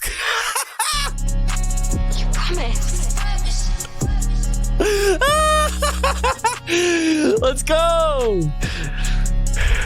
Sometimes I feel like Karl Marx, but that would be dogmatic. Why do I play the other one? Oh. All this drink, I just spilled it on my fabric. If you have that knowledge, then you know you need the praxis. Red book on my lap, you can never catch me lacking. Sometimes I feel like Karl Marx, but that would be dogmatic. Sipping all this drink, I just spilled it on my fabric. If you have that knowledge, then you know you need the.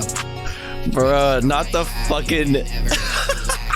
I don't worship idols, man. That shit just be so corny. I be with the masses, cause the rich kids be so boring. I be on the internet whenever I get lonely. And I rather feel like Che Guevara than ever be Tony. Tell my mama when I grow up, sorry, I'm a communist. Take a flight to Cuba. Roll up blunt right in this bitch. All up in Jamaica. Bro, I'm trying to go to a Treasy show. What? See this shit, she don't wear no makeup. Wanna give me all of it. We should take like all of it. We should take like all of it. Careful. I would turn up at the Treasy show. What? I switched out the AR for the AK like a Soviet. Say I get her high like some opiates. Sometimes I feel like Karl Marx, but that would be dogmatic. Sipping all this drink, I just spilled it on my fabric. If you have that knowledge, then you know you need the red book on my lap. You can never catch me lacking. Sometimes I feel like Karl Marx, but that would be dogmatic. Let's go. Bro's just like on his fucking apartment fucking patio. So good. You know you need the praxis. Red book on my lap. You can never catch me lacking. Banger, bro. I'm subscribed, bro. This is the new one. Real music.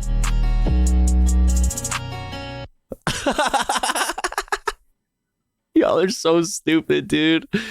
Before listening to Treasy, I made $2.50 an hour, way below minimum wage. None of my coworkers respected me, and I often fell for social democratic ruses. Now, thanks to Treasy, I make $40 an hour. My coworkers and I created a union, of which I am the president, and our boss gives into every demand we make. Thank you, Treasy. Your music has truly liberated the proletariat. Let's go, dude.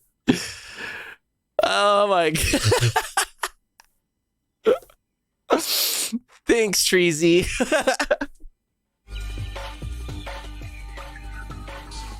I'm joining the class war. You know what I mean? On the side of Treasy. I love the internet. Me too. Amazing stuff. All right, let's fucking get back into this so we can do fun shit, okay? God damn it. Treasy Praxis has changed my life. Honestly, it's a great song, dude. Shouts out Treasy. It's great. Let's knock this one out, though, from Euromed Monitor, the new report. Killing starving Palestinians, targeting aid trucks, is a deliberate Israeli policy to reinforce famine in the Gaza Strip. Is this a... Okay. A new Euromed Human Rights Monitor report titled Killing Starving Palestinians and Targeting Aid Trucks, a Deliberate Israeli Policy to Reinforce Famine in the Gaza Strip, reveals the killing of 563 Palestinians and the injury of 1,523 more due to Israel's targeting of people waiting for aid, distribution centers, and workers responsible for organizing, protecting, and distributing aid. According to the report, between the 11th of January and the 23rd of March 2024, 256 people were killed in the Kuwait roundabout area in the southeast of Gaza City, 230 on Al Rashid Street in the southwest of the city, and 21 due to the targeting of aid distribution centers. Documentation also shows that 41 police officers with People's Protection Committee members who were in charge of overseeing aid distribution were killed, along with 12 aid distribution workers, 2 of whom were from UNRWA. The report concludes that Israel's policies and the collective punishments it imposes on the Gaza Strip directly and explicitly aim to starve the Strip's entire Palestinian population. Israel's policy of deliberate starvation is not only an attempt to ethnically cleanse the enclave and apparent weapon of war, a war crime in itself, but is intended to expose Palestinian civilians to the risk of actual death. These actions are a crucial component of the genocide that Israel has been committing against the people of the Gaza Strip since the 7th of October. The use of starvation as a weapon has been an official political decision from the first day of the war, as declared by the Israeli Minister of Defense, and was implemented in integrated steps which have included tightening the siege and closing the border crossings, preventing the entry of commercial goods, destroying all components of local production and food sources, increasing the Gaza Strip population's reliance on humanitarian aid, and turning it into their main source of food. Israel has been a major obstacle to humanitarian aid entering the Gaza Strip, targeting aid in storage and distribution facilities as well as on trucks. It has also targeted people waiting for the aid and those in charge of distributing it. All of these actions have been taken on a regular and severe basis. This has prevented the Palestinians in the Gaza Strip from receiving aid, even just to the extent necessary to satiate their hunger or reduce their risk of dying from it. Additionally, Israel's targeting of personnel involved in overseeing and securing aid distribution, along with its refusal to cooperate with international organizations, has led to a persistent state of chaos and internal conflict.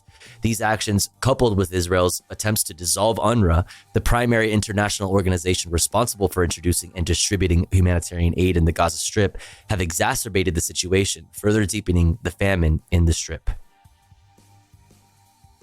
The report states that while Israel has permitted some aid to enter the Strip, it has placed restrictions on the amount of aid, kind of aid, and locations of entry, and has targeted starving civilians waiting for humanitarian aid and those working to distribute, secure, and protect it. According to the report, Israel also uses starvation, aid restrictions, and the killing of hungry individuals as part of its forced displacement crime against Palestinians in the Gaza Strip, especially the northern Gaza Strip. As a result, famine has spread throughout northern Gaza, where nearly all food supplies have run out in the markets, resulting in a rise in the number of fatalities from starvation, malnourishment, dehydration, and related illnesses, particularly among children and infants.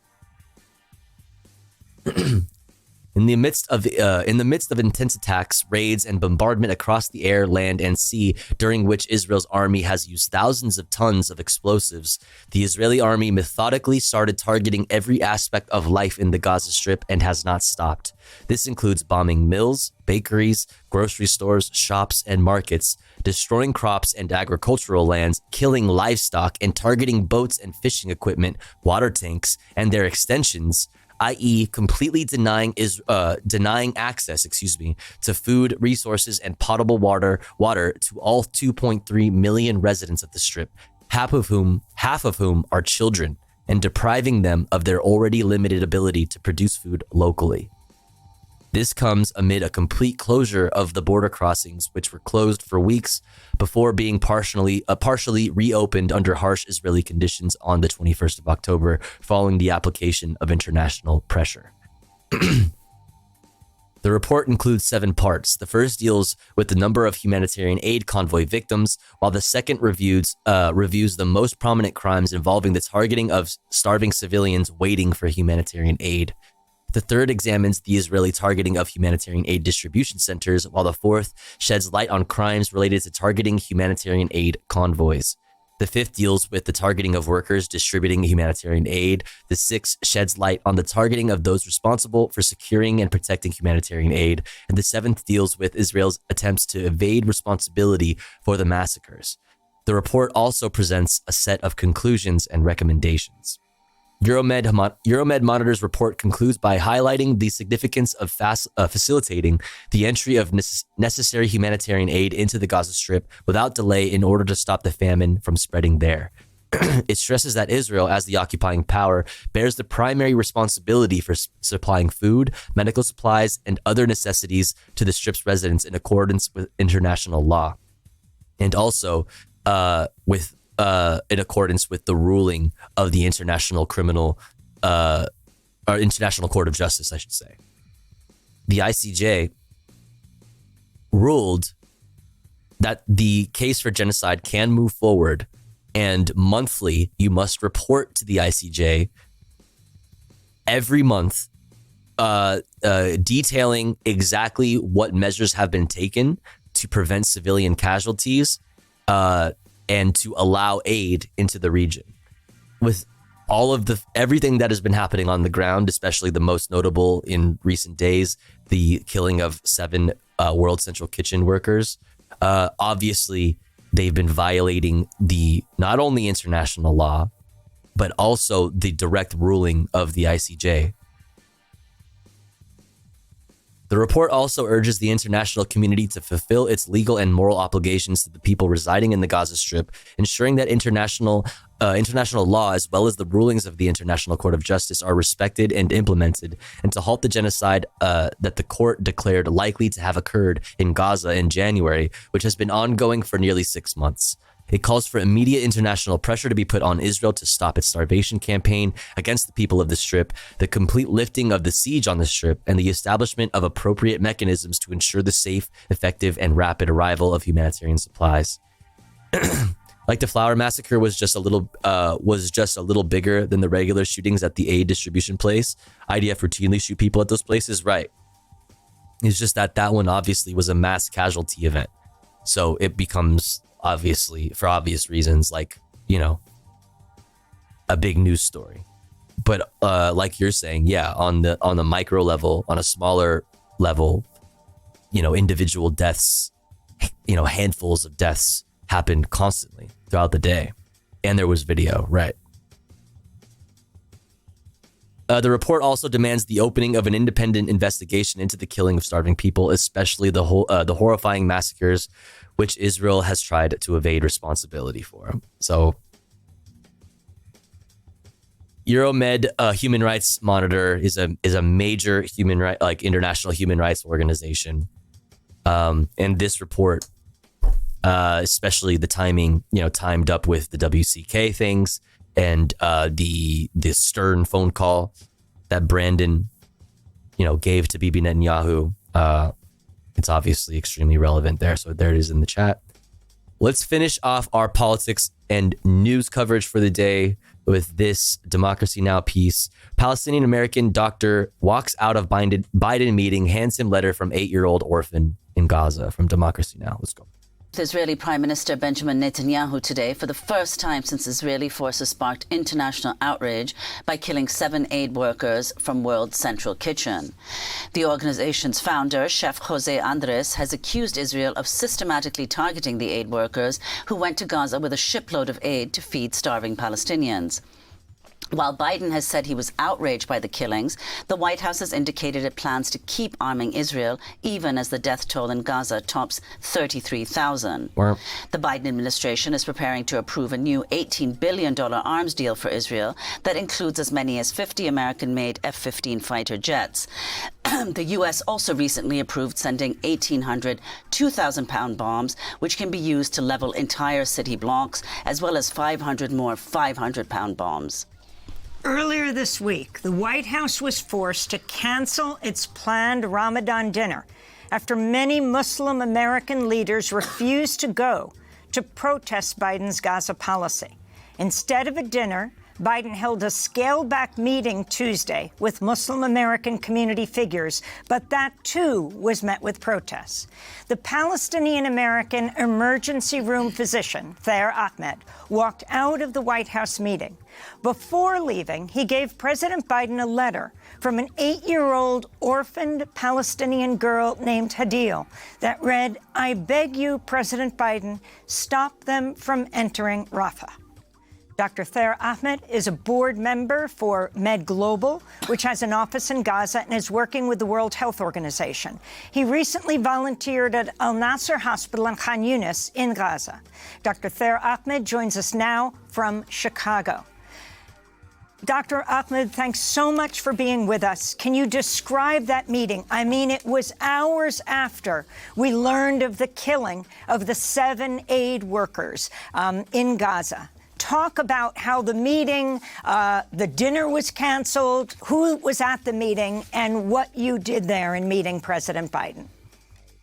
This meeting, we first started to hear about it a week prior to its schedule, and it was pitched as a working dinner. It was in lieu of the annual Ramadan iftar that the White House does. But this, given the circumstances and the famine that was in Gaza, they wanted to do a working dinner with the president. Well, the few members of the Muslim American community really pushed back on that, and they said it didn't feel appropriate to be eating and talking about a famine. It actually came off as quite distasteful. And it was changed to a working meeting with the president, where it would just be direct, intimate conversation with the president of the United States, the vice president, and other members of his administration. And I was the only Palestinian American doctor there, but there was also going to be other medical professionals. And we were told that we were going to be the first people to brief the president about the situation on the ground who had actually been in Gaza after October 7th. And so, leading up to this meeting, we thought this might be an opportunity to really relay the message, even though it was quite surprising to hear that the president had not really spoken with anybody who had been working on the ground directly. His other staff members have, but President Biden himself had not heard from people who had been on the ground.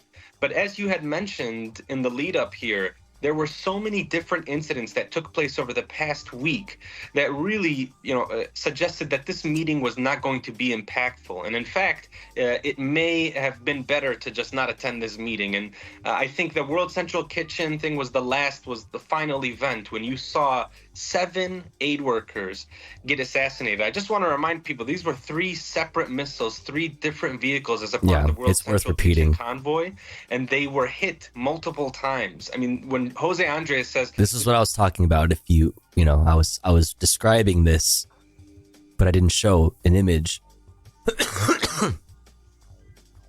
Straight through the logo.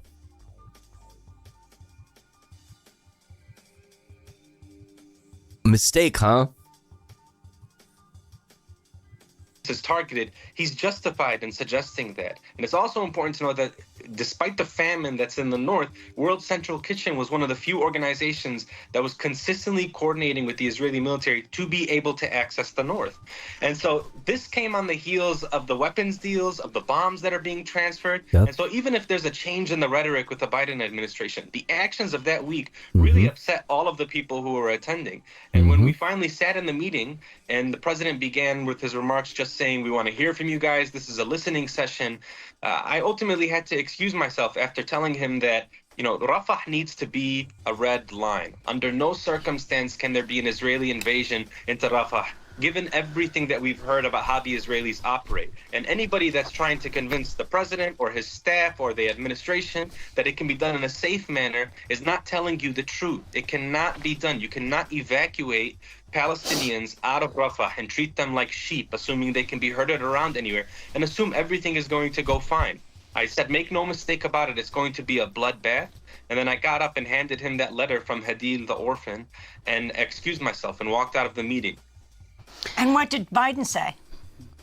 He just looked at the letter and he said he understood, because I let him know that, you know, the community that I hail from, the Palestinian diaspora, it's reeling. We're grieving. We feel like for 6 months we've been totally ignored. And with all of the decisions that were made over the past couple of weeks alone, it suggested that we still were not going to have a voice, that we still were not going to have a seat at the table and be able to share our concerns, and for those concerns to be met, you know, with serious deliberation and to be acknowledged at the very minimum. And, you know, the UN Security Council passed a ceasefire resolution that the U.S. abstained from.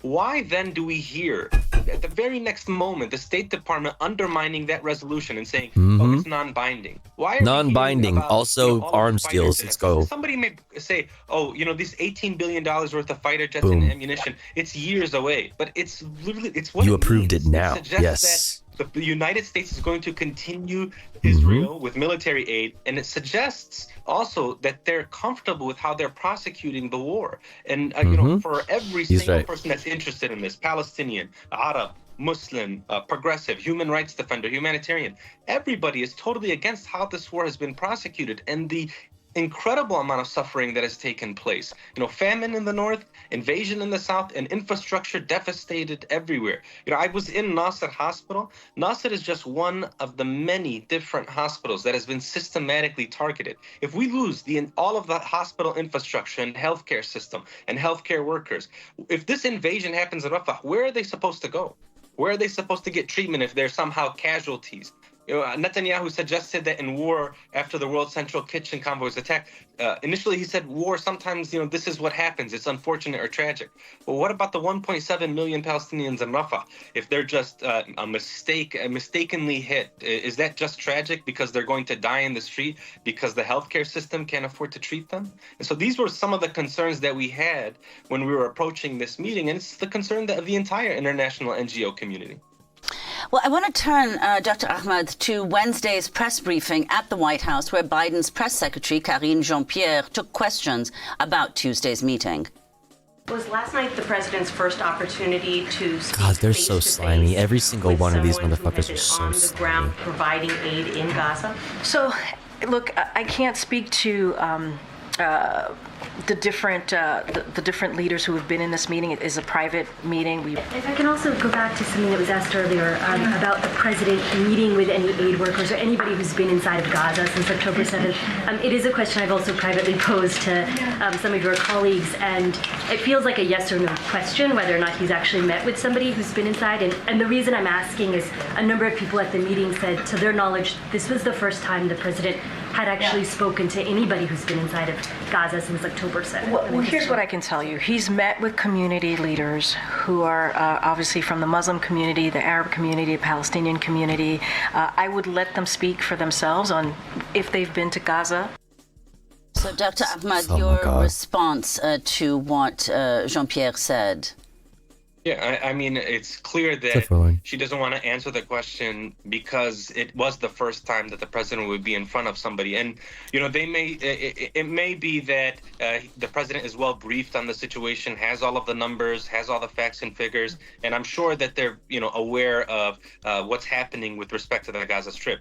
But the level of detail that you can get with people who have been on the ground, I think is vital it's the information. The art of saying a whole lot while also saying nothing at all. I also know that we're talking about Israeli counterparts who are probably briefing the entire administration far more regularly than anybody from the Palestinian community, from the Muslim community, from aid organizations that are on the ground. And it's important for the president to hear some of the concerns of people who are on the ground, who were actually interacted with the people that are suffering, who are in different hospitals. Got that gas. A lot of this is important because so much of the rhetoric surrounding some of the healthcare system attacks. Amy hitting the blunt behind the fucking scenes, dude.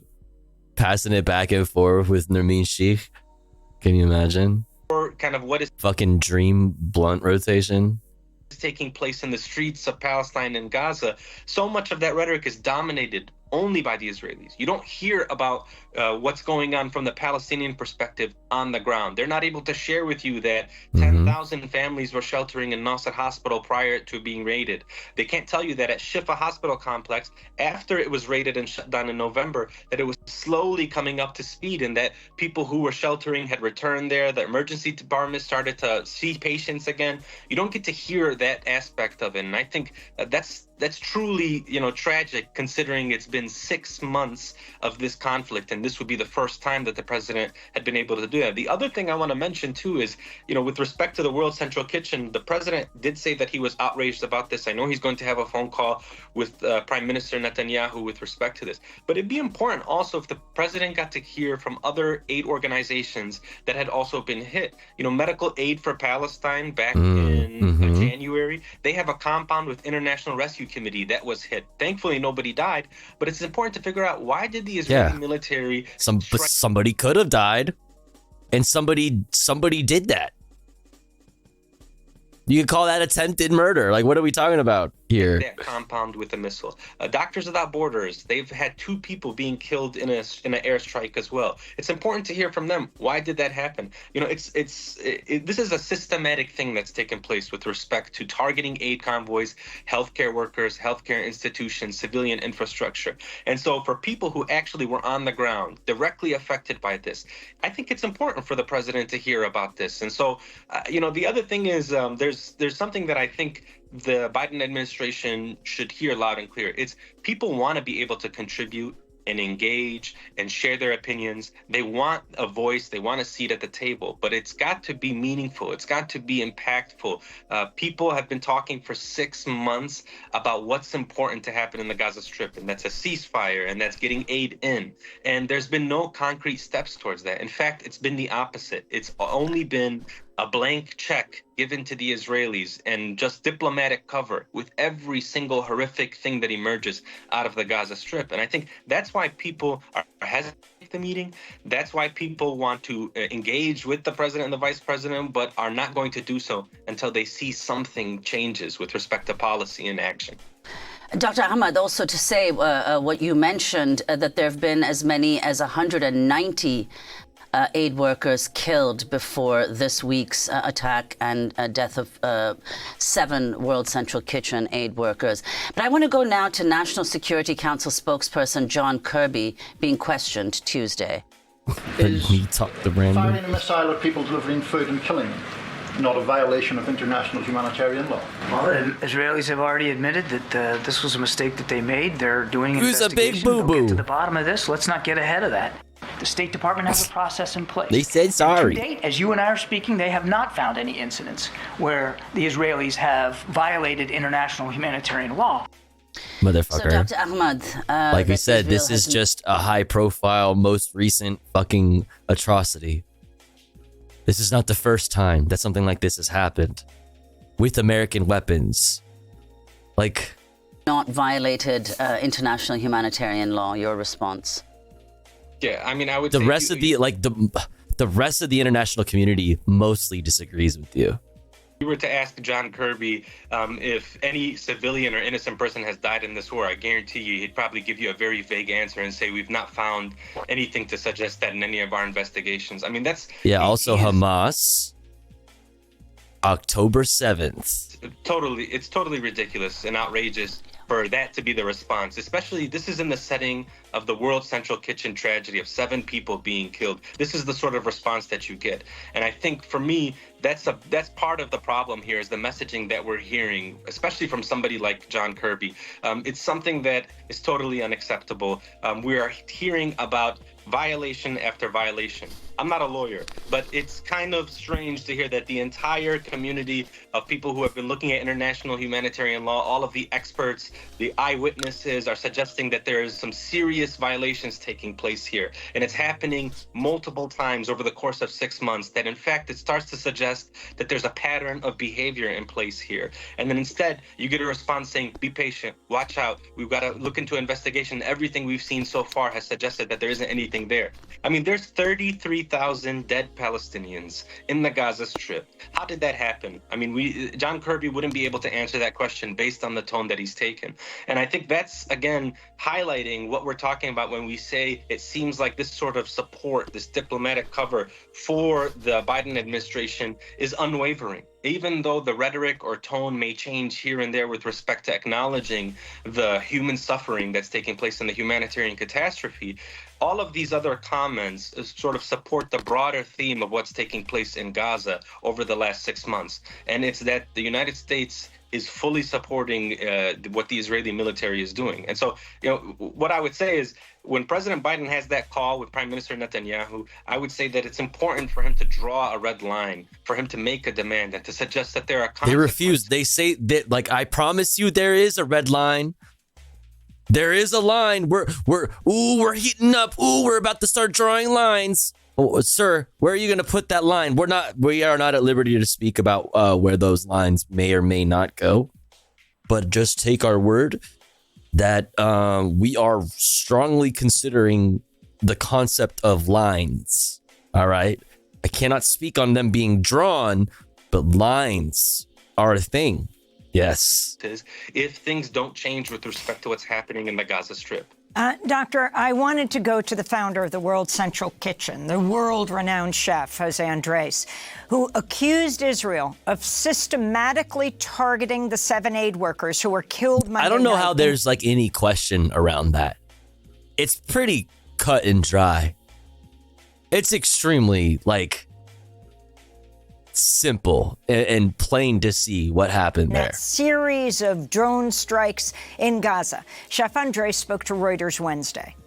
At the end is what we know, what everybody knows, that 7 team members between the specialty security people we have, 3 British individuals and 3 international crew plus 1 Palestinian, that they were targeted systematically, car by car.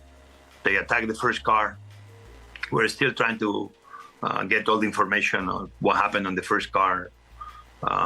We have a feeling they were able to escape safely because it was an armored vehicle. This was only the third day we had armored vehicles. We've been 6 months trying to bring them in. But the first armored vehicle was hit. They were able to escape. We still don't know all the details on the events in terms of people injured or people even dead. They were able to move in the second one. Again, this one was hit. They were able to move in the third one. In the process, we know they were trying to call. But in the chaos of the moment, whatever happened, they to try to be telling IDF that what are they doing, that they were targeting us in a conflicting zone, in an area controlled by IDF, them knowing that was our teams moving on that route with 3 cars. And then they hit the third one, and then we saw the consequences of that. It's big. This is big because we talked about it yesterday, and we went over it yesterday. Liberals love this guy. Liberals love this dude on the Hill in Washington, D.C. So there's a direct relationship with a ton of people on the Hill with this guy. And it's it sucks that this is what 35,000 people dead right? But then,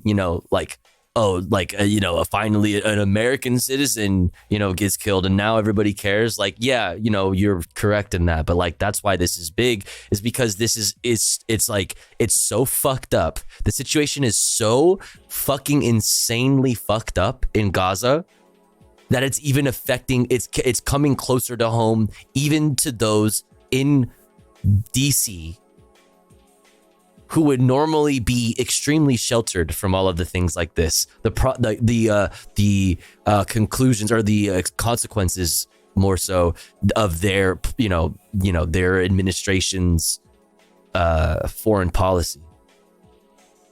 People are having to look it directly in the face at the owner of the restaurant that I go to all the time or whatever in Washington, D.C., where we have big fucking dinners with a bunch of politicians and whatever. Like, yeah. Continuous targeting attack. Seven people dead. But there are 7 on top of a list of more than another 190 humanitarian workers that they've been killed over the last 6 months. Israel and the United States have said that the attacks were not deliberate. Do you accept that? Well, totally. Initially, I would say categorically no.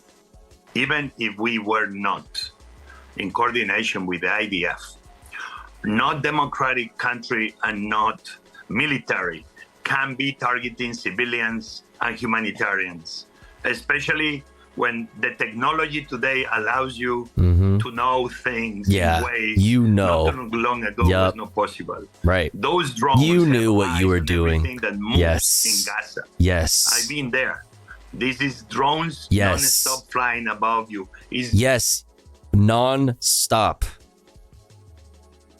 He said, I've been there. Non-stop. Like I always point out, every time we watch one or even if we're not, it's always worth remembering that every time, the reason why every time you watch a reporter reporting on the ground in Gaza, there's always a loud buzzing noise behind them. All the reporting done on the ground in Gaza has a really loud buzzing noise in the background. They are never not flying above you. They know exactly what's happening in real time. And we talked about it with the Lavender AI. We went over it extensively yesterday. In real time, they know where people are. Nothing that moves that IDF doesn't know. Clearly, Dr. Ahmed, the establishment consensus has now broken. I've seen Democratic senator after senator starting to question U.S. military aid to Israel. President Biden knows Chef Jose Andres. See, that's what I was saying. That's what I was saying. He has like a personal, that chef, Jose Andres, has a personal relationship with a ton of people on the Hill. The 3 British nationals, the Polish national, the Canadian-American national. We have not heard the Canadian Prime Minister or the President name that person, the Australian. These are 6 international aid workers plus a Palestinian aid worker. Clearly, that's what's changing that conversation, because as you pointed out, almost 200 aid workers have been killed in the last months. You're planning to go back to Gaza? You are Palestinian American. Are you concerned you too, like so many of your colleagues, could be targeted as a doctor, as a nurse, as a medical aid worker in Gaza?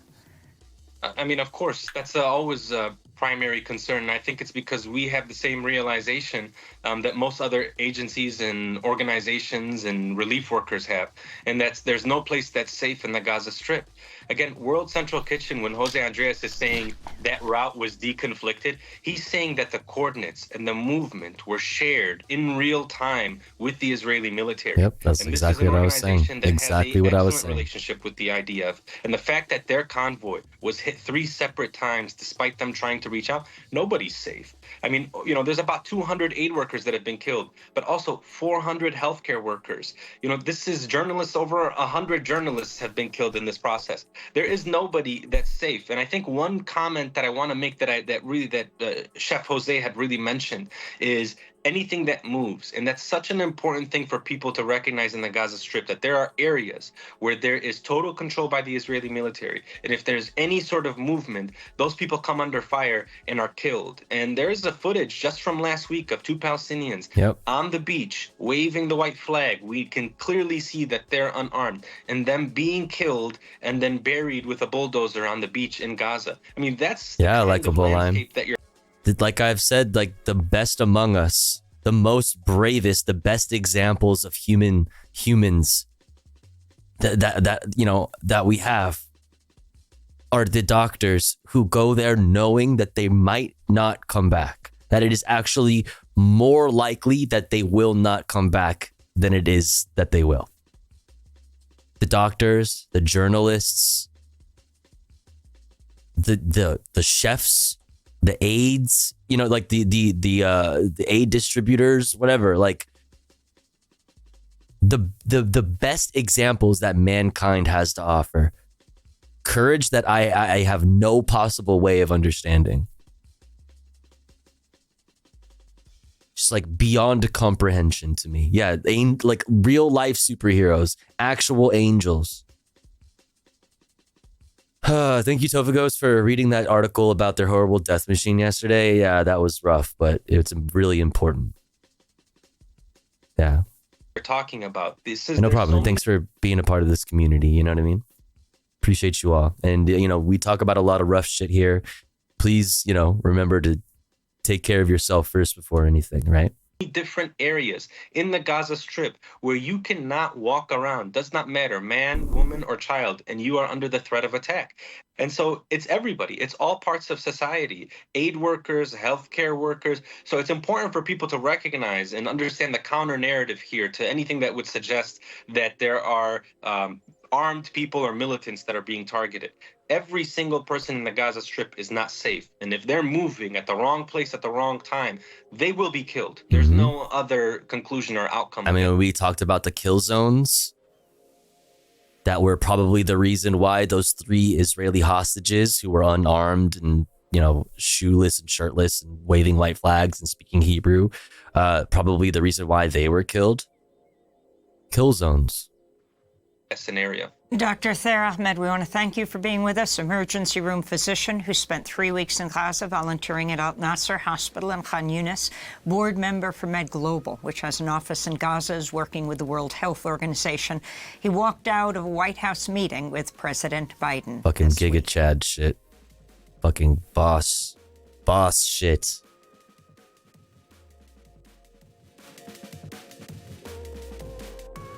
Boss shit. And because the IDF are horribly trained, I mean, there's a whole slew of,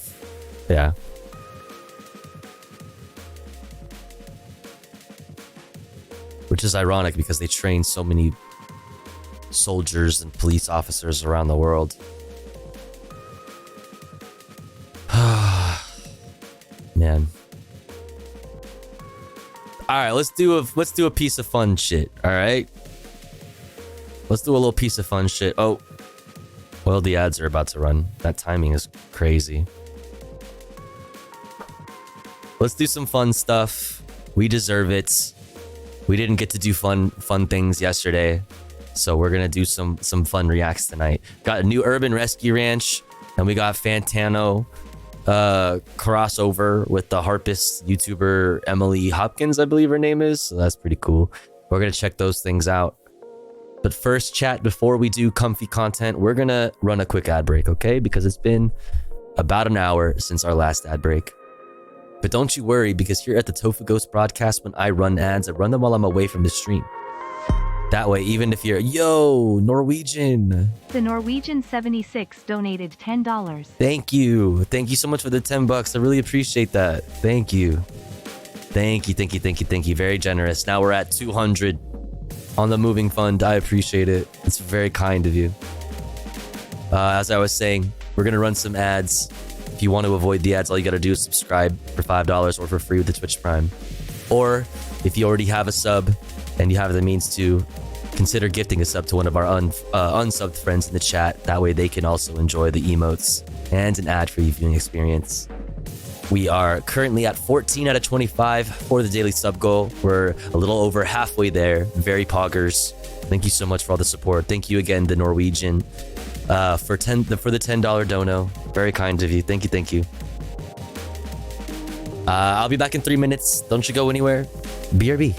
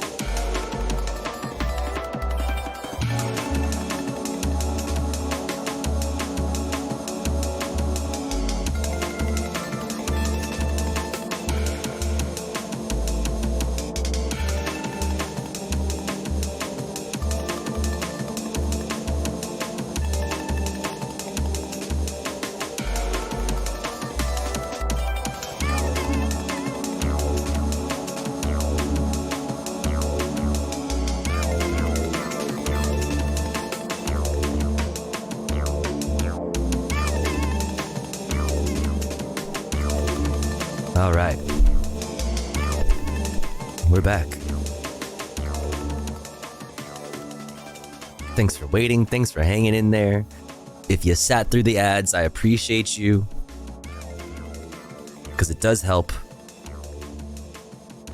All right. Let's do it. Let's get back into it. Let's finish off with some comfy content. Uh-oh, am I wiggling? There we go. Urban Rescue Ranch, Pog, let's go. See, he's ready to go. Gord's dead over there. Take a look at its little bum. Whoa. He's friendly again. We've already had about 70 animals so far. This is the fourth pardo we've got, just like his old man. Here you go. Oh, no, garbanzo beans. All right, everybody. The fucking editing. Finally come to release the Screech out. He has proven to us that he can hunt. Yo, Durang Dank, thank you so much for gifting to non-binary. I appreciate that. Meow. Thank you so much, Durang Dank. Very, very kind of you. Hell yeah. Very poggers. Now we are at 15 out of 25. Let's go. Huge W. Thank you, thank you, thank you. And scavenge for food. Catch him real quick with this net. I'm going to be real gentle. I don't want to hurt his wings, so I'm just going to... Oh, there you go. It's funny how I'm grabbing him with one non-gloved hand. Oh my gosh. There he is, you guys. Look at this. See, he's ready to go. He's very healthy. Gord's dead over there, you guys. He didn't make it. Okay, guys. Normally, we don't release animals on our property that we rehab, but because this little guy is from Waco, he's from the same county, and because he can't hurt anything... It's a Waco local. Because this is a eastern screech owl. You can see it's a beautiful little fellow. Look at those beautiful green eyes. These guys only eat mice and little frogs. It's actually too small to hunt the rabbits that we've released here. If the tofu does not wiggle when no one watches while in the woods alone, does it still not soy? Go This ahead is and the just question. release him by this body of water where he can hunt. Notice how garbanzo beans won't let me take a step. Well, this isn't our first raptor Hi, J release Time of the Chat. year. This is our first screech owl release here. And hopefully he lives a very long and happy life in this general area. But he is way too small to hurt any of our adorable little creatures. Even these I wish this guys channel was a better promoter of veganism. This channel is very much not a vegan channel. It's Pog because there's a bunch of fun animals. I mean, I don't believe that this guy's a vegan, but I don't care.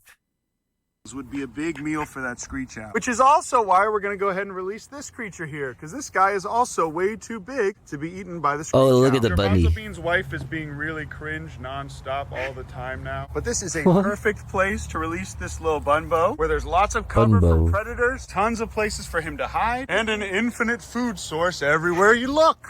And even though we're in the city, there's 300 acres and a creek behind us, so these guys have plenty of space to roam. Hey, no vegan slander. And that same skunk that lives over there must have gotten into all of the rest of these eggs. No, Garbanzo Beans, get back! As you guys can see, he wants to breed with her. Oh my god, the edits are so fucking funny. Fence. So what he does is he just pecks the back of her, and she wants him to get on top of her. Stop it, you two. Huh? Garbanzo Beans, get out of the way. Hey, yo. Yeah, I'm gonna go and move him back. Come on, buddy. And Garbanzo Beans just always needs attention. Why this boy so muddy? No, Garbanzo Beans! Wow. Sometimes I open the fence and I pray that the Lord will put them where they're supposed to be. And they just walk on in. Oh my god. Instead of some other cringe male. Oh my gosh, Sky! These squirrels are so cute! Oh my god, they're adorable. But it's bring your pet to work day today. I brought our last Kibby back to the place where he was born. Oh my god, look at I them. can see him again. Ah, the Nosferatu rats. They're so The Some of Nosferatus. these little creatures old and gray, and some of them are just black and fuzzy. All about But I that have it yeet nice and life. warm in here now, and look at where Gustavo's hanging out. Look how big my beautiful baby boy is now, and he's so cute. Yeah, well, there's like this like idea. There's like this. I've heard a lot about this lately. I feel like this keeps coming up, like orange cats being like problematic, like being little rascals. I've never seen evidence of this in my life, and I think that is very cat racist. Yeah. Oh my gosh, Gustavo loves those cottontails. But all right, then. All cats are rascals. It's true. The whole farmhouse looks like now. We now have an exam table, which is cute. Bunch of cringe possums in here, but they now have two little stories in each thing to climb around. Oh my! Alejandro, aka Piss Boy, Carter's chat. Possums are starting to laugh up. Alejandro is chill. Alejandro just chills. Alejandro, when Alejandro gets behind Carter's back and like loves being crushed. It's really, it's cute. Without having to be tube fed. And for some My reason, orange cat does the same shit. So is this a thing? Like orange cat behavior is like a thing. My orange cat is a rascal, like all of my cats have been. He just chills there behind him. It's so cute. Yeah. Like what? my The fuck? Barbie shirt and my nice Carhartt beanie have both been commandeered by the cutest little Oh my family in gosh. all of the land. Friends. This is where they live now. These little guys are going to be ready to move out to their outdoor enclosure. They're all Squirrels grown in up the and getting beanie real for nice today. and strong. And per usual, we have a constant supply of random bunnies that come and go. Surprisingly, these 3 incubators are not being used right now, but that could change in 20 minutes. And these little babies are eating. Oh my god, they're so cute, but they're not. This is the Like feeding station. This is where we heat Like things I up, it's very frustrating. It's a very frustrating feeling. Like they're cute, but I'm terrified of them. Like I want to protect them and I love them and I hope the best for them. I will die for them, but also they look like Nosferatu. They are literal Nosferatus and they're also scary. Look at this little EP boy. And this is the feeding station. This is where we heat things up, weigh the little animals. We suck that sweet milk out of their noses if they aspirate. Hey, yo. Oh, we're getting some feedback.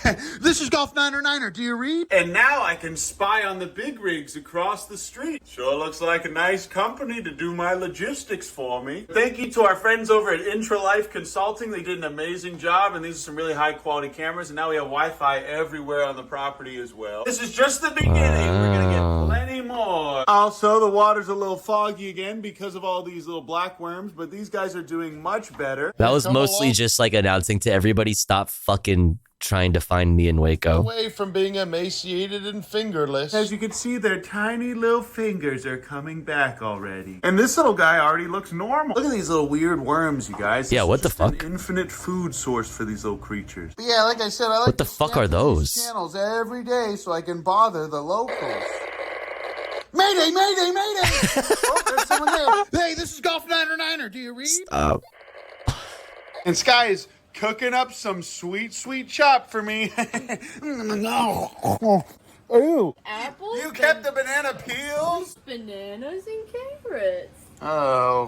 That's why we keep our fridge always stocked with tons of sweet, sweet veggie and fruit so that all the animals can have a good natural diet. We also keep all the eggs that our chickens lay in here, plus some Gatorade. We also have medicines and all kinds of little creepy crawlies for the animals to eat as well. Yucky. But that's it, you guys. Things are still a little bit messy in here, but we're getting a lot of work done. We've already had about 70 animals so far this year. Damn, yeah, how's 100 about plus you in guys March? even like for the 100+ animals we rescued in March alone?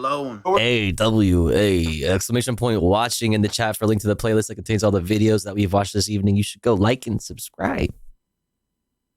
We're putting this chop in here for these squirrels, which are going to finally start to wean. So now we have like 30 in here, and Ian's over there working on our website. Which looks like it's coming along pretty well. But the porch is now nice and clean, and I've got all kinds of little pumpkins growing all over the yard here. I need to trim all the grass around the pumpkins, but look how many we have, you guys. And some of these are watermelon. But thanks to Intralife Consulting, they came out and did an amazing job. We have constant video surveillance on the whole property. And who knows, maybe we'll be able to set up some live streams for you guys eventually. Oh, actually, that's kind of pog. And we have excellent forms of We could get live. Ooh, we could get. even spy on our adorable little Cardi Bibgus and her son, Big Bounce. That's really good clarity. So thank Cardi you to the guys over at Bibgus. Intralife Consulting, Jeremiah, good friend of mine. Look them up, you guys, if you want your own security system. And it's pretty neat to be able to see my precious little babies right from the office. These guys are getting pretty close to going out to their outdoor enclosure. Oh my god, it's the whole family. Until then, we don't mind cleaning up after them every now and then. It's the whole family of All is as it friends. should be. Kevin has his wife. Garbanzo Beans flies up to my leg. All Kevin is and right Karen with the live world. happily in here with plenty of green grass. Kevin's son lives even more happily in here with 2 beautiful women and even more green grass. But them walking along this fence line sure does destroy it. And I have to be very careful about where I step because this little guy really wants to be kicked and stepped on for some reason. Also, his wife Just like me for real. She's very upset right now because someone ate all of her eggs. But I'm not the one that told her to lay her eggs in the worst spot imaginable on the farm. All of them did get eaten by a skunk, so I'm gonna go check the skunk trap right now. He'll also probably take this bucket and run around in circles with it, just like his old man. But before I let him do that, I'm gonna go ahead and feed them. And this dumb boy don't know the difference between food and the bag. After that, someone brought in another barred owl. How are his wings doing? Let's see. But it's not every day we get a barred owl. This is the 4th oh my barred owl we've gosh. gotten this year. He's Clearly, this owl has horrible head trauma and is not exhibiting normal owl behavior. So Ian and Sky, who also Poor work at All guy. Things Wild, are taking him there tomorrow morning. Oh my Also, look gosh. how big Kumala's scent gland is now, you guys. It's huge. And he's friendly Scent again. gland. Since I released him to be with Gordon Quandale again, he's friendly now. And just like we did in the front, I'm going to get a ton of sand dumped in this area so that this little girl doesn't get muddy anymore. Baby raccoon we got is still doing very well at All Things Wild. Oh my gosh, they're so cute. Bunny photo today. And after that, I went to the fish store to get some feeder fish and maybe a friend. Look at for that guy. Gustavo. Oh And my at the God. fish store, there was this cat in the parking lot who had been there all day apparently and was covered in fleas. Oh. All right, I'm at North Waco Tropical Fish. Apparently, this cat has just been hanging out at the shop all day, and someone New left friend. it there. But apparently, Plus he's got one fleas. cat. I don't know why anyone would leave this cat here. He's so friendly. But he's mine now. Oh. I also got 2 fish for Gustavo's Friends. Wow, the New cat friends. distribution He's system chilling. is at it again. It's like, where are we going? I'm definitely gonna check and see if he's got a microchip. Plus fleas. He's probably somebody's cat. Even if he's got fleas, he probably belongs to somebody. Bro is so comfy back He's here. chilling, bro. Epic Roblox backpack. What do you guys Oh, that think? is Pretty epic. cool, huh, guys? I have never seen just a random stray cat act like this. This is insane. But he is He's nasty chilling. fleas. Oh my god, that's true. He's all, okay. Well, okay, friend, you have fleas on you right now. On his forehead. But all right, everybody. Oh my god, but he's so chill though. Okay, Home, and this is look at him chilling, bro. just picked up off the street. He's doing the fucking. What's it called? Alejandro. He's doing the They're Alejandro. working on the edges. Somehow these guys escaped. No, stop it. Stop it. Come on, get back in there. Let's go. I don't know. How did these guys get out of there? I'm glad they didn't get bit by this little fella. He still likes to eat the food out of my hand. Oh my god.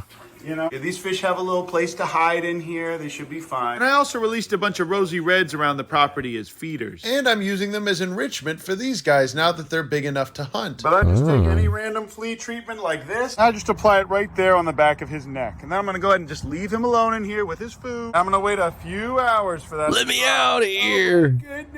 And now I don't miss Poppy anymore because I have 40 of them. All right, everybody. Now I'm going to be taking Pablo and Queeb to church. Yeah, Pogger's hopping right up. But look how beautiful everything looks right now, you guys. It sure is a beautiful day here at the Urban Rescue Branch. Okay, Queen doesn't like being in the car, so I'm going to go ahead and put her back. She loves having free range of her little area here with her trampoline and her pog. And she'll be just fine in here by herself tonight. Also, somebody needs to bark that skunk away that's been eating all of our eggs. Pogger's going to college. He's super wholesome. Okay, today we're worshiping with Poggers in my Roblox backpack.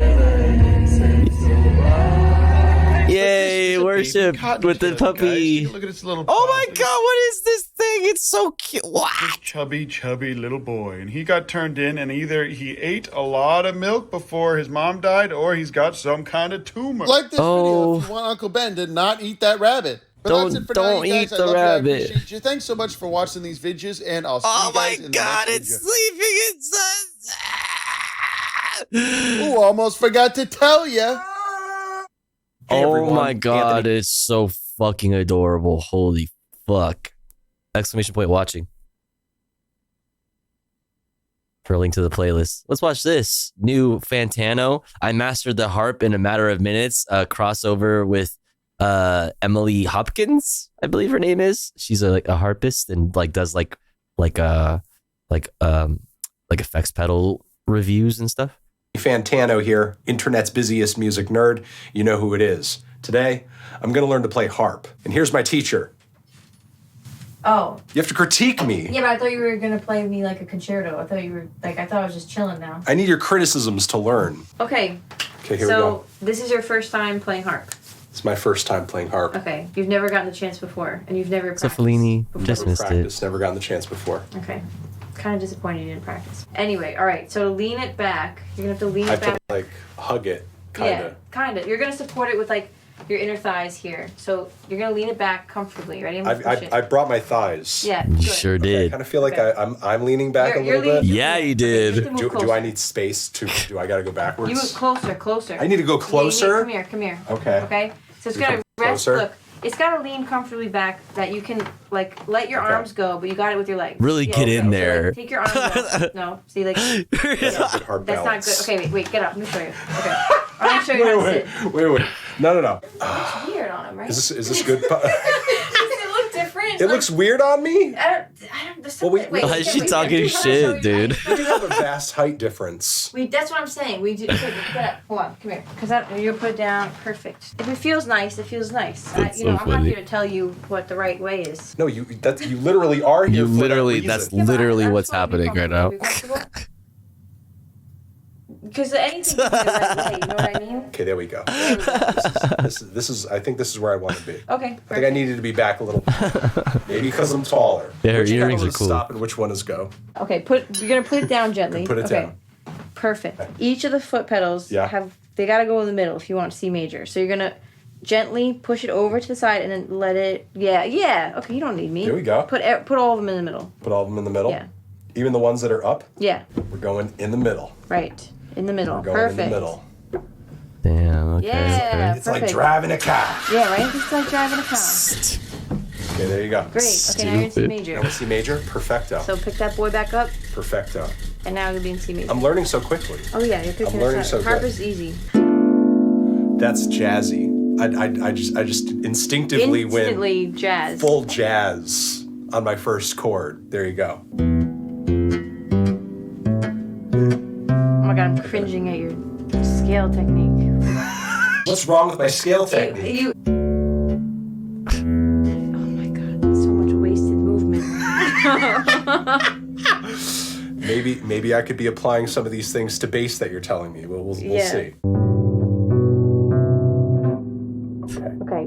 Muffle tone. You got Sorry. a muddy Sorry. tone. I'm a muffler, okay? This is my style. muffler. Okay? You're paving the way Yeah. for new harpists to have terrible technique. Such a bully. Is this what it's like to be critiqued? Is this what I've been doing? How do you like it? To people, the innocent? Okay. All right. You can't really be upset though with the beautiful music behind you. You know, you can't really it's feel true. that bad. No more Mr. Okay. Nice Guy, okay? Okay. All right, here's fire. Yeah, nice thinny Gaetano here. 1.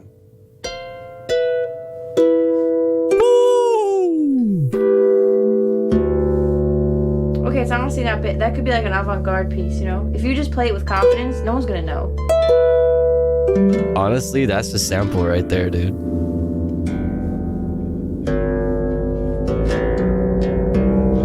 That's the note I meant to hit. You run this through an effect, it's gonna be beautiful. Yeah, it's gonna be great. You should honestly take over the channel.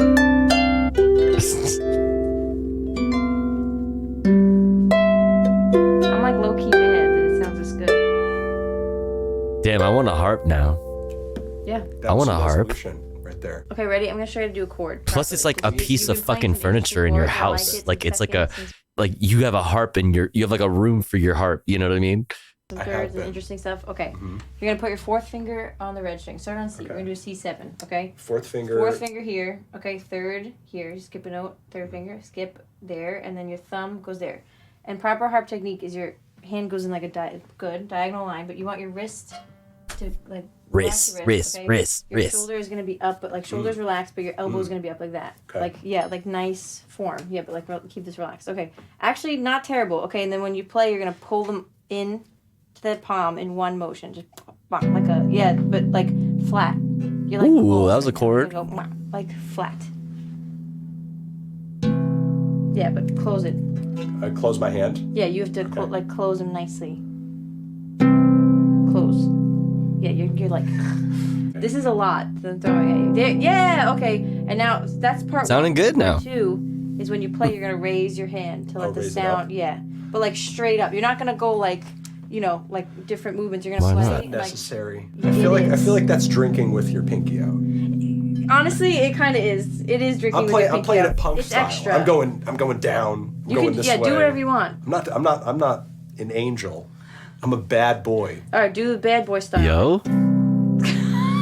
I've never seen anyone do that. Oh, I hate it. with the talon grip that you have, you're gonna get hurt. I'm gonna have a permanent harp injury. You can get injured. Yeah. A PHI. What is that? A permanent harp injury. Oh yeah. Oh, you know. Wow, I'm a Something failure. that you read about on a harp forum somewhere. The other day I got a PHI. Wait, what did this say? Big ouchie on the old pedal harp today, guys. Think it's a PHI. Was a nice harping. It was nice harping with you boys. The other day I got a PHI. My career's over. The username was huge harp enthusiast. Because it's permanent. Hey, that's not bad. Yeah. Except you're doing it too freely. You know? You went like this, like a swan. What is the middle ground? Straight up. And then relax. And then relax. Yeah, like, it should be, like, you can't go like that, like a gooseneck. Just fucking graceful. Yeah, he's just a graceful fucking boy. Too frilly. Too frilly. Okay, that's fine. Look, Bro, that she just called you gay, pretty much. Too frilly. like, that's She said you kind of fruity, dog, the way you be playing that harp. like a little, like, attitude. That's fine. You know what I mean? Yeah, that's like Yeah, some... I'm doing a little sassy. Yeah, that's a you little know? sassy. That's fine. I mean, I'm here for it. I love that you're taking your hand away after every plug. I know, that's, like, he's getting into Dude, it's the fucking Heinbach. It's the Heinbach. You know, you gotta, it's swag, dude. Why are you hating? Yeah, you're, like, not ashamed at all. You're like, I'm here. I play harp. I love your reverence of my lack of shame. He's so shameless. Because all harpers are shameful. We hate everything we do. Wow. Both hands. You want That's to play real. in the middle of the I string. feel So that. just- yeah, perfect. Perfect. Okay, now got it. bring your elbow up. Okay. Thumbs up high. So bring your thumbs up. Actually, it's not that bad. Hold on. Wait, I hold just on. realized, look at Hold the on, fucking I gotta pillow. get a photo of this, 'cause this actually. Look at their pillow, bro. That's such fucking music, fucking producer, fucking gear nerd. Oh my god, hold on. I love it. Hold on. We gotta get a photo of this, because that's actually. That's like, yeah, that's okay. Look at this Pretty good. asshole. That's pretty good. Bring up your right hand a little more. Can you get a photo of that? It's actually pretty good. You see, you are a good teacher. There's probably worse ones. Do a bit of a backwards roll. Yeah. Put down the red string, the fourth finger. Oh, on the red There string? you go. Yeah. Perfect. Perfect. Oh. Ooh, that was fire. Yeah. Like we're on a roller coaster. Jazz hands. You want to do the easiest thing? Do you want to switch gears? What's the easiest thing? Glissando. You're going to feel better about this. Okay, but I'm going to make you do the pedals again. Put that Ooh, down. we're going glissando. Feel better. I feel okay. You're going to feel better about yourself. You ready for some beautiful sounds? A lesser amateur harpist, it would have taken them much longer to do that. Yeah. Oh, yeah. That was Okay. quick. That It's actually, just that was like- nice. That was seamless. A lot of people let it fall. A lot of people let it spring back, and it makes a really bad noise. You did good. Yeah. Thank you. Thank you. 10 out of 10 on the pedal movements. Very Thank good. you. 10. My first 10 out of 10. Yo, That's probably the only one you'll get. Yeah. it's beautiful. Wow, you are actually using a special technique with the back of your nails that we don't use that often. No, I'm not kidding. I'm not kidding. That actually is a technique. You're good. And we do that too. Take two fingers. Yeah. Sounds sick to me. Sounds great. Using techniques. It's a that masterpiece. we have to learn. If I were to play this like a bass, I'd just be like, Yeah, that's Rob Scallon said the same thing when he came to visit. A lot of bass techniques can help you in play the terms of harp. like, That's like okay, yeah, literally. That's Okay, like wait, that was Fernando, it's fire. called. That's Yeah. like when you just repeatedly you take two strings, two notes, you go ba ba ba ba ba ba. Yeah.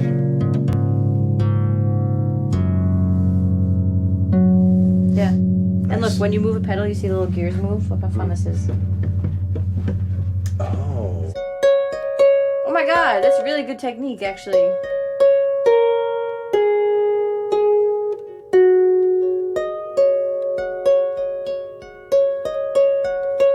It's my first harp It's beautiful. composition. Okay. It's pretty good. I don't think people like understand the coordination required for this, you know? Like this is really hard. If you've never done this before, it's really hard. I give you a solid 7. Decent 7. Yeah. Well, look at that octave. You're playing with confidence. It's nice. Ooh. That's nice.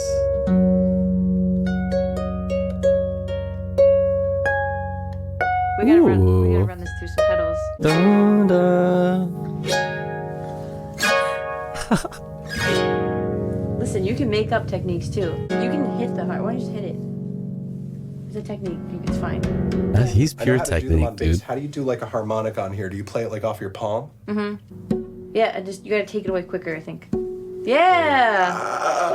First, actually, that is really impressive. And I'm a noob. That was really quick. You got that really quick. I mean, it's like the same thing as a guitar, right? Probably get that pretty quick. It was even cleaner. Give me a fucking high five. Get two of those, yeah. Let's go. Let's go. Put it in a tuning setting that kind of makes it hard to grab a two-note combination that sounds bad. Yeah. All the intervals sound pretty good in this tuning. You're on baby mode. I'm also giving you fewer notes to choose from, right? Oh no, I know, because some of the notes are the same. Oh, I know. I know. Okay. I know. Sorry. I'm not that dim, okay? I know you. Only 5. I know you put it on. I know you put it on easy mode for me. I appreciate it. You're doing everything you can to make me sound good. You're setting me up for success. Yes, I try. And that's what a teacher should do. So I'm a good teacher, would you say? Look at all You're a the 10 fucking out of 10 dude, all teacher. the You're sitting in the all the pedals she has back here. Oh my god, it's just wall of pedals, bruh. Should do. So I'm a good teacher. So many people just sent, like, dude, she's got people dying to send her their pedals and shit. My god, You're a 10 out of 10 teacher. You're sitting in the audience for my concerto. Okay. Now that I'm an expert harpist, Yeah. I'm gonna play my first harp concerto with my own original. imagine getting composition. gifts. I know, right? With effects. We got a little verb. Speaking of gifts, imagine getting 10 more gifties so that we could hit the daily sub goal. That would be so sick. On the boy. Let's see. Da, da, da, da.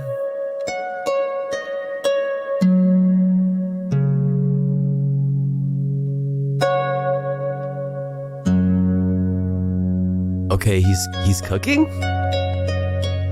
This melody though?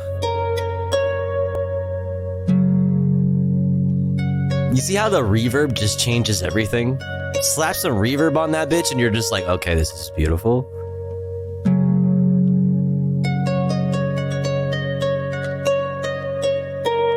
Like, that's a sample right there. Producers.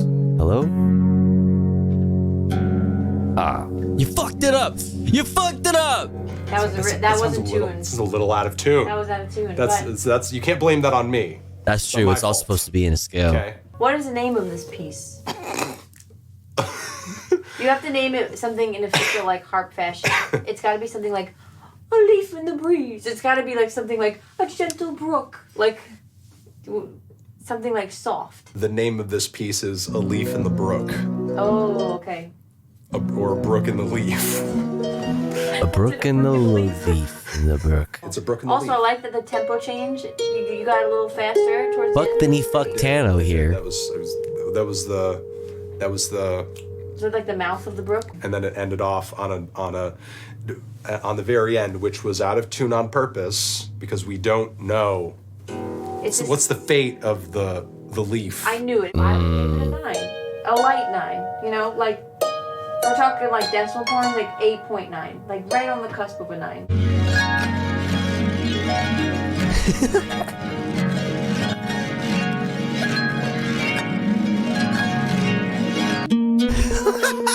Wait, that would be a great alert. That's alert material right there. You know, when we get a raid, right? Not this, but 9, like right on the cusp of a 9. that's a good one. That'd be good.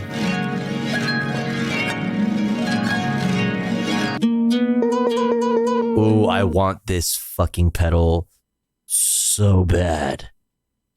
This shit, though.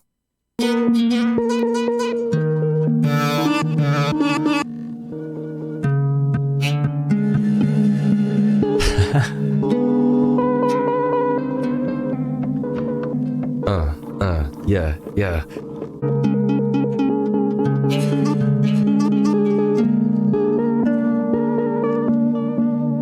Now hour where I feel comfortable doing spooky stuff. Spooky stuff. We love spooky stuff. Whenever I make a track or record a beat or something, she's like, "This is spooky." Every single one is spooky. He's spooky thinny stuffed Tano here.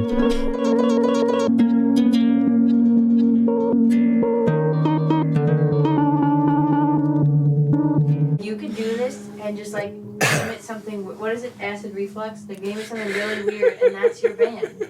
Like that's your album. All Did she say acid reflux the game?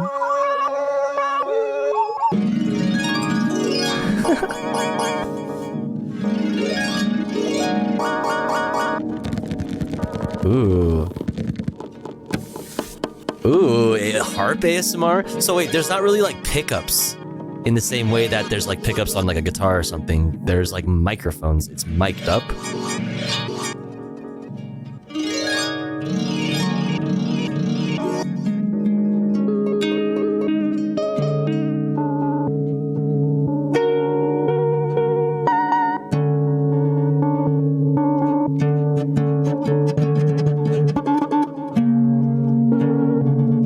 There are electric harps that use pickups?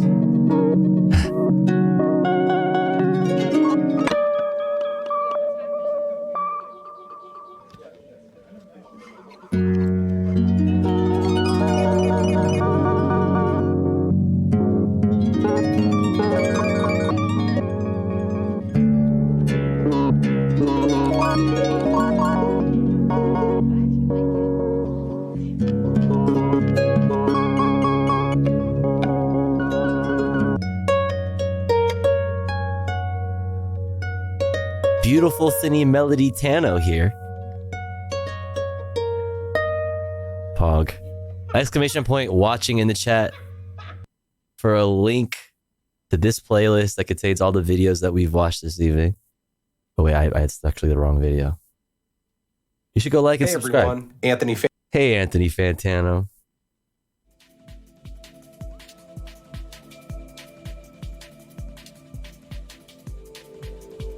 .420 on the West Coast? Oh shit, it is.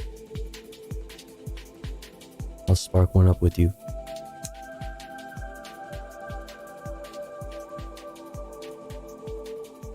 Alright, chat. Okay.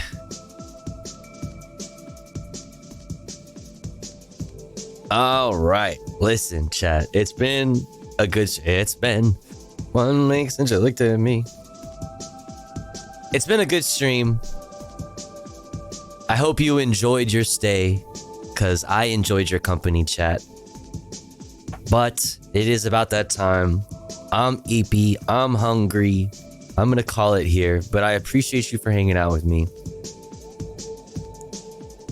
You can always tell because Tofu immediately drops into placating voice. You don't know me.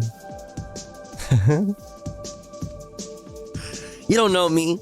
Thanks for hanging out. If you haven't followed, go ahead and follow. If you don't follow me, any of the my socials, go follow my socials. If you aren't a part of the Discord, join the Discord to, get alerted when we go live.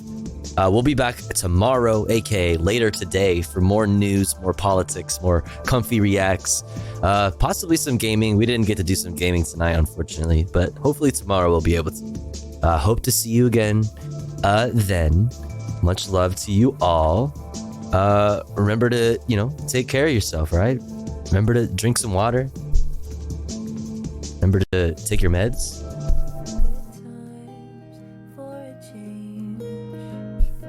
Yeah, be kind to yourself. Be nice to yourself. Be kind to others also. Don't be a dick. But also don't be a pussy. Much love. Bye, everyone. Night, night. See you guys tomorrow.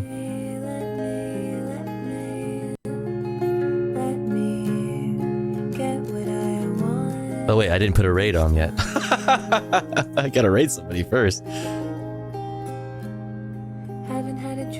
Spam these emotes. No, not those. Spam these emotes. Spam some good vibes.